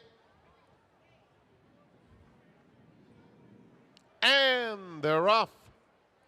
Troubled Luck, Spiritual Lady. Here's Problematica coming through to their inside, and Problematica will be the target over Spiritual Lady. Equus is now racing in third as they run down the backstretch. Then Troubled Luck, Champagne Surprise is far, far behind. Problematica has built up a 3-length lead through an opening quarter mile. On the inside, Equus and Spiritual Lady. That quarter clicked in 22 and 3. Troubled Luck is fourth, rounding the far turn. It's 15 more to Champagne Surprise. Jose Ortiz and Problematica lead it by 3 lengths now. On the outside, Spiritual Lady has to get closer, and inside of her comes Equus. These three are dominating. Troubled Luck is fourth. A quarter of a mile to go. Problematica, Spiritual Lady, and Equus. Problematica turns for home. 2-length lead. Spiritual Lady all out in second, and Problematica has something left for the final furlong. Spiritual Lady giving it one last try, but Problematica by 3 with a 16th of a mile to go, and Problematica takes them coast to coast. Spiritual Lady and Equus.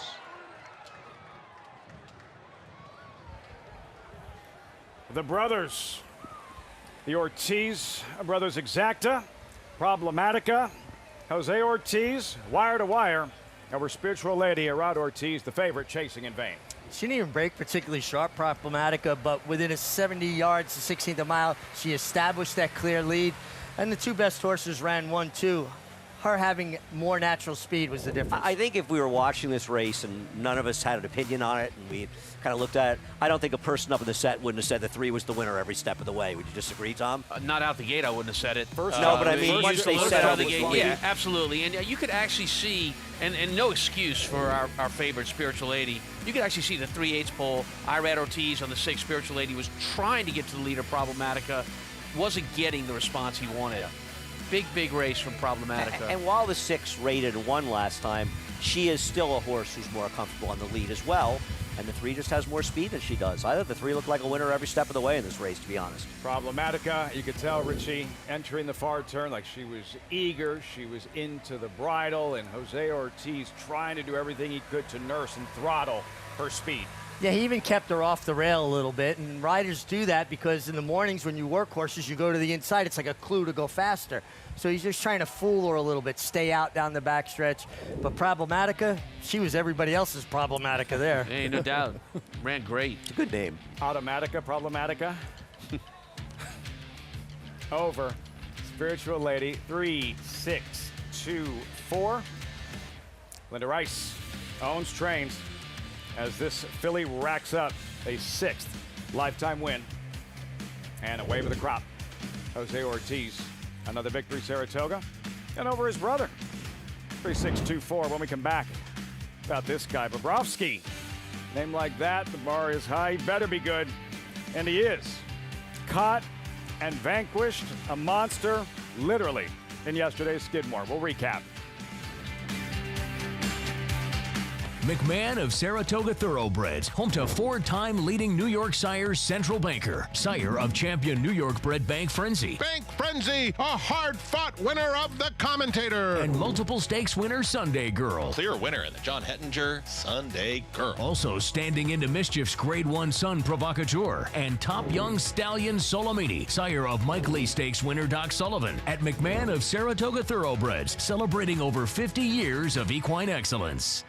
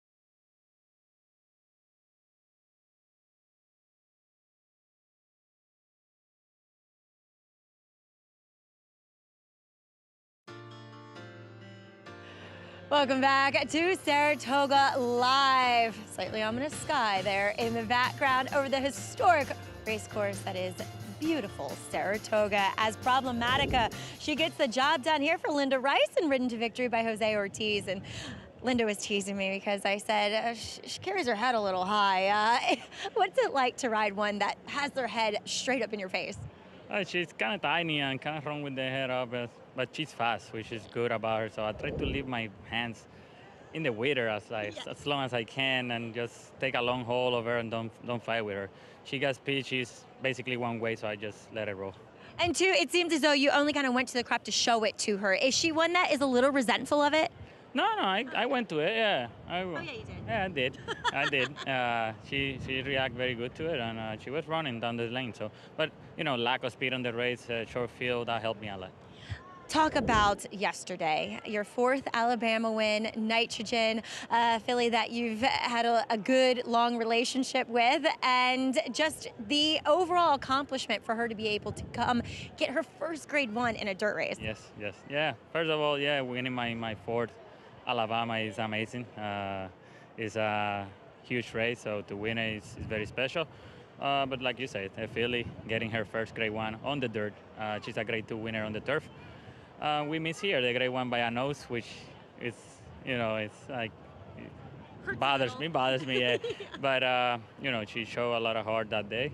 She showed a lot of heart yesterday, and we're very proud of her. We're blessed to have her, and I'm blessed for riding her, As you should be. She's really, really awesome. Congratulations there. Congratulations here for Aunt Linda. Thank you, Maggie.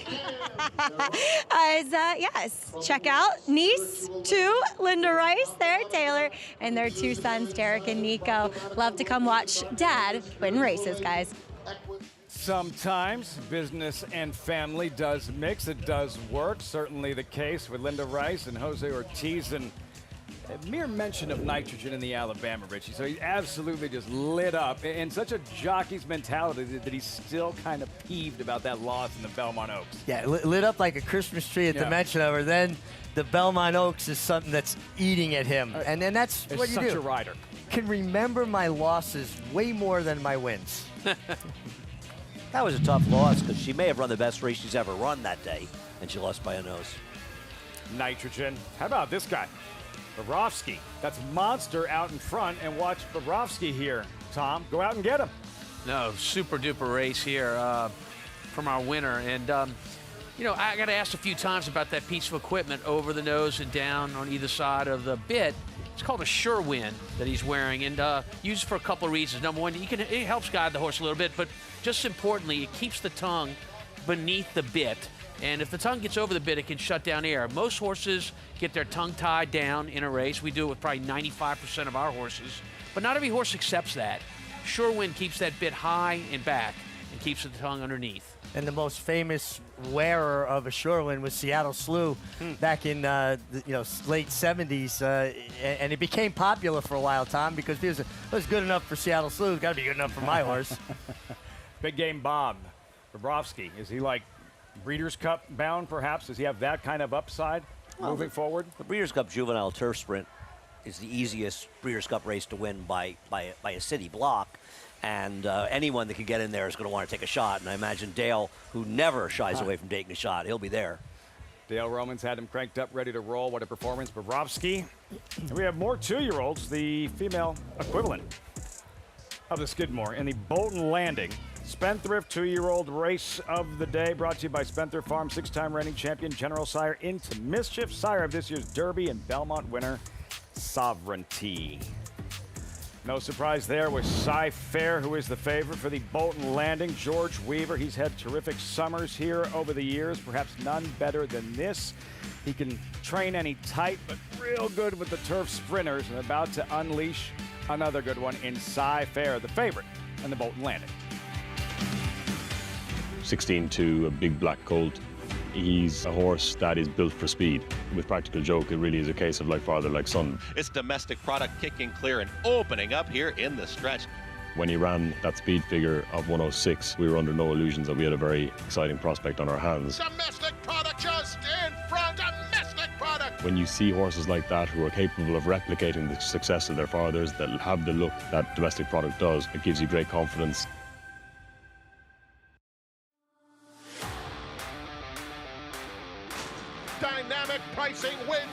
Stiggy, king of Gosford. South Cordovan will win the sword dancer. Program trading and naval power. What a thriller. Photo.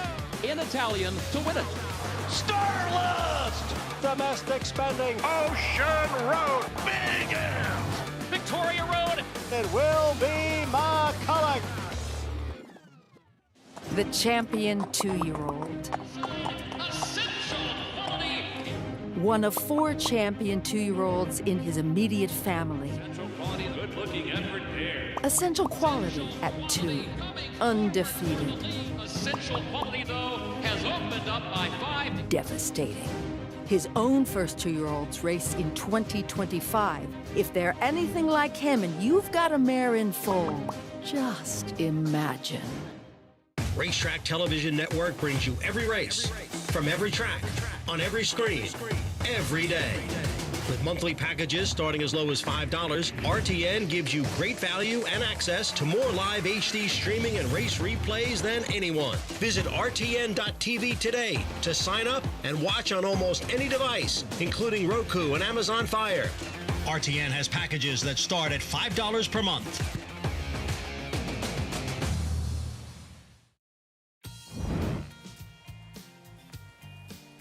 Dark days when there's no racing.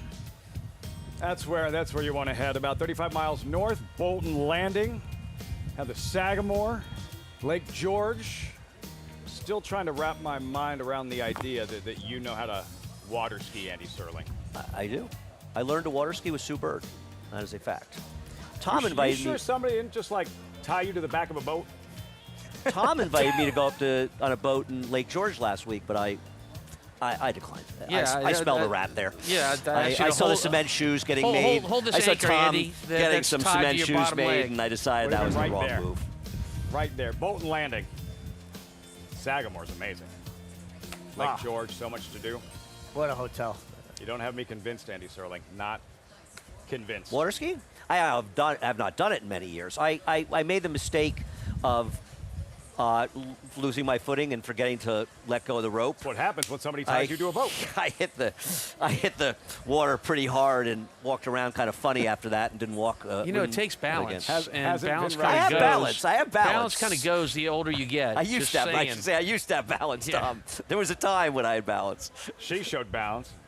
She showed athleticism. She showed ability and everything else you want to see in a debut with Scyfare. And Tom, it's amazing. Look, George Weaver can train any type of racehorse, right? But the way his turf sprinters, and specifically this summer at Saratoga, have been performing, it's uncanny. It's uncanny, and I would even call it a new dimension if you're going to call it his specialty. But he's done great. Scyfare, this was the first. Andy, how impressed by this debut Scyfare wheeling and dealing up front? I mean, I think Richie made the right point earlier. I completely agree with him. It's not just this dominating win. I think there is a big difference between winning by 3 to 4 lengths in a turf sprint than winning a dirt sprint by 3 or 4 lengths. I'm not sure. It's not quite the 17 3/4 your horse won by yesterday, but this kind of win, 4 or 5 lengths, this kind of win, this is like a 10, 12 length win in the dirt. You just don't see turf sprints get won like this. This was a devastatingly good performance. Turf brings them together at the wire, so that's a significant victory there. That's why trainers like it. Can always tell your owner, you were close. What you did there. What's she showing you today, Maggie Scyfare? If anything, better than her debut, Lafitte, in that I remember, talking to George Weaver before she ran. She was one of my 2-year-old reports, and he said, she's got a little bit of sass to her. She's got a bit of attitude. I noted in the paddock that she was incredibly well behaved, and today it's even more so. It's like, yeah, I know I'm bad. As she also looks as though she's put on some, bad in the good way, I mean, but she's put on some conditioning, some muscle mass, really good hind end to her, exactly what you want, especially with these turf sprinters. I'm loving everything that I am seeing from Scyfare, and I love the way she runs. She really lowers herself into stride and attacks the ground, and George Weaver said to me after she won, he said, yeah, getting low for the dough.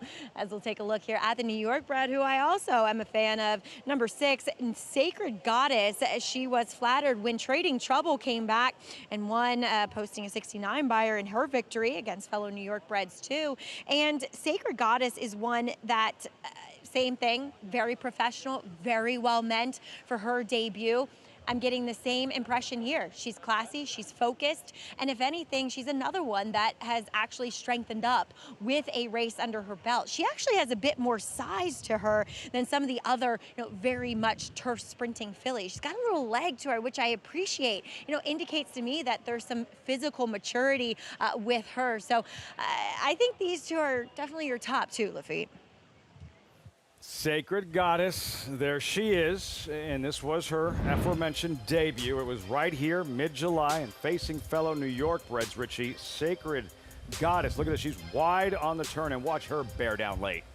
Yeah, she didn't corner well at all. She kind of, spread the turn a long way, but when she got panned out on her right lead, she really dropped her head and finished. I thought this was a real nice effort. Now, this was against New York breds. This is obviously much tougher. But she's got the right style, right? She's going to sit just off of the speed. I say a couple of things. The third horse should have won this race, to be fair. She should still be a maiden. That's what I was going to bring up. Now, first of all, the second place horse did come back and win. Yep. The third place horse, we have a term the Cajuns like to use called lanyap. That means free, gratis. The third place horse is in on Wednesday, Ticket to Ride. So I'm going to give you that horse a tip right now. Yeah, Tom, my Wednesday picks were on the website yesterday, in case you're interested. Andy, I haven't looked at your picks since I started working on the track. That's one of the mistakes you're making, Tom. I'm sure there's many others, but that's certainly one of them. To Maggie in the paddock. Here with owner Reagan Swinbank. And Reagan, Scyfare, so impressive in her debut. What did you think watching her ramble down to the wire? Yeah, anytime you have a first-time starter at Saratoga, everyone has hopes, right? That's why we're all here. Yeah. And for her to run like she did on Thursday, July the 10th, was awesome. And to win by, I think, 4 lengths and ran an 80 buyer, and Weaver was excited, and we were all excited. And it was a time in our lives that we needed a pick-me-up, and she provided that to us, which is another example why horse racing is so great. The highs are so high. And we're so excited to see what she can do this afternoon, because she's been working good, and we're here. Also a little sentimental value as well. This name Scyfare, where's that come from? My mom is from Cypress, Fairbanks, Texas, which is the northwest side of Houston. She went to Scyfare High School, and I have tons of family and cousins and friends that live in Scyfare. So this is for all my friends that are watching back home, including my mom, Shirley Swinbank, of Scyfare, Texas. So hopefully she can win for us and win for all the people on the northwest side of Houston. She's got a cheering squad already. Reagan, best of luck with her. She's awesome. Thank you very much, Maggie. Hi, Shirley. Lafitte. You can hear him cheering from Cypress, Fairbanks, Texas. If Scyfare has half the energy that Reagan does today, these fillies are buried in the Bolton I want Landing. Reagan on the desk. Reagan's a lot of fun, and he is. And I've gotten to know him a little bit, and he's a good guy, and I'm really excited for him. He has a horse like this, and he's been involved with some other good horses too. But you could just tell watching that what a good guy he is.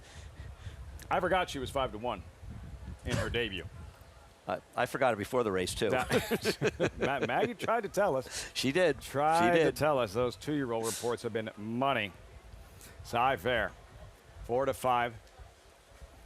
To her inside, it'll be a Snow-Faced Princess. You see her in front. There is Flavian Pratt, Snow-Faced Princess. Her maiden win, a second career start, first on grass. She was favored. Andy at Snow-Faced Princess, not exactly running straight, but a strong finish. She did. She got a very good trip that day. But, honestly, I think all of the 4, the 3, the 4, and the 6 ran credible races first time out. The 4 just ran kind of exceptionally, to be fair. But, there were probably a lot of runnings in this race where horses like Snow-Faced Princess and Sacred Goddess could have been favored. And she learned a lot from this race, Richie. Yeah. I mean, Lafitte, you mentioned that she kind of didn't keep a straight course. That was from the right-handed crop. Yep. Irad went left-handed after that. I believe he rode this horse. And she's going to gain from that experience. Well, absolutely, and it was a really nice effort. I think Andy framed it well. It's just they all kind of pale a bit in comparison to Scyfare's effort, right? But, it's interesting. 2-year-old fillies, I think, are the most, break their maidens, are the most unreliable in their second start. And that could affect Scyfare as well, I mean, it's not a guarantee that she comes back and runs that race. I think we all think there's a good chance she will, but 2-year-old fillies, I think, maiden breakers, probably in Tom. In your experience, do you find that's the case? Well, look, I mean, you got to remember something. There's no allowance races for 2-year-olds this time of year. So when you break your maiden, you're going directly into a stakes race. Best of the best. It's hard to repeat from your maiden race to winning a stake, right, in 2 starts in a row. Johnny Velasquez still wondering how to get taken down. Yeah, I'm sure he's not happy about it. Agree or disagree, that's the mind. I'm sure he's still. Yeah. Those things stick with you for a little bit. Here, called the post, Bolton Landing, 2-year-old fillies. And we start with My Sweetheart.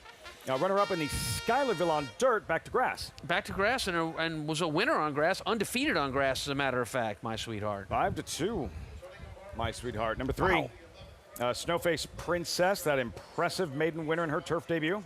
I think she's a big price, 6-1, especially relative to 2. Wow, I had no idea that My Sweetheart was taking that much money. Scyfare, Johnny V aboard. She's got it. I mean, she's tactical, can place herself wherever she wants. You know, Weaver was quoted as saying she can get a little bit nervous, and you see her kind of out there on her toes. Something to watch coming off that dynamite first showing last month. Scyfare. Number 5 is out eventually. Long gap in between fillies here. You will see Sacred Goddess. Had a chance to revisit her debut score there. She is emerging. Arad Ortiz aboard. And 15-year Major League outfielder Jason Worth's filly here, Sacred Goddess. Yeah, I mean, here's a horse that won her first start out there, was a little bit green in doing so, and has nothing to be offended by in that sense, and will learn a great deal from that first race. A player in this race. Co-owner, I should say, Jason Worth. 7 is out as well. Then a little bit of a gap, and we saw Bramble Blast, who was acting up, making her way from the paddock front side. There she is. Louis Saez in a groove. 4 wins yesterday. 14-1 outsider. Yeah, interesting. She's still a maiden. She means she's never won, as opposed to these others, and we'll see what she does. And Tom, she was second to a George Weaver trainee at Monmouth. He sent a filly down there and won sprinting. I got to give our morning line maker credit. He had the 2, My Sweetheart, who we haven't even really talked about as the second choice in this race, and she is the clear-cut second choice. I don't really have a great way to gauge her debut. I thought her debut win in the turf was a fairly weak race overall, and I just think all 3 of the other ones are better. You guys surprised that she's second choice? Look, I don't want to be a homer, but I think those races at Churchill, from top to bottom, were very, very difficult races, and you've got to give some respect to anything that comes out of a race at Churchill, a maiden allowance race. I think the dirt races were better, were strong. I don't think their turf races are as good or stronger than ours. But don't you think, too, though, Andy, people see that second in the Schuylerville, that, you know, she's a stakes place, even though it was a different surface? Another time to with a sundial? No, you may be right. And listen, the morning line maker obviously thought that as well for whatever reason. I know the second place finisher, Wesley Wardhorse, in her debut came back to win. The speed figures that I look at have these horses have her significantly slower than the 3, the 4, and the 6 on the turf. Far be it for me to question Mark Cassidy when it comes to surface preference for horses after we just watched his filly Nitrogen win the Alabama on dirt and her first start on a fast dirt track.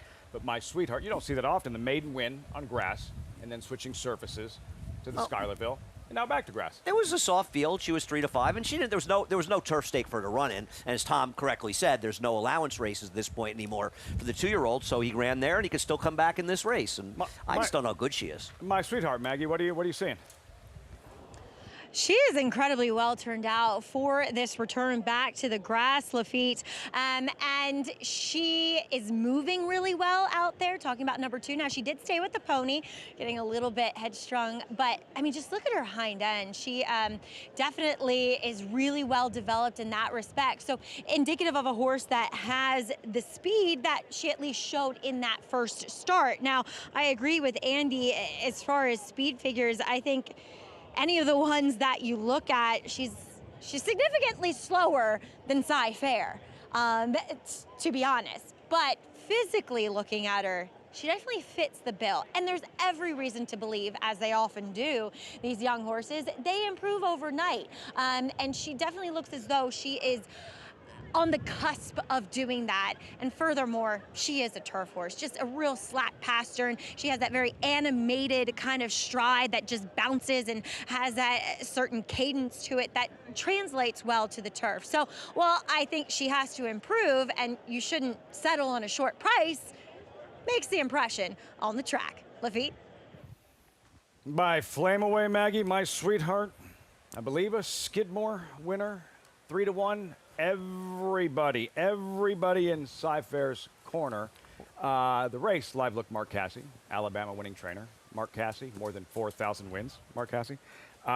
The race on paper, Andy, looks different, a lot different now than when it was drawn. Yeah, I mean, I believe in the time form pace projector and their pace figures, and they had 3 horses going to the lead, the 1, 4, and 5. Well, the 1 and 5 scratched, and I think Jose Ortiz will probably try to come out running a little bit with the 2. I don't know how fast she really is, and I think to go along with the fact that Scyfare ran so well first time, she could just control this race as well, guys.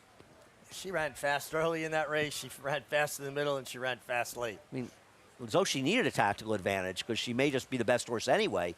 And listen, you don't want to. The races are not fait accompli. They're second-time starters. They can improve or run backwards, but she is. I think she's a deserving 3 to 5 shot. Do you guys disagree? You're not conceding the race to her, though. No, not like you guys are conceding the Travers. I actually believe that guy was a decent rider on the right there. I've been told. Greatest, man. I love Angel so much. King. I have so much King respect. of Saratoga. The best. I agree. Love Angel. Man, you had to be here in the 70s and stuff. You were here a little bit in those days. Yeah, but I mean, similar time. I mean, Angel was, he ruled this place. There's never, I don't think, been a rider that was as popular as him. He was so charismatic. He was, I mean, you rode with him. He was an incredible personality. He wasn't that charismatic on the track. No, and we didn't get along very well when we rode together. No, out of the saddle, great guy. Yeah. In the saddle, a warrior. No, absolutely. Listen, he looked at it and he taught me this. Well, you too. There's a bag of money laying there at the finish line. I want to get to that bag of money worse than you. I mean, that was Angel, and that was his mentality. You're a nice guy, Richie, and you weren't a nice guy as a rider. No, you shouldn't be a nice guy. No, me and Angel, we're competitors. We did not get along. We have so much love and respect for each other now, but when we were riding, we were not friends. That working relationship, you saw Todd Pletcher, Angel Cordero for many, many years, the agent of Johnny Velasquez, and all the success over the years. He had wasn't just a God-given ability, the psychological edge. I'm not comparing him to a Dennis Rodman, but almost like a Dennis Rodman where he could get into other guys' heads. Oh, yeah. But also because of the way he rode, you knew going out there, you had to be aware of where he was going to be. Because he knew where you were going to be. 100%. He was a student of the game. So passionate. I think the Dennis Rodman analogy is actually a pretty good one. I do. I mean, they may have been slightly different people off the court and off the track, but on the track, I think you're right. I think Dennis, one of his great skills was knowing how to get in people's heads. Other guys' heads off your game. You're looking at him. You're not focused at what's right in front of you. And I'm just relaying what my father told me about riding with him, and you experienced firsthand. Yeah, and I'll never forget one night in Meadowlands, he had a filly that was a closer on the rail sprinting. She had to be outside. He bounced her out of the gate, went to the 5-path, then dropped his hands, let the speed go inside of him, and set up shop. Never seen anybody the capability to do that with a horse. What a rider so talented. King of Saratoga, Angel. Someone said to me, Cordero. he was the guy that everybody loved to hate, said they're going to miss him when he's gone, and we all did. That guy was clutch in big moments. Jason Worth, playoff home runs, World Series champion. Post time for the Bolton Landing. Scyfare odds on. Frank Miramati standing by. Thanks, Lafitte. He was just up here with a nice group, as a matter of fact, and always a pleasure to hang out with a guy who was so clutch. Bramble Blast in the colors of the Bally Brit stable. Gets a little help to move in. They're in the gate, and they're off in the Bolton Landing. And it's a very even beginning, too. In the center, Scyfare, but here's My Sweetheart, and My Sweetheart is up to take a narrow lead. Bramble Blast is up and on the pace second, Scyfare in between those two, and they're followed by Snowface Princess. Sacred Goddess has 7 to make up into the far turn, where My Sweetheart, under a hold, leads through a quarter in 22-1. Scyfare gets a little breathing room, getting ahead of Bramble Blast now, who's 3 deep in third. And they're followed by Snowface Princess, 4th and 4 off the lead. Sacred Goddess asked to pick it up from behind. Scyfare has put her head in front with a quarter of a mile to go. On the inside, My Sweetheart comes right back there, nose to nose. 3 lengths clear, Snowface Princess in third, but Scyfare is starting to edge clear of My Sweetheart. On the outside, Snowface Princess is coming with a late run, and it's a dangerous one. Scyfare, Snowface Princess. Snowface Princess ran down Scyfare. My Sweetheart finished third. Oh, the ambush in deep stretch. Flavia Pratt timing it just right. Trainer Todd Pletcher, Snow Face Princess, runs down Scyfare in the Bolton Landing. Yeah, well judged ride by Pratt. Saved all the ground, was able to tip out, run down. I think we disagree, Andy. I don't think the favorite had any excuse. I thought she had an opportunity. I don't think she had an excuse, but I don't know why Johnny just didn't go on with the start when they were going slow and he could have the lead, letting everybody in the game, getting her between horses. I think she got beat fair and square. She was mine. I don't want to see her winging out there. She was too fast for these early. Look, Scyfare was positioned very well against the horse that looked like it was going to be a speed horse in My Sweetheart.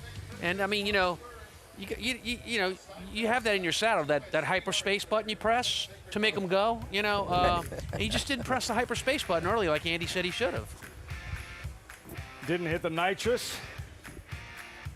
Snowface Princess. Do you notice in the stretch, Snowface Princess loomed. Scyfare, she darts away from her and looks like she leaves her in her wake. And Snowface Princess, she gathers herself and to put in another late run and run her down. We'll take another look. But it looked like Scyfare had left her, and Snowface Princess was able to dig in and find another gear. She was just relentless, right? Yeah. She did. She kind of gave that spurt, got away from her a little bit, but Snowface Princess just kept coming. She just would not relent. Well, in her previous race, her first race on the grass, Todd Pletcher added blinkers to Snowface Princess. You know, focus. Blinkers can give you that. And she, as you say, focused, relentless, and came home nicely. Right here, look, she left her. Yep. Yeah, Johnny got at her. She gave her Those that are quick big strides spurt. the three's making right there. Giant strides. Jumping leads back and forth, looking for more. And you can see why she got her name, Snowface Princess. When them blinkers come up, you'll see how much white is on that face. The white face, Snowface Princess, Flavia and Pratt. Todd Pletcher teaming up, the midshipman filly. Another look, deep stretch, Scyfare reaching for the wire. Snowface Princess in just her third career start, but the grit and determination, not just the God-given ability, but showing that kind of class this early on in her career to go out and get Scyfare. Absolutely. Determined, kept coming. Flavia Pratt delivered another flawless ride, inside-out move. And I love the midshipmans on turf. His leading money earner of his offspring is Lady Shipman, being a turf sprinter, and she was very good. Excellent. Runner-up in a Breeders' Cup turf sprint a decade ago at Keeneland, Lady Shipman. She Golden Pal's mother? No. We ran similar times.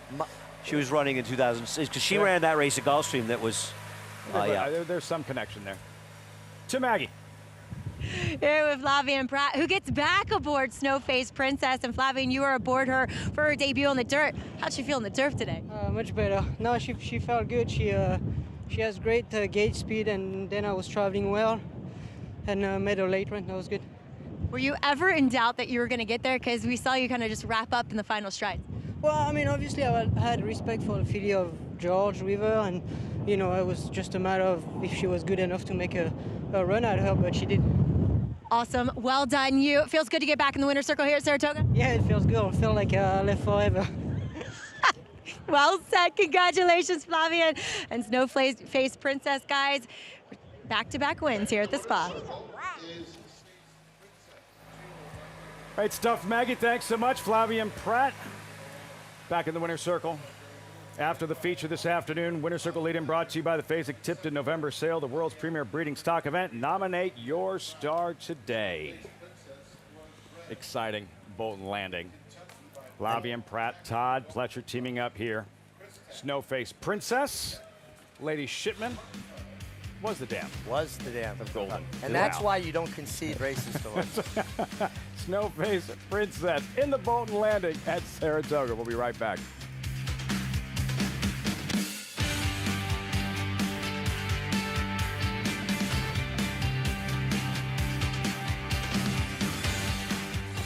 You bet with Naira Bets. Bet any track, anywhere, anytime. Download the Naira Bets app to play today and get a $200 deposit bonus. Watch live horse racing, get expert picks, Boost your bankroll with weekly promotions and hone your handicapping skills with exclusive tips and tutorials. Download the Naira Bets app now. Sign up now to claim your $200 deposit match bonus. You bet with Naira Bets.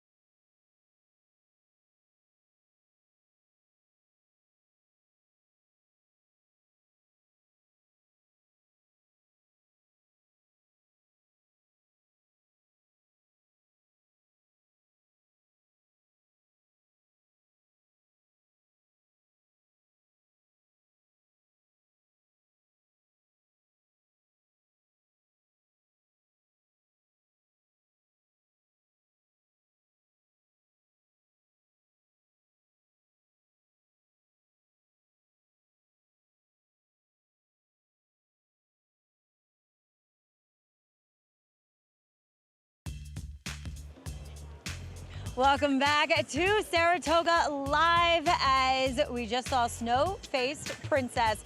Feels like it's about to snow out here, relatively speaking. Upset here in this Bolton Landing. Please be joined by our Hall of Fame trainer, Todd Pletcher. And Todd, what a difference this filly that we've seen from her was switching to the turf.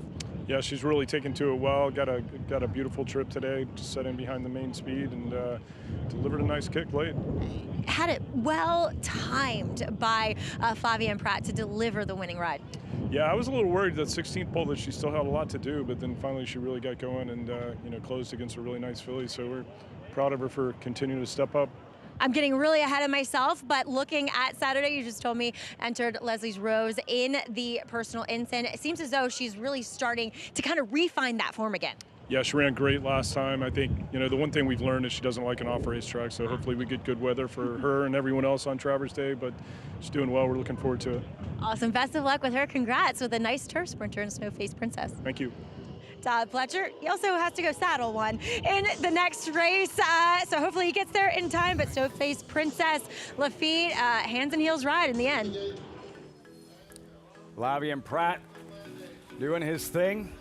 Was this more, for anyone who has to answer, was that more Snow-Faced Princess stepping up, or were you disappointed in any way by Scyfare? I think both. I think a combination of both. I don't think Scyfare ran back to her first race, and I think the winner stepped forward a little bit. And they do that, right? These are young horses that only have a start or two in them, and that's what happens with 2-year-olds. They'll move forward, and they'll do it in leaps and bounds from one race to the next. Big long stride on the winner too. I mean, she really got her legs going longer? unfolded. She looks like she would go, stretch out successfully. Spendthrift 2-year-old race of the day, Bolton Landing here, and Snow-Faced Princess onward and upward. 2-year-old stakes winners here at Saratoga. What we've seen thus far, and who on that list, Richie? Who are you most impressed by? Saratoga 2-year-old stakes winners. Wow, that's a really tough question. I mean, Ewing was so good on debut, and then a pretty quick turnaround. He won the Saratoga Special against a very good rival, right? Got left that day, too. Had to recover from being left to get in the proper position. Yep. Didn't break well, rushed up. I mean, he got a much slower figure, but I think Ewing out of that list would be the one I would lean on. I think we've seen better maiden breakers in general at the meet. The Colts, including your horse, Tom, but well, also the Phillies. But he wasn't on that list. Yeah. No, I know you're talking about that list. No, I understand. But Tommy Joe, and then Tommy Joe, the horse who was second to Tommy Joe, came back with a nice win yesterday, legitimized the race. I think we've seen a lot of good maiden breakers. But every year it changes, right? I mean, as the season goes on and more horses come into the picture breaking their maiden, that list we looked at is going to change a great deal. Why, if you get a precocious 2-year-old and you know they're okay, you're trying to win those races early. You're trying to get while the getting's good. As we push ahead to the 9th race, Our Time came back good, yes? Yes, yeah. It's Our Time, came back good, in good shape in the barn, bouncing a little bit this morning, remarkably. And Richie texted me, and I know we're fans of the athlete, and I said, you got to come meet him. So you got a date to come meet him. When is he going to Bob Baffert? Well, you know, Baffert actually texted me yesterday. How about that? I bet he did. He texted me and he said, hey, man, I've been running some horses I thought were pretty good, but now you unleashed that beast, which was a very nice compliment when he texted me. So impressive yesterday here at Saratoga. Sovereignty has been most impressive all spring. The Derby winner, the Belmont Stakes winner, the Jim Dandy. Next stop, the DraftKings Travers. There he is, indeed, the brightest star in the sport. Takes the stage in 6 days. The Travers next Saturday on Fox. Arabian Night has won the Pacific Classic. Jackie's Warrior, so fast. Winning your end, Federal Judge.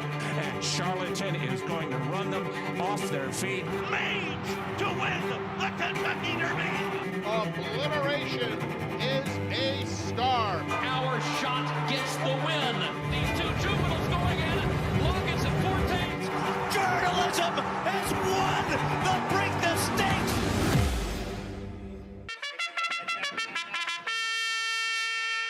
Monmouth Park's summer season rolls on with live racing action every Friday to Sunday.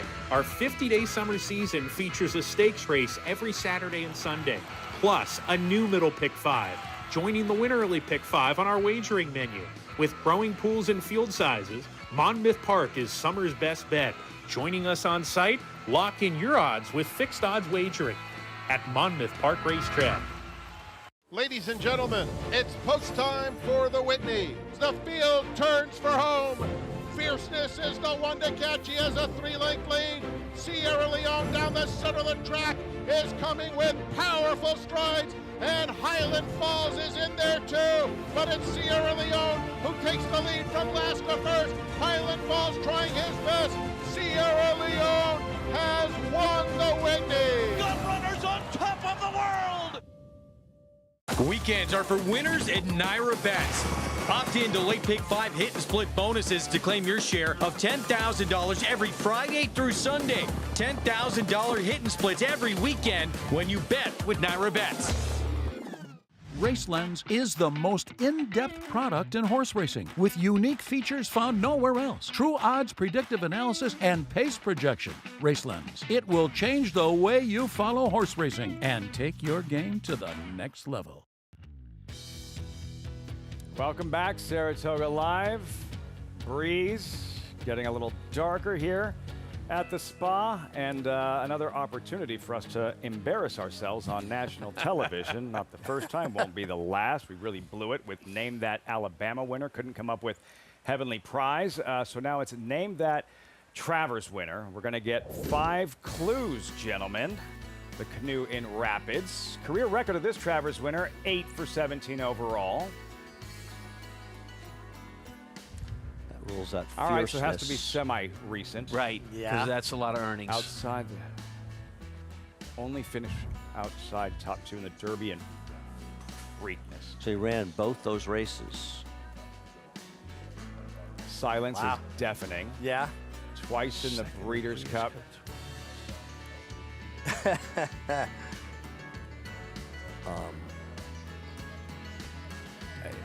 Medaglia d'Oro? Wow. Medaglia d'Oro. I'm off the set. I'm taking off the mic. I'm off the set. Andy had nothing. I had nothing. I had nothing. Final Jeopardy. Andy's got 0. I had nothing. You're right. I knew it. I wanted Lafitte to shine, though. I saw you passing that note. You got the text, huh? No. Medaglia d'Oro in the slop. Jerry Bailey, brilliant in that Jim That's Dandy a lot as of well. earnings He was for 2002. Well, yeah, but he. Who was second? Yeah, but who was second? It doesn't matter. Who was second? No, silence. The silence Repent. was deafening. Yeah, no, I was a admit Kenny McPeak runner, no? It was Repent. Repent. Oh, Okay. Repent. It was But he made a- freezing that day. You remember how cold it was that day? So that means 74 for him? No. It was freezing. It was like high 50s, 60. It was cold. Medaglia d'Oro is one of these horses perhaps more remembered for the races he didn't win instead of the races he did win. Like second to Sarava in the Belmont, 70-1 shot, biggest long shot in Belmont history. Second to Valponi in another Breeders' Cup Classic. Right. He ran a tremendous race when he lost to Pleasantly Perfect, and in the Breeders' Cup Classic, I thought there was a ridiculous thing about him not being good at a mile and a quarter. Pleasantly Perfect was a mile and a quarter horse, and he had a misversion. He ran as well at a mile and a quarter as a mile and an eighth. He just happened to run some buzzsaws like Candy Ride different horses. And as a sire, he sure produces those horses that can get the distance. Who was the Nonsense. sire of our Alabama winner yesterday? winner. Wasn't it Medaglia d'Oro? Who won the Alabama yesterday? I can't remember Yeah. at this point. Greatest day, greatest moment in Saratoga history. And we just witnessed it. All right, here there on we go. FS1. That's our feel for the Travers, right? Ron, a couple of hours ago, DraftKings Travers, magnitude, speed drawn inside, sovereignty 2-5, morning line favorite, odds-on favorite, and rightfully so for everything he's accomplished, as well as he has performed in the afternoons and training in an improved version, Richie, of sovereignty in terms of the training itself and this tactical speed all of a sudden that has become part of his game. It made him, doubly dangerous because he's been placing himself more forwardly in races and naturally not being asked to do it. He's training with more and more enthusiasm. He just has really continually improved and matured, Tom. Oh, he has indeed. And, his work, his most recent work, which I think are going to show at some point here, is a really interesting one and a really good one. Well, here we come with it right now. He's going to be on the inside. That's his regular exercise rider, Neil Pornansky, on him. You know who's outside of him challenging him? His regular rider, Junior Alvarado, is competing against him. And Junior said, you know what, I tested sovereignty a little bit. I asked my horse to go, and I lost. And he's right. He did lose this work. But how about that? You want to know if your horse are going to rise in good shape? So you goose your horse a little bit to see if he'll finish up. I like in morning workouts when horses work together like this, like sparring. You're not looking to knock each other out. You're trying to, improve your technique or work on something, get your fitness level to a certain point. And Neil Poznansky, he was the Eclipse Award-winning apprentice in North America and the Sovereign Award-winning apprentice in North America before he went to Belmont. So this is a guy who knows his way around horses and good horses. But if you've mentioned, Andy, if Sovereignty is going to deal with something in this Travers that he has not dealt with in the past. He has not faced a very, very talented speed horse. Magnitude has run 108 and 105 buyers in his last two starts. Keep in mind, his one in March, a 108 buyer. Sovereignty got a 109 as his best and a 104 in the Jim Dandy. This is a quality horse. Has he faced a horse as good as Sovereignty? No, he has not. Is it a different situation? Absolutely. It's a mile and a quarter. You know Sovereignty likes it. You don't know for sure he'll like it. But he is a potential challenge that Sovereignty has not had to deal with. DraftKings Travers next Saturday on Fox. Maggie with the horses in the paddock and looking at the favorite here in Real Savvy, 5-2. Yeah, and he has a layoff to overcome, Lafitte. We haven't seen Real Savvy since his 2-year-old season, and when he was breaking his maiden late in November, but he was a horse that was a big, mature type, and while he still is that, he still is actually quite bigger than a lot of his competition here, considering he is still only a 3-year-old. He's also just gotten more athletic, more defined, as you'll often see with horses as they get older, as they go past that juvenile season. He is well behaved here. He must be a horse that can be a little bit tough to deal with in the morning because they always have the precautions. He comes in with the pony, he comes in with the training saddle, with the cotton in his ears, but he's been a perfect angel so far here in the paddock. And like I said, he is so fit for his return. I think he sits a nice stalking trip, as it does appear to have, this race does appear to have a lot of speed in it. So I think it should be a winning return to the races for number 5, Real Savvy. As we'll move on to the horse who has some recency in number 10, Sounds Like a Plan for Horacio de Paz. The problem is, like I said, the speed. and he's the one on the outside.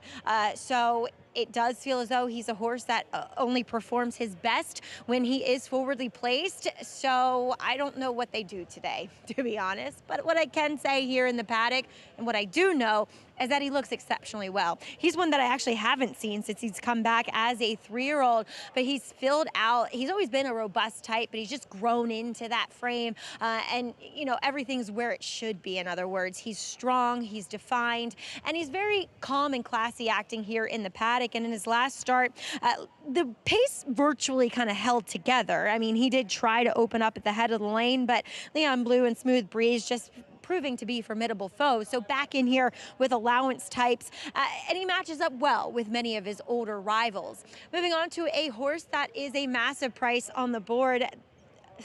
First, I have to say sorry/happy birthday to my good friend Nick Essler, who has been involved with this horse, with breaking him and during some layoffs and such.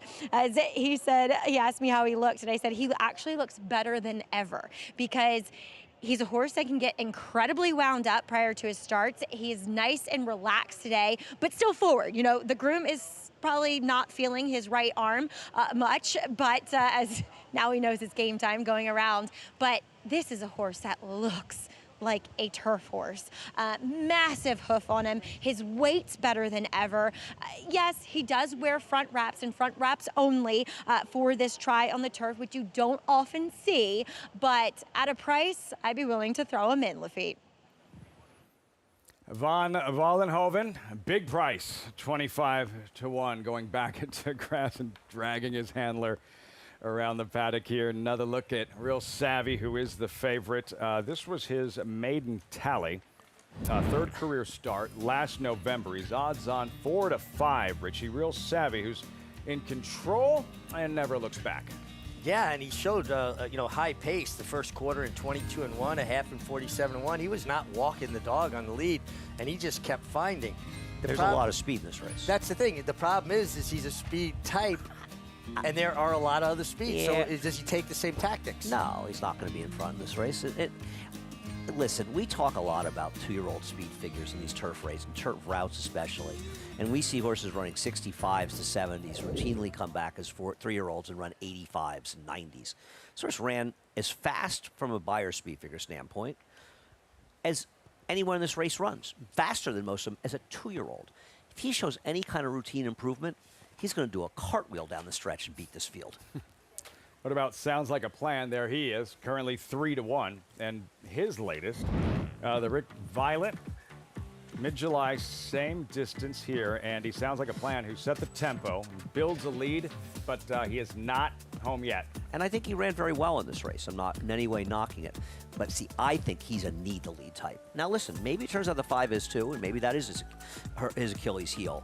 But to me, Ricardo has no choice. He's got to go send. What happens if Royal Brown goes? What happens if Little Lang stretching out with Luis Saez goes a little bit in this race? You got to think Van Vollenhoven's going to go a little bit in this race.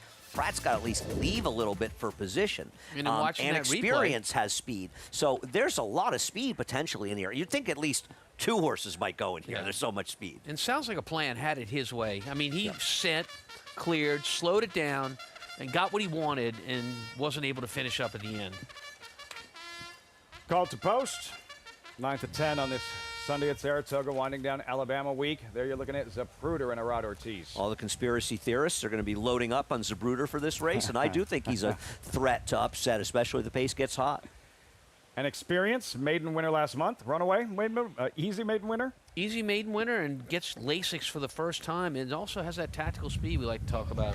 Detail-oriented, who faltered at the level last month. It's another horse with a ton of speed. I got to think Romero Mirage looking to come out running first time on the turf, and damn, she was okay on the turf. Just for luck, third start off the bench, Joel Rosario takes over. Look, not out of the question here, even though she's only won 2 out of 19.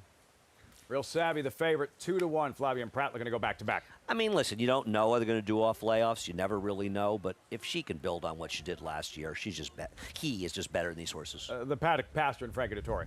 Yeah, this is a horse that, look, you take away those last 2 races, one at marathon distance on the turf, one on the dirt, and you go back to form before that, this horse is right there. Van Vollenhoven going back to grass. Didn't run terribly in a turf sprint, the only turf spot. This is just the wrong race to have speed. Lil Lang, 18-1. curious about this horse. Going 2 turns for the first time. Is that going to work or not? Royal Brown, Junior Alvarado rides for the first time. Yeah, this horse has run some good races at times, but the recent effort's not that good, though a bit wide last time. Another look at Speedy. Sounds like a plan parked outside. I mean, his best races put him in the winner's circle. That outside post, he almost has to go from there to get comfortable position. New York breds, they'll be traveling 1 1/16 on the Air Turf course.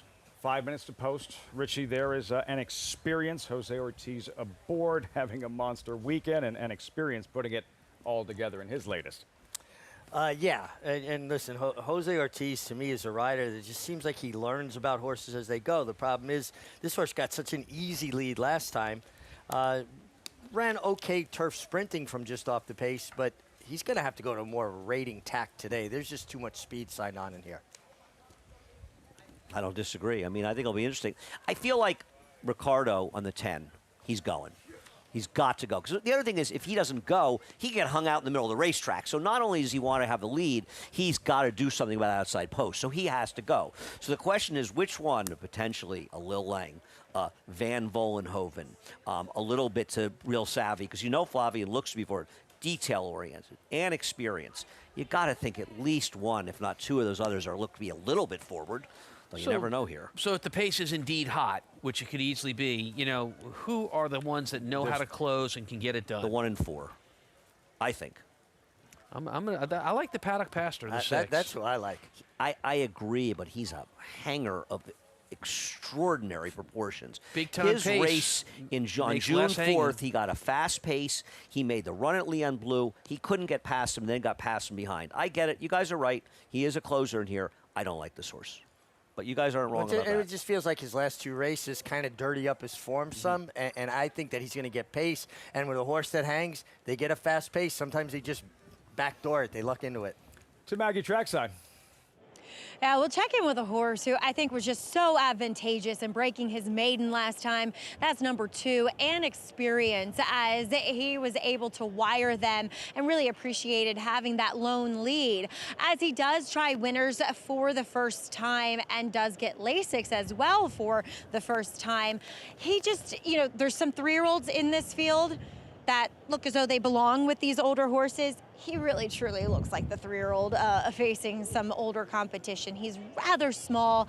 And furthermore, as the depth of the discussion that we have had with the speed, he is one of the speeds. He does draw best of anybody, which should help his chances, but I just don't like him in this spot. I'll probably talk him right into the winner circle there. Now, moving on to some closers. Number 4, Just for Luck. He is now 3rd off of the layoff. Now, I thought his return race was decent, and I didn't think he looked particularly fit that day. His last race wasn't very good because he got an extraordinarily fast pace to try to close into. Now, he gets back with some New York breds. I do think that it looks as though he bit his tongue a bit there, as he does have that tongue tie on. In his race 2 back, he ran well against some nice horses. I think this is kind of a lateral type of move from the horses and the quality that were in that race where he didn't run particularly well. But now maybe getting back on track here, this is the fittest he has looked since that layoff, and maybe he does, well, get a nice setup again here and back with some New York breds. Moving on to number 6, the Paddock Pastor. I think, you know, in his 2 starts of this Saratoga season, he's had a rough go of it. 2 back, he obviously was on the dirt and they left him in because they didn't want to get the proverbial bad date. So when you scratch horses, when it comes off the turf, you go to the bottom of the pile when they have that race again. And since there's so many New York breds that want to run on the turf, you often don't get into the race. So we see Amelia Green there. She opted to keep him in. He'd lost a shoe that day. Things didn't go well. Then last time going 1 mile and 3/8, he just was too keen, too wound up, and he showed that in the prelims. Today, he's a bit more settled, which I like to see, and it does appear as though the frequent racing has had no ill effects on his physical form because he looks just as good as he always had. So, you guys liking him? He does get the stamp of approval, at least physically, today. Levine? Maggie likes what she sees. Perhaps the table will be set for the closer, the Paddock Pastor. You both like him, 9-1, 10-1 as they cross over to the turf course. Yeah, the public knows we picked him. And he's drifting up. I bet 5-1 here. I try to get the 1. I used a little 4, a little 6, other closers in there, and your say-so with the 6, I threw them in, but I mostly bet 5-1 here. And Richie, for Frankie Dettori, legendary rider, he's global. It's like that first name only rock star status. Just Frankie. But not having the type of success or the opportunities we're accustomed to associating with Frankie Dettori. Yeah, no, I mean, he's only had 12 mounts so far this meeting, 1 winner. And you know what? He's been out working. I was out this morning, and I saw him working horses out, and it's not like he's not making the effort. There's so many good riders here that have established relationships that there's only so many good horses to go around. He didn't get that many mounts here last year, to be honest, either. Riding for trainer Amelia Green, settled her first winner at Saratoga a couple of weeks ago. Paddock Pastor at 8-1. Real Savvy, the favorite, 2-1 as they file in over to Frank Miramati with the load-in call, the 9th of 10 on this Sunday at Saratoga. Last couple going in, detail-oriented, Lil Lang. Just for Luck. Real Savvy. Royal Brown. Sounds Like a Plan will be the last one to load. They're in the gate.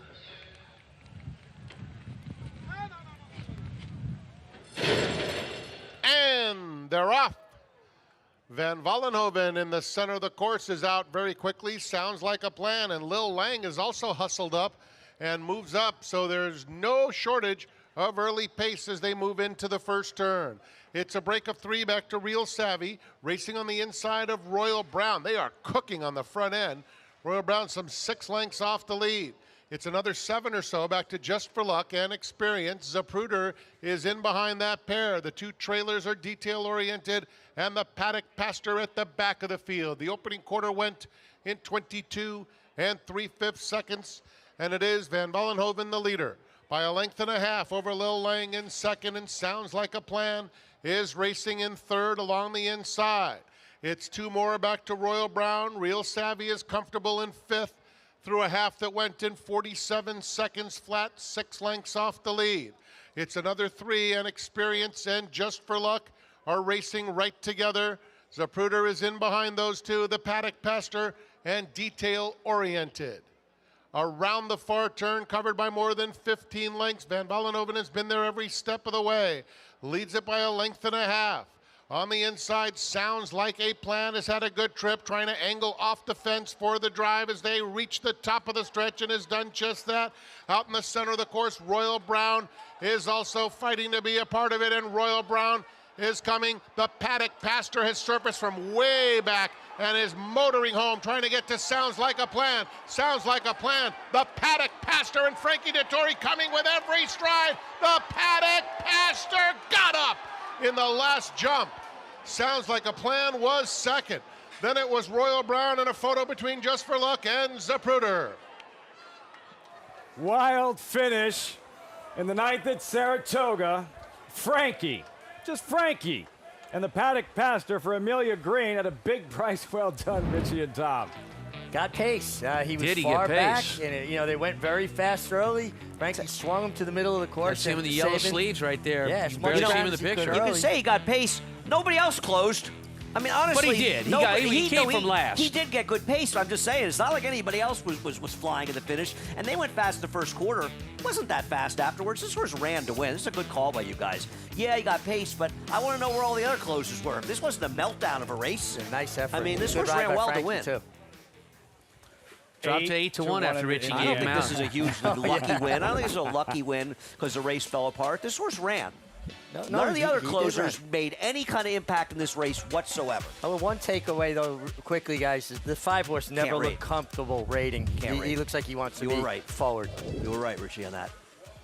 Trainer Amelia Green, 2nd career win at Saratoga.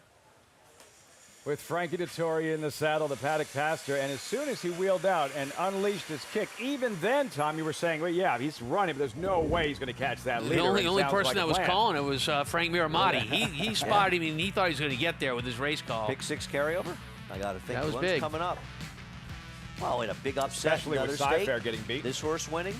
Didn't we have a bit of a, I'm trying to think what happened in the first leg, the 5th race. No, I don't know. Maybe I Well, don't no, think soon so. enough. Had some logical results. I don't think so. And for Amelia Green, who it's an extension of that Wayne Lucas training tree, coaching tree. Tommen worked for Todd Pletcher, terrific horseman, bright future, and winning a couple races here this meet at Saratoga. They're stabled right next to me on the other side of the barn. I get there early. I'm an early bird. I get there about 10 to 5. They're hard at it, heads down and going at it. 5 to 10. And they but look, she does a good job. She does a good job. Been a little bit of a tough meet for her. You know, she's gotten off to a terrific start early. You know, as a fledgling trainer, does great work. This place is tough, so it's really nice to see her get this win. Yeah, well, she came in here struggling. I mean, she had been on a great run when she first started, or everything she was running, and then got a little cold. But you know what? It's also hard to keep your barn to keep winning. You know, you win races, it gets tougher every time you win a race. Somebody asked her, how'd your day go? Won a race at Saratoga with Frankie Dettori in the saddle. Is he going to get there? Is he going to get there? Amelia Green looking on. Paddock Pastor gets there indeed. Exciting finish. Frankie. Just Frankie goes to work. The Paddock Pastor responds.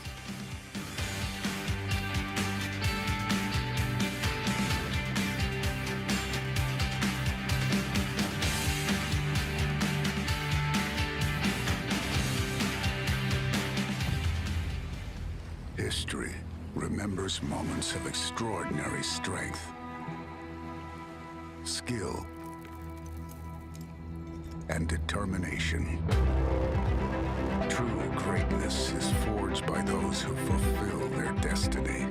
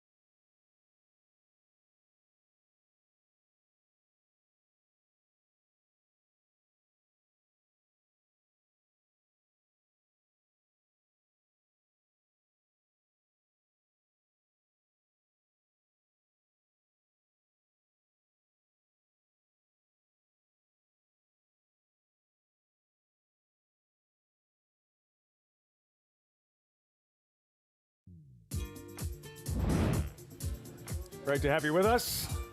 Saratoga Live on Fox Sports 1, brought to you in part by Hill and Dale at Alapa. Exciting finish. Paddock Pastor, look at this, Richie, like he won the Epsom Derby. Frankie Dettori, first win of the meet. Owned by the Elkstone Group, the Paddock Pastor. To Maggie in the winner's circle. Here with Suzanne and Stuart Grant of the Elkstone Group, of course, and a very happy 39th anniversary to you both. So much. Thank you so much. This was a great way to celebrate with the family being here, with it being our anniversary, and we know we have lots of folks at home, including the Paddock Pastor himself, who's watching. Who is said Paddock Pastor? So it's my son's father-in-law, who is the pastor down in Palm Beach, and he came up here and when we were having my son's engagement party. He gave the horse a little blessing, and the horse won, so we named him the Paddock Pastor. I love that. Well, he really put it together today. He closed. I know he's had some tough luck in his races up here. It was good to get this one, right? It sure was, and Frankie did an incredible job. You know, it was a very quick pace. He was way back. He didn't panic. He took him outside around the turn, down the center of the track, so he wasn't pushing close to horses, because sometimes he hangs when he does that. Yes. And closed beautifully and got it at the wire. You couldn't have asked for more. And Suze, having your daughter and her husband and grandkids here, they even got a pair of goggles from Frankie Dettori. They did. They were so excited, and they've now caught the bug, and they will be fans for life. No question about it. Well done to you guys for keeping the legacy alive, and congratulations to the Paddock Pastor. Thank you so much, Maggie. Appreciate it. Thanks, Maggie. And daughter Nikki, maybe we can pan around to see her. Let's get her. There she is. Very, very happy family, Lafitte. Equally as excited on set here, watching things unfold in that 9th race with the Paddock Pastor. Didn't hang today, Tom. No, he finished with a rush, and Richie, 1940. That's a pretty good payoff for one of your picks. Your pick. I just piggybacked you, and I know. Listen, he was 11-1. I saw Tom open up his Naira bets, and then all of a sudden he was 8-1. I cannot lie. For those of you at home, yes, trainers are allowed to bet. Saw the flying dismount, the landing a little rough, but yeah, we deducted a lot of points for that landing. yeah, but the fans here, they love it. They love seeing it every time Frankie wins a race, and he does so with the Paddock Pastor. And the excitement surrounding yesterday's Alabama, how classy is that filly? How versatile is that filly? Nitrogen now a Grade 1 winner and a 4th Alabama for Jose Ortiz.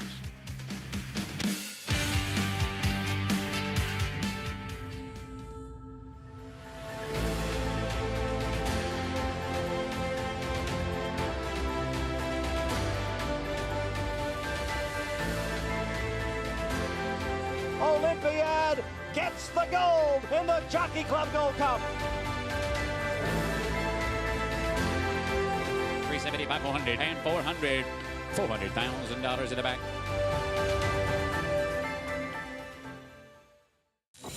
You bet with Naira Bets. Bet any track, anywhere, anytime. Download the Naira Bets app to play today and get a $200 deposit bonus. Watch live horse racing. Get expert picks, boost your bankroll with weekly promotions, and hone your handicapping skills with exclusive tips and tutorials. Download the Naira Bets app now. Sign up now to claim your $200 deposit match bonus. You bet with Naira Bets.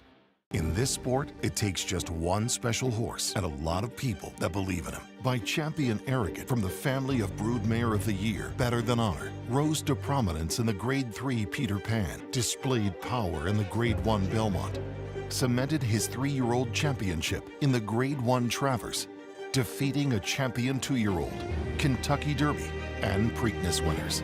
And the Eclipse Award goes to Arcangelo. Arcangelo, standing at Lane's End. Japan's legacy of beauty lives in all we do. Rare sensibilities and breathtaking skill show the way to the finish line. That beauty and that power take you to another world. Racing is art. He possessed such natural athleticism. It is Golden Pal winning the Juvenile Turf Sprint. He's very, very agile and quick. Golden Pal has repelled the challenges. Each and every race, he just got better and better. Golden Pal broke like a rocket. Golden Pal, wire to wire. He's a very confident horse. Golden Pal, the lead is out to 5 lengths in deep stretch. He's just got a brilliant mind. They're all behind Golden Pal. I'm going to be breeding everything I have to him.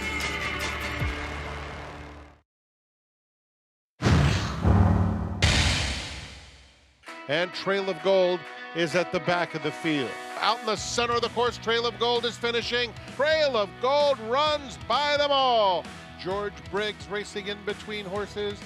Then it's George Briggs and I'm Due side by side. Butter or George Briggs, here's the line. George Briggs. And Future is now had a very smooth start. Future is now coming after her now in second. Future is now don't look back at all into second. Future is now spurts away, and she is simply an incredible mare. Bobrovsky is in second, Spirit of New York third, already 5 off the leader. They're at the top of the stretch. Monster has a 2-length lead. Bobrovsky cutting into the margin now. Bobrovsky on the outside is right up to Monster and right on by. And Lacara quickly darts out of the gate and takes command. Nitrogen, second in the opening furlong. Nitrogen, her stablemate, a length and a half away. And Nitrogen looming large with a quarter of a mile to go, takes the lead away from Lacara, and it's Nitrogen in front by 2. Good Cheer is trying to run her down. Nitrogen and Jose Ortiz to win the Alabama. She is so cool, Jose, winning now a Grade 1 on the dirt. My God, amazing. So happy for all the connection, but mainly for her, for the filly. She deserves all the attention. She deserves all the credit. She's, now winning a stake on the grass, on the dirt as well. Win a Grade 1 on the dirt is amazing for her.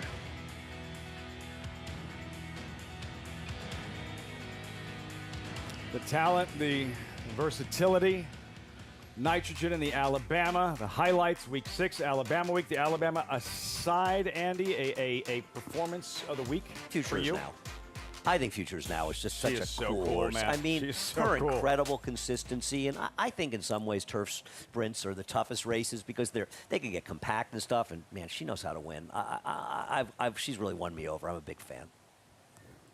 Racing luck doesn't seem to factor with her because she creates her own luck and puts herself in a position to maximize her potential. Tactical speed is the most dangerous weapon a horse can have. It really is. If you're tactical and you have speed, you can accomplish a lot in racing. Paco fits her well. What a performance, and back-to-back in that Smart and Fancy Future is now a terrific job. Michael Trombetta. Looking forward now. Travers, 6 days. There's the field. One name jumps off the screen, Sovereignty. However, Maggie Wolfendale, Magnitude drawed inside, fast, talented, and breezed this morning here at Saratoga. You watched the work. What stood out? Well, it was just a maintenance type of move. I think the rail screws were turned last week in his breeze, as you'll check him coming out of the fog here with one of Steve Asmussen's exercise riders aboard. And what I've noticed about this horse, as he is breezed here solo, is that like in his races, he wants to go. He wants to be forward. So he gets a little bit fighting the bit, per se. He did kind of give the exercise rider some fits when he passed the wire. He was trying to get him to switch to back to his inside lead. Now this is over the Oklahoma training track. So going 50-1, it is typically a little bit of a slower surface, but 2 weeks ago, he did perform on the main track, getting a feel for it. He was in company on the outside and did go 101 flat, and I really like that breeze. And furthermore, I really like the fact that Steve Asmussen is sticking with Ben Curtis. He's not a name that is known around here per se, but he's been riding very well.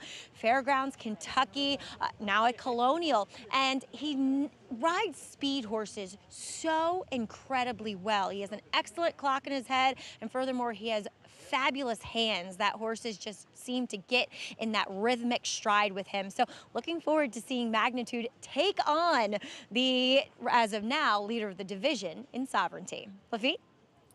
Magnitude, Ben Curtis to ride, Tom. Like, what goes into that decision when you're weighing a horse pointing for a big race and leaning towards familiarity, a rider who's ridden that horse in the past, or going out for a star, a bigger name, more familiar with the track?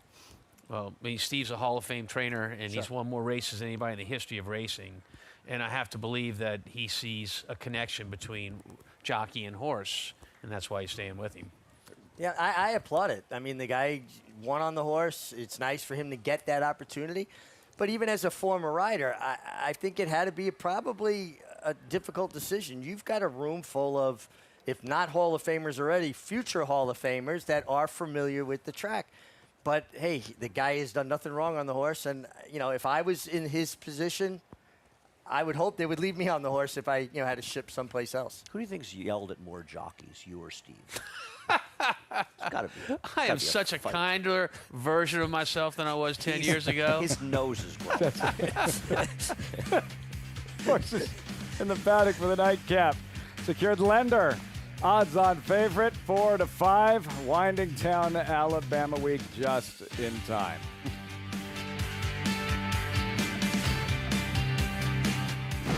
I have 52,000 starts in my life. I've never seen one that could take as much as he did early and continue to improve. And it is Gunite. He's strong, he's attractive. And he's going to win the hopeful. He's extremely smooth and fluid. Gunite is a tough customer here as they come on for the finish. How sound he is. Gunite got the jump. Consistent mentally, physically. He will defeat Elite Power in the Forgo. Complete package.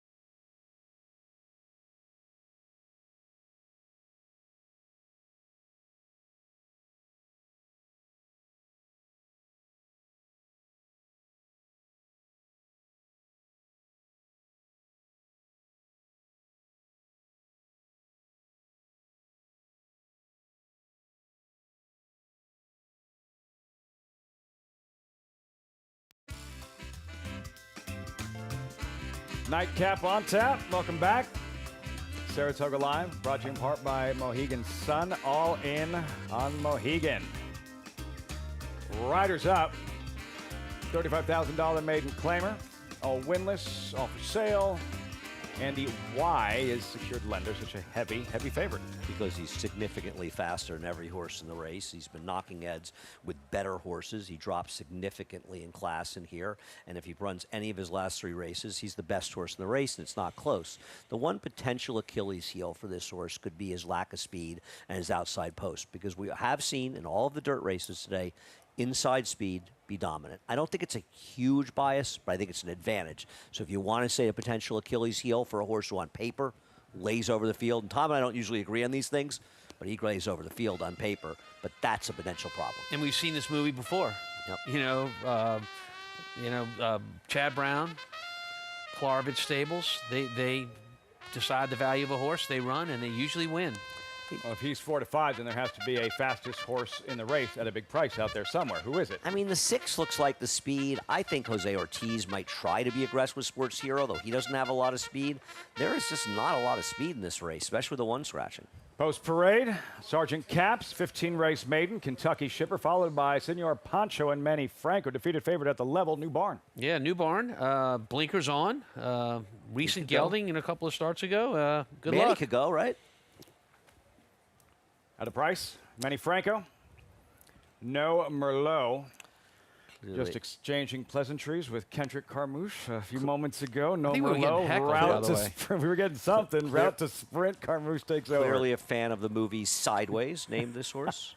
And if you bet this horse, you might need a Merlot or something stronger after the race. Something definitely stronger. Yes. Fleeting free number 6 pictured there. The latest did not go to plan. Yeah, and dropping in class here, I think this horse is going to be the one that shows the speed. I Blinkers agree. off. And he got bet last time. He got bet. Could he be a little sneaky here? Volt, Team Nitrogen, co-owned DJ Stable, Mark Cassidy, followed by Sports Hero and Jose Ortiz. Yeah, go ahead, Tom. With Volt? No, Volt went by. It was oh, D8. Sports Hero. Yeah, okay, so here's a horse that is also dropping in class after being claimed. By 2. Carlos Santana there on a 15 to 1 shot. Cocktails and Kringle, owned and trained. Don't Steve say that Asmussen. too fast. No, I got to be real careful. Secured Lender, 4 to 5. Yeah, secured lender. I mean, this is the class of the field. You know, you talk about whether you have speed or don't have speed, but sometimes, Richie, when you have class, you have more speed than you would in ordinary races. Yeah. That's his last start in a claiming race. Andy, mid-April, Keeneland, same 7 furlong distance. He's wide on the turn. He's right there. Just can't put the horse in front of him away, El Magnifico. And this was a very strong race. If you look at the horse out of the race, better than that 81 buyer suggests. He came back, he caught slop, and he ran to Stars and Strides, who ran a huge figure with Mainstream. They tried longer. He ran into a toughie with Classes and Chillax. I mean, he's been running in horses that just are in a completely different stratosphere than the ones he's running with today. Am I insane, or did El Magnifico win like 3 races after that? I think he won at least like a race straight, or two. and then like a second, like so. It's an interesting point Tom makes, though, about the class factor. You know, I would ride a horse over his head. You know, let's say a $50,000 claimer, didn't like him, tell my agent, I don't even like the way this horse feels, I'll run him back. He runs for 20. Man, he felt a lot better, put me in the game. You know, they do it's that. different, yeah. So aside from the odds-on favorite here, Maggie, others, for example, Sports Hero, who we're looking at here with Jose Ortiz, what are you seeing? Yeah, well, I think the speed discussion of who's going to secure the early lead is a challenging one.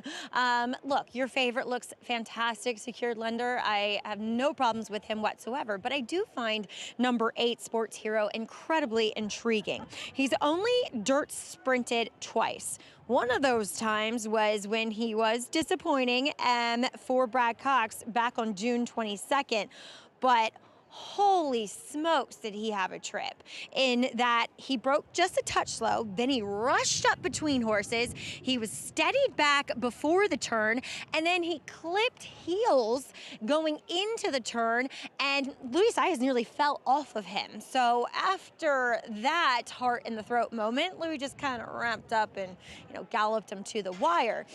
So I want to give Sports Hero another shot here. I actually saw him first time that he ever ran back in April at Oaklawn, and I just wrote that he looked like a sprinter. He was really strong, really solid.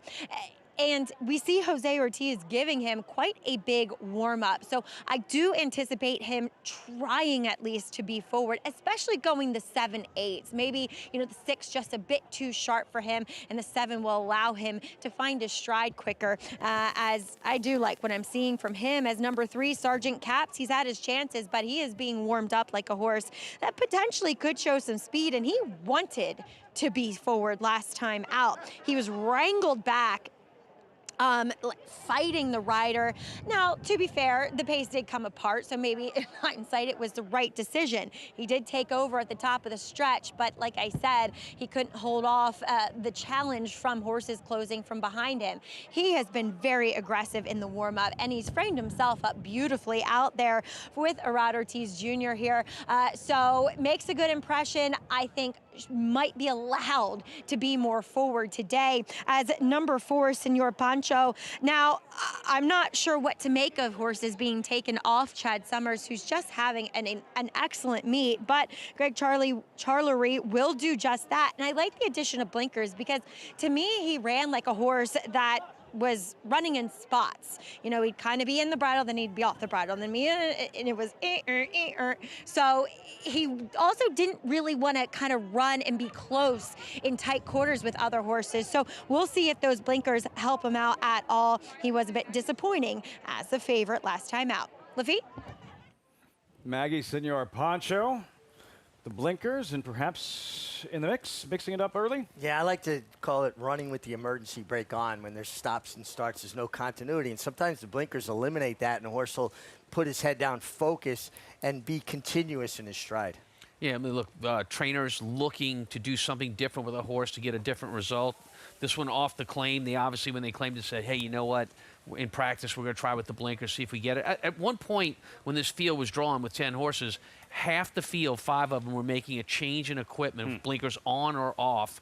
That is a sign that the trainer is not happy with how they ran the time before and is looking for a little change of result. I think if the 10 shows up and the racetrack doesn't provide a major hindrance, he will win this race and win it comfortably. I'm not trying to beat him at 3-5. I played a little 10-6. Sort of went back, even though I think the 7, you know, maybe the 8 or 3 or certainly horses, the logical ones. I think the 6, who took a lot of money last time, you have to think Sean's going to come out winging with this horse and try to wire the field. I don't know if he's good enough. I don't think he can run at all. But I took a small 10-6 just for some action. It's a good post for the 10, too. It's a good post for the 10 to be outside if he doesn't have a lot of speed. But back to Bolt. No, I just thought Volt had a race, you know, to go back to, and I thought he might be a little bit more forward than your favorite. I have no false illusions. I do believe the 10 is obviously very much the horse to beat. Powerhouse connections, Seth Klarman, Chad Brown, Flavien Prat, secured lender, odds on 3-4. Over to Frank Mirmati with the 10th and final from Saratoga on Fox Sports 1. Here's Fleeting Free, Cocktails and Kringle, and Secured Lender.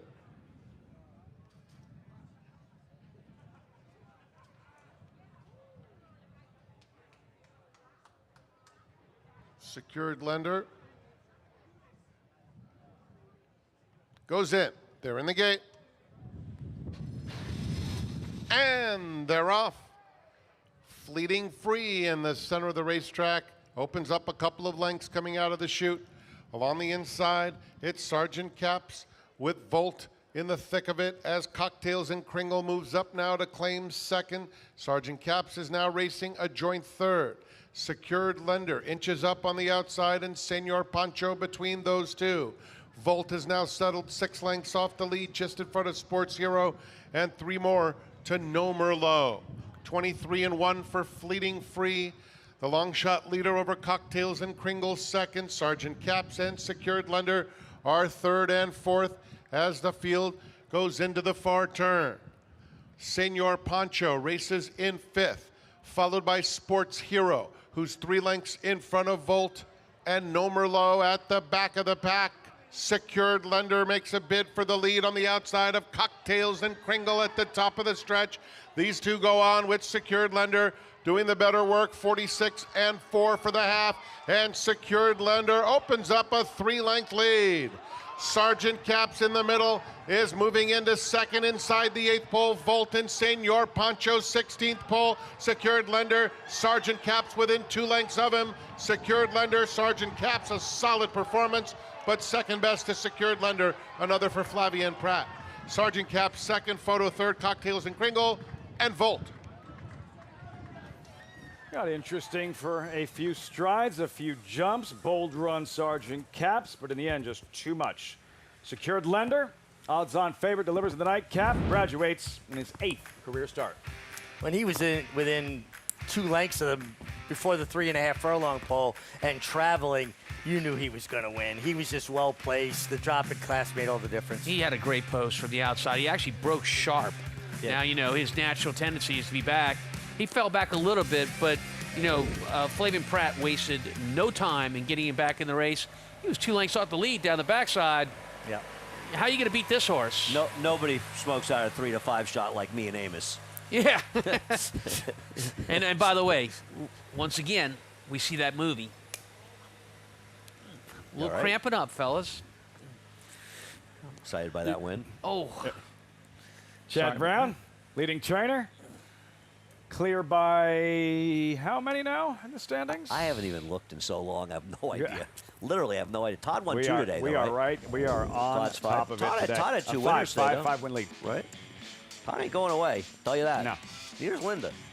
Secured lender Flavia Pratt.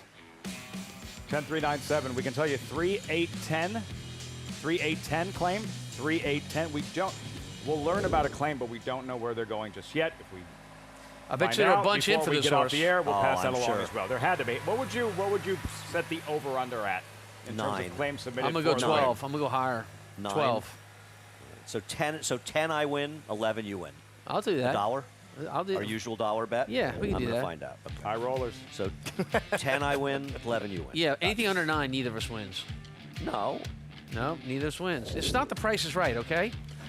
Tom you go just over, changed you the lose like rules. the showcase Yes, showdown. exactly right. Okay, If so you always bid anything over 12, nobody wins either. What are you talking about? I'm under. If you go over, you lose. I'll take period. one then. Yeah, there you go.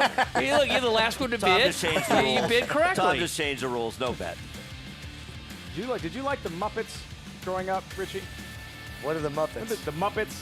What are the Muppets? The guys up in the balcony.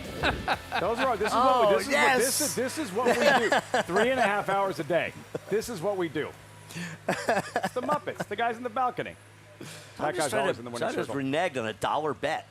An embarrassing moment. The guy just ran a horse worth about $10 million yesterday, and he's changing the rules on a dollar bet. This is one of the most embarrassing moments for the Amos family ever. I'm calling Colleen. Secured lender, Flavia Pratt. He was out of town in the suspension and back at Saratoga and picks up right where he left off. Winning races, what else is new?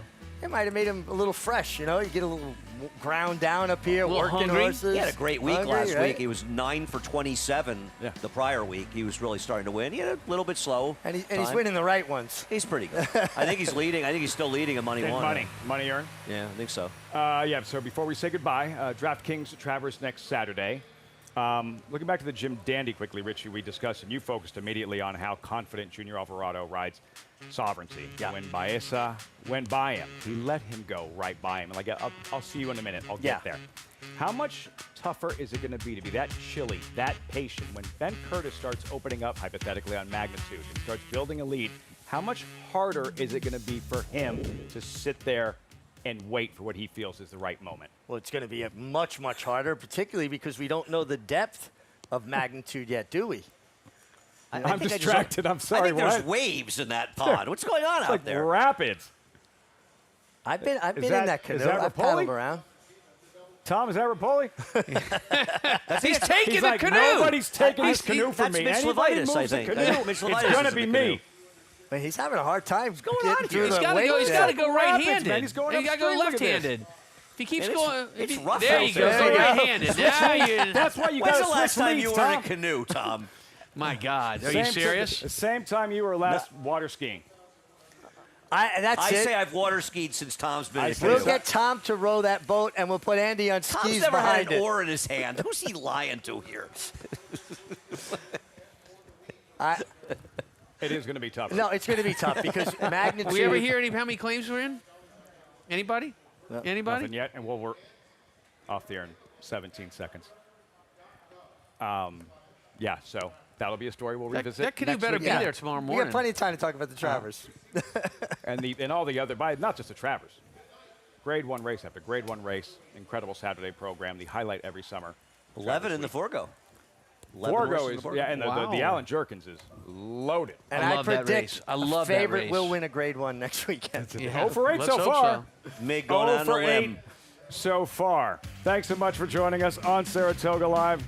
We look forward to seeing you next week. Next show, 1 o'clock Eastern on FS2.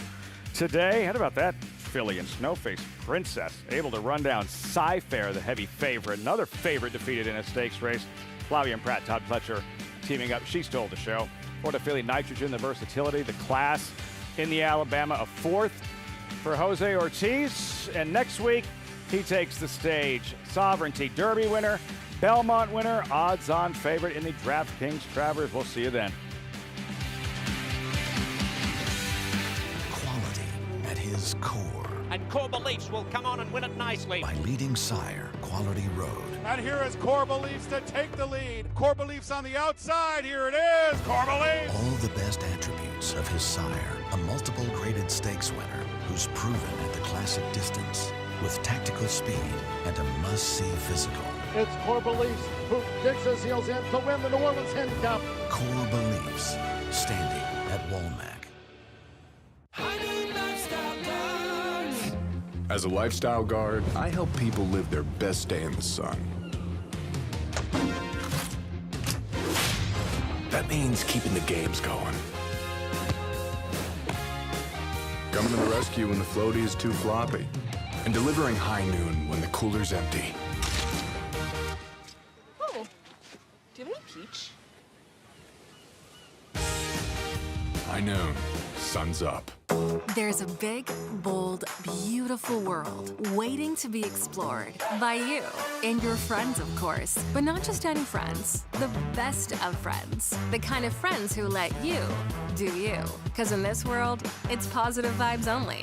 And when you get in the zone here, you stay a while. These aren't just good times, they're the best of times. And your time is now. So come explore.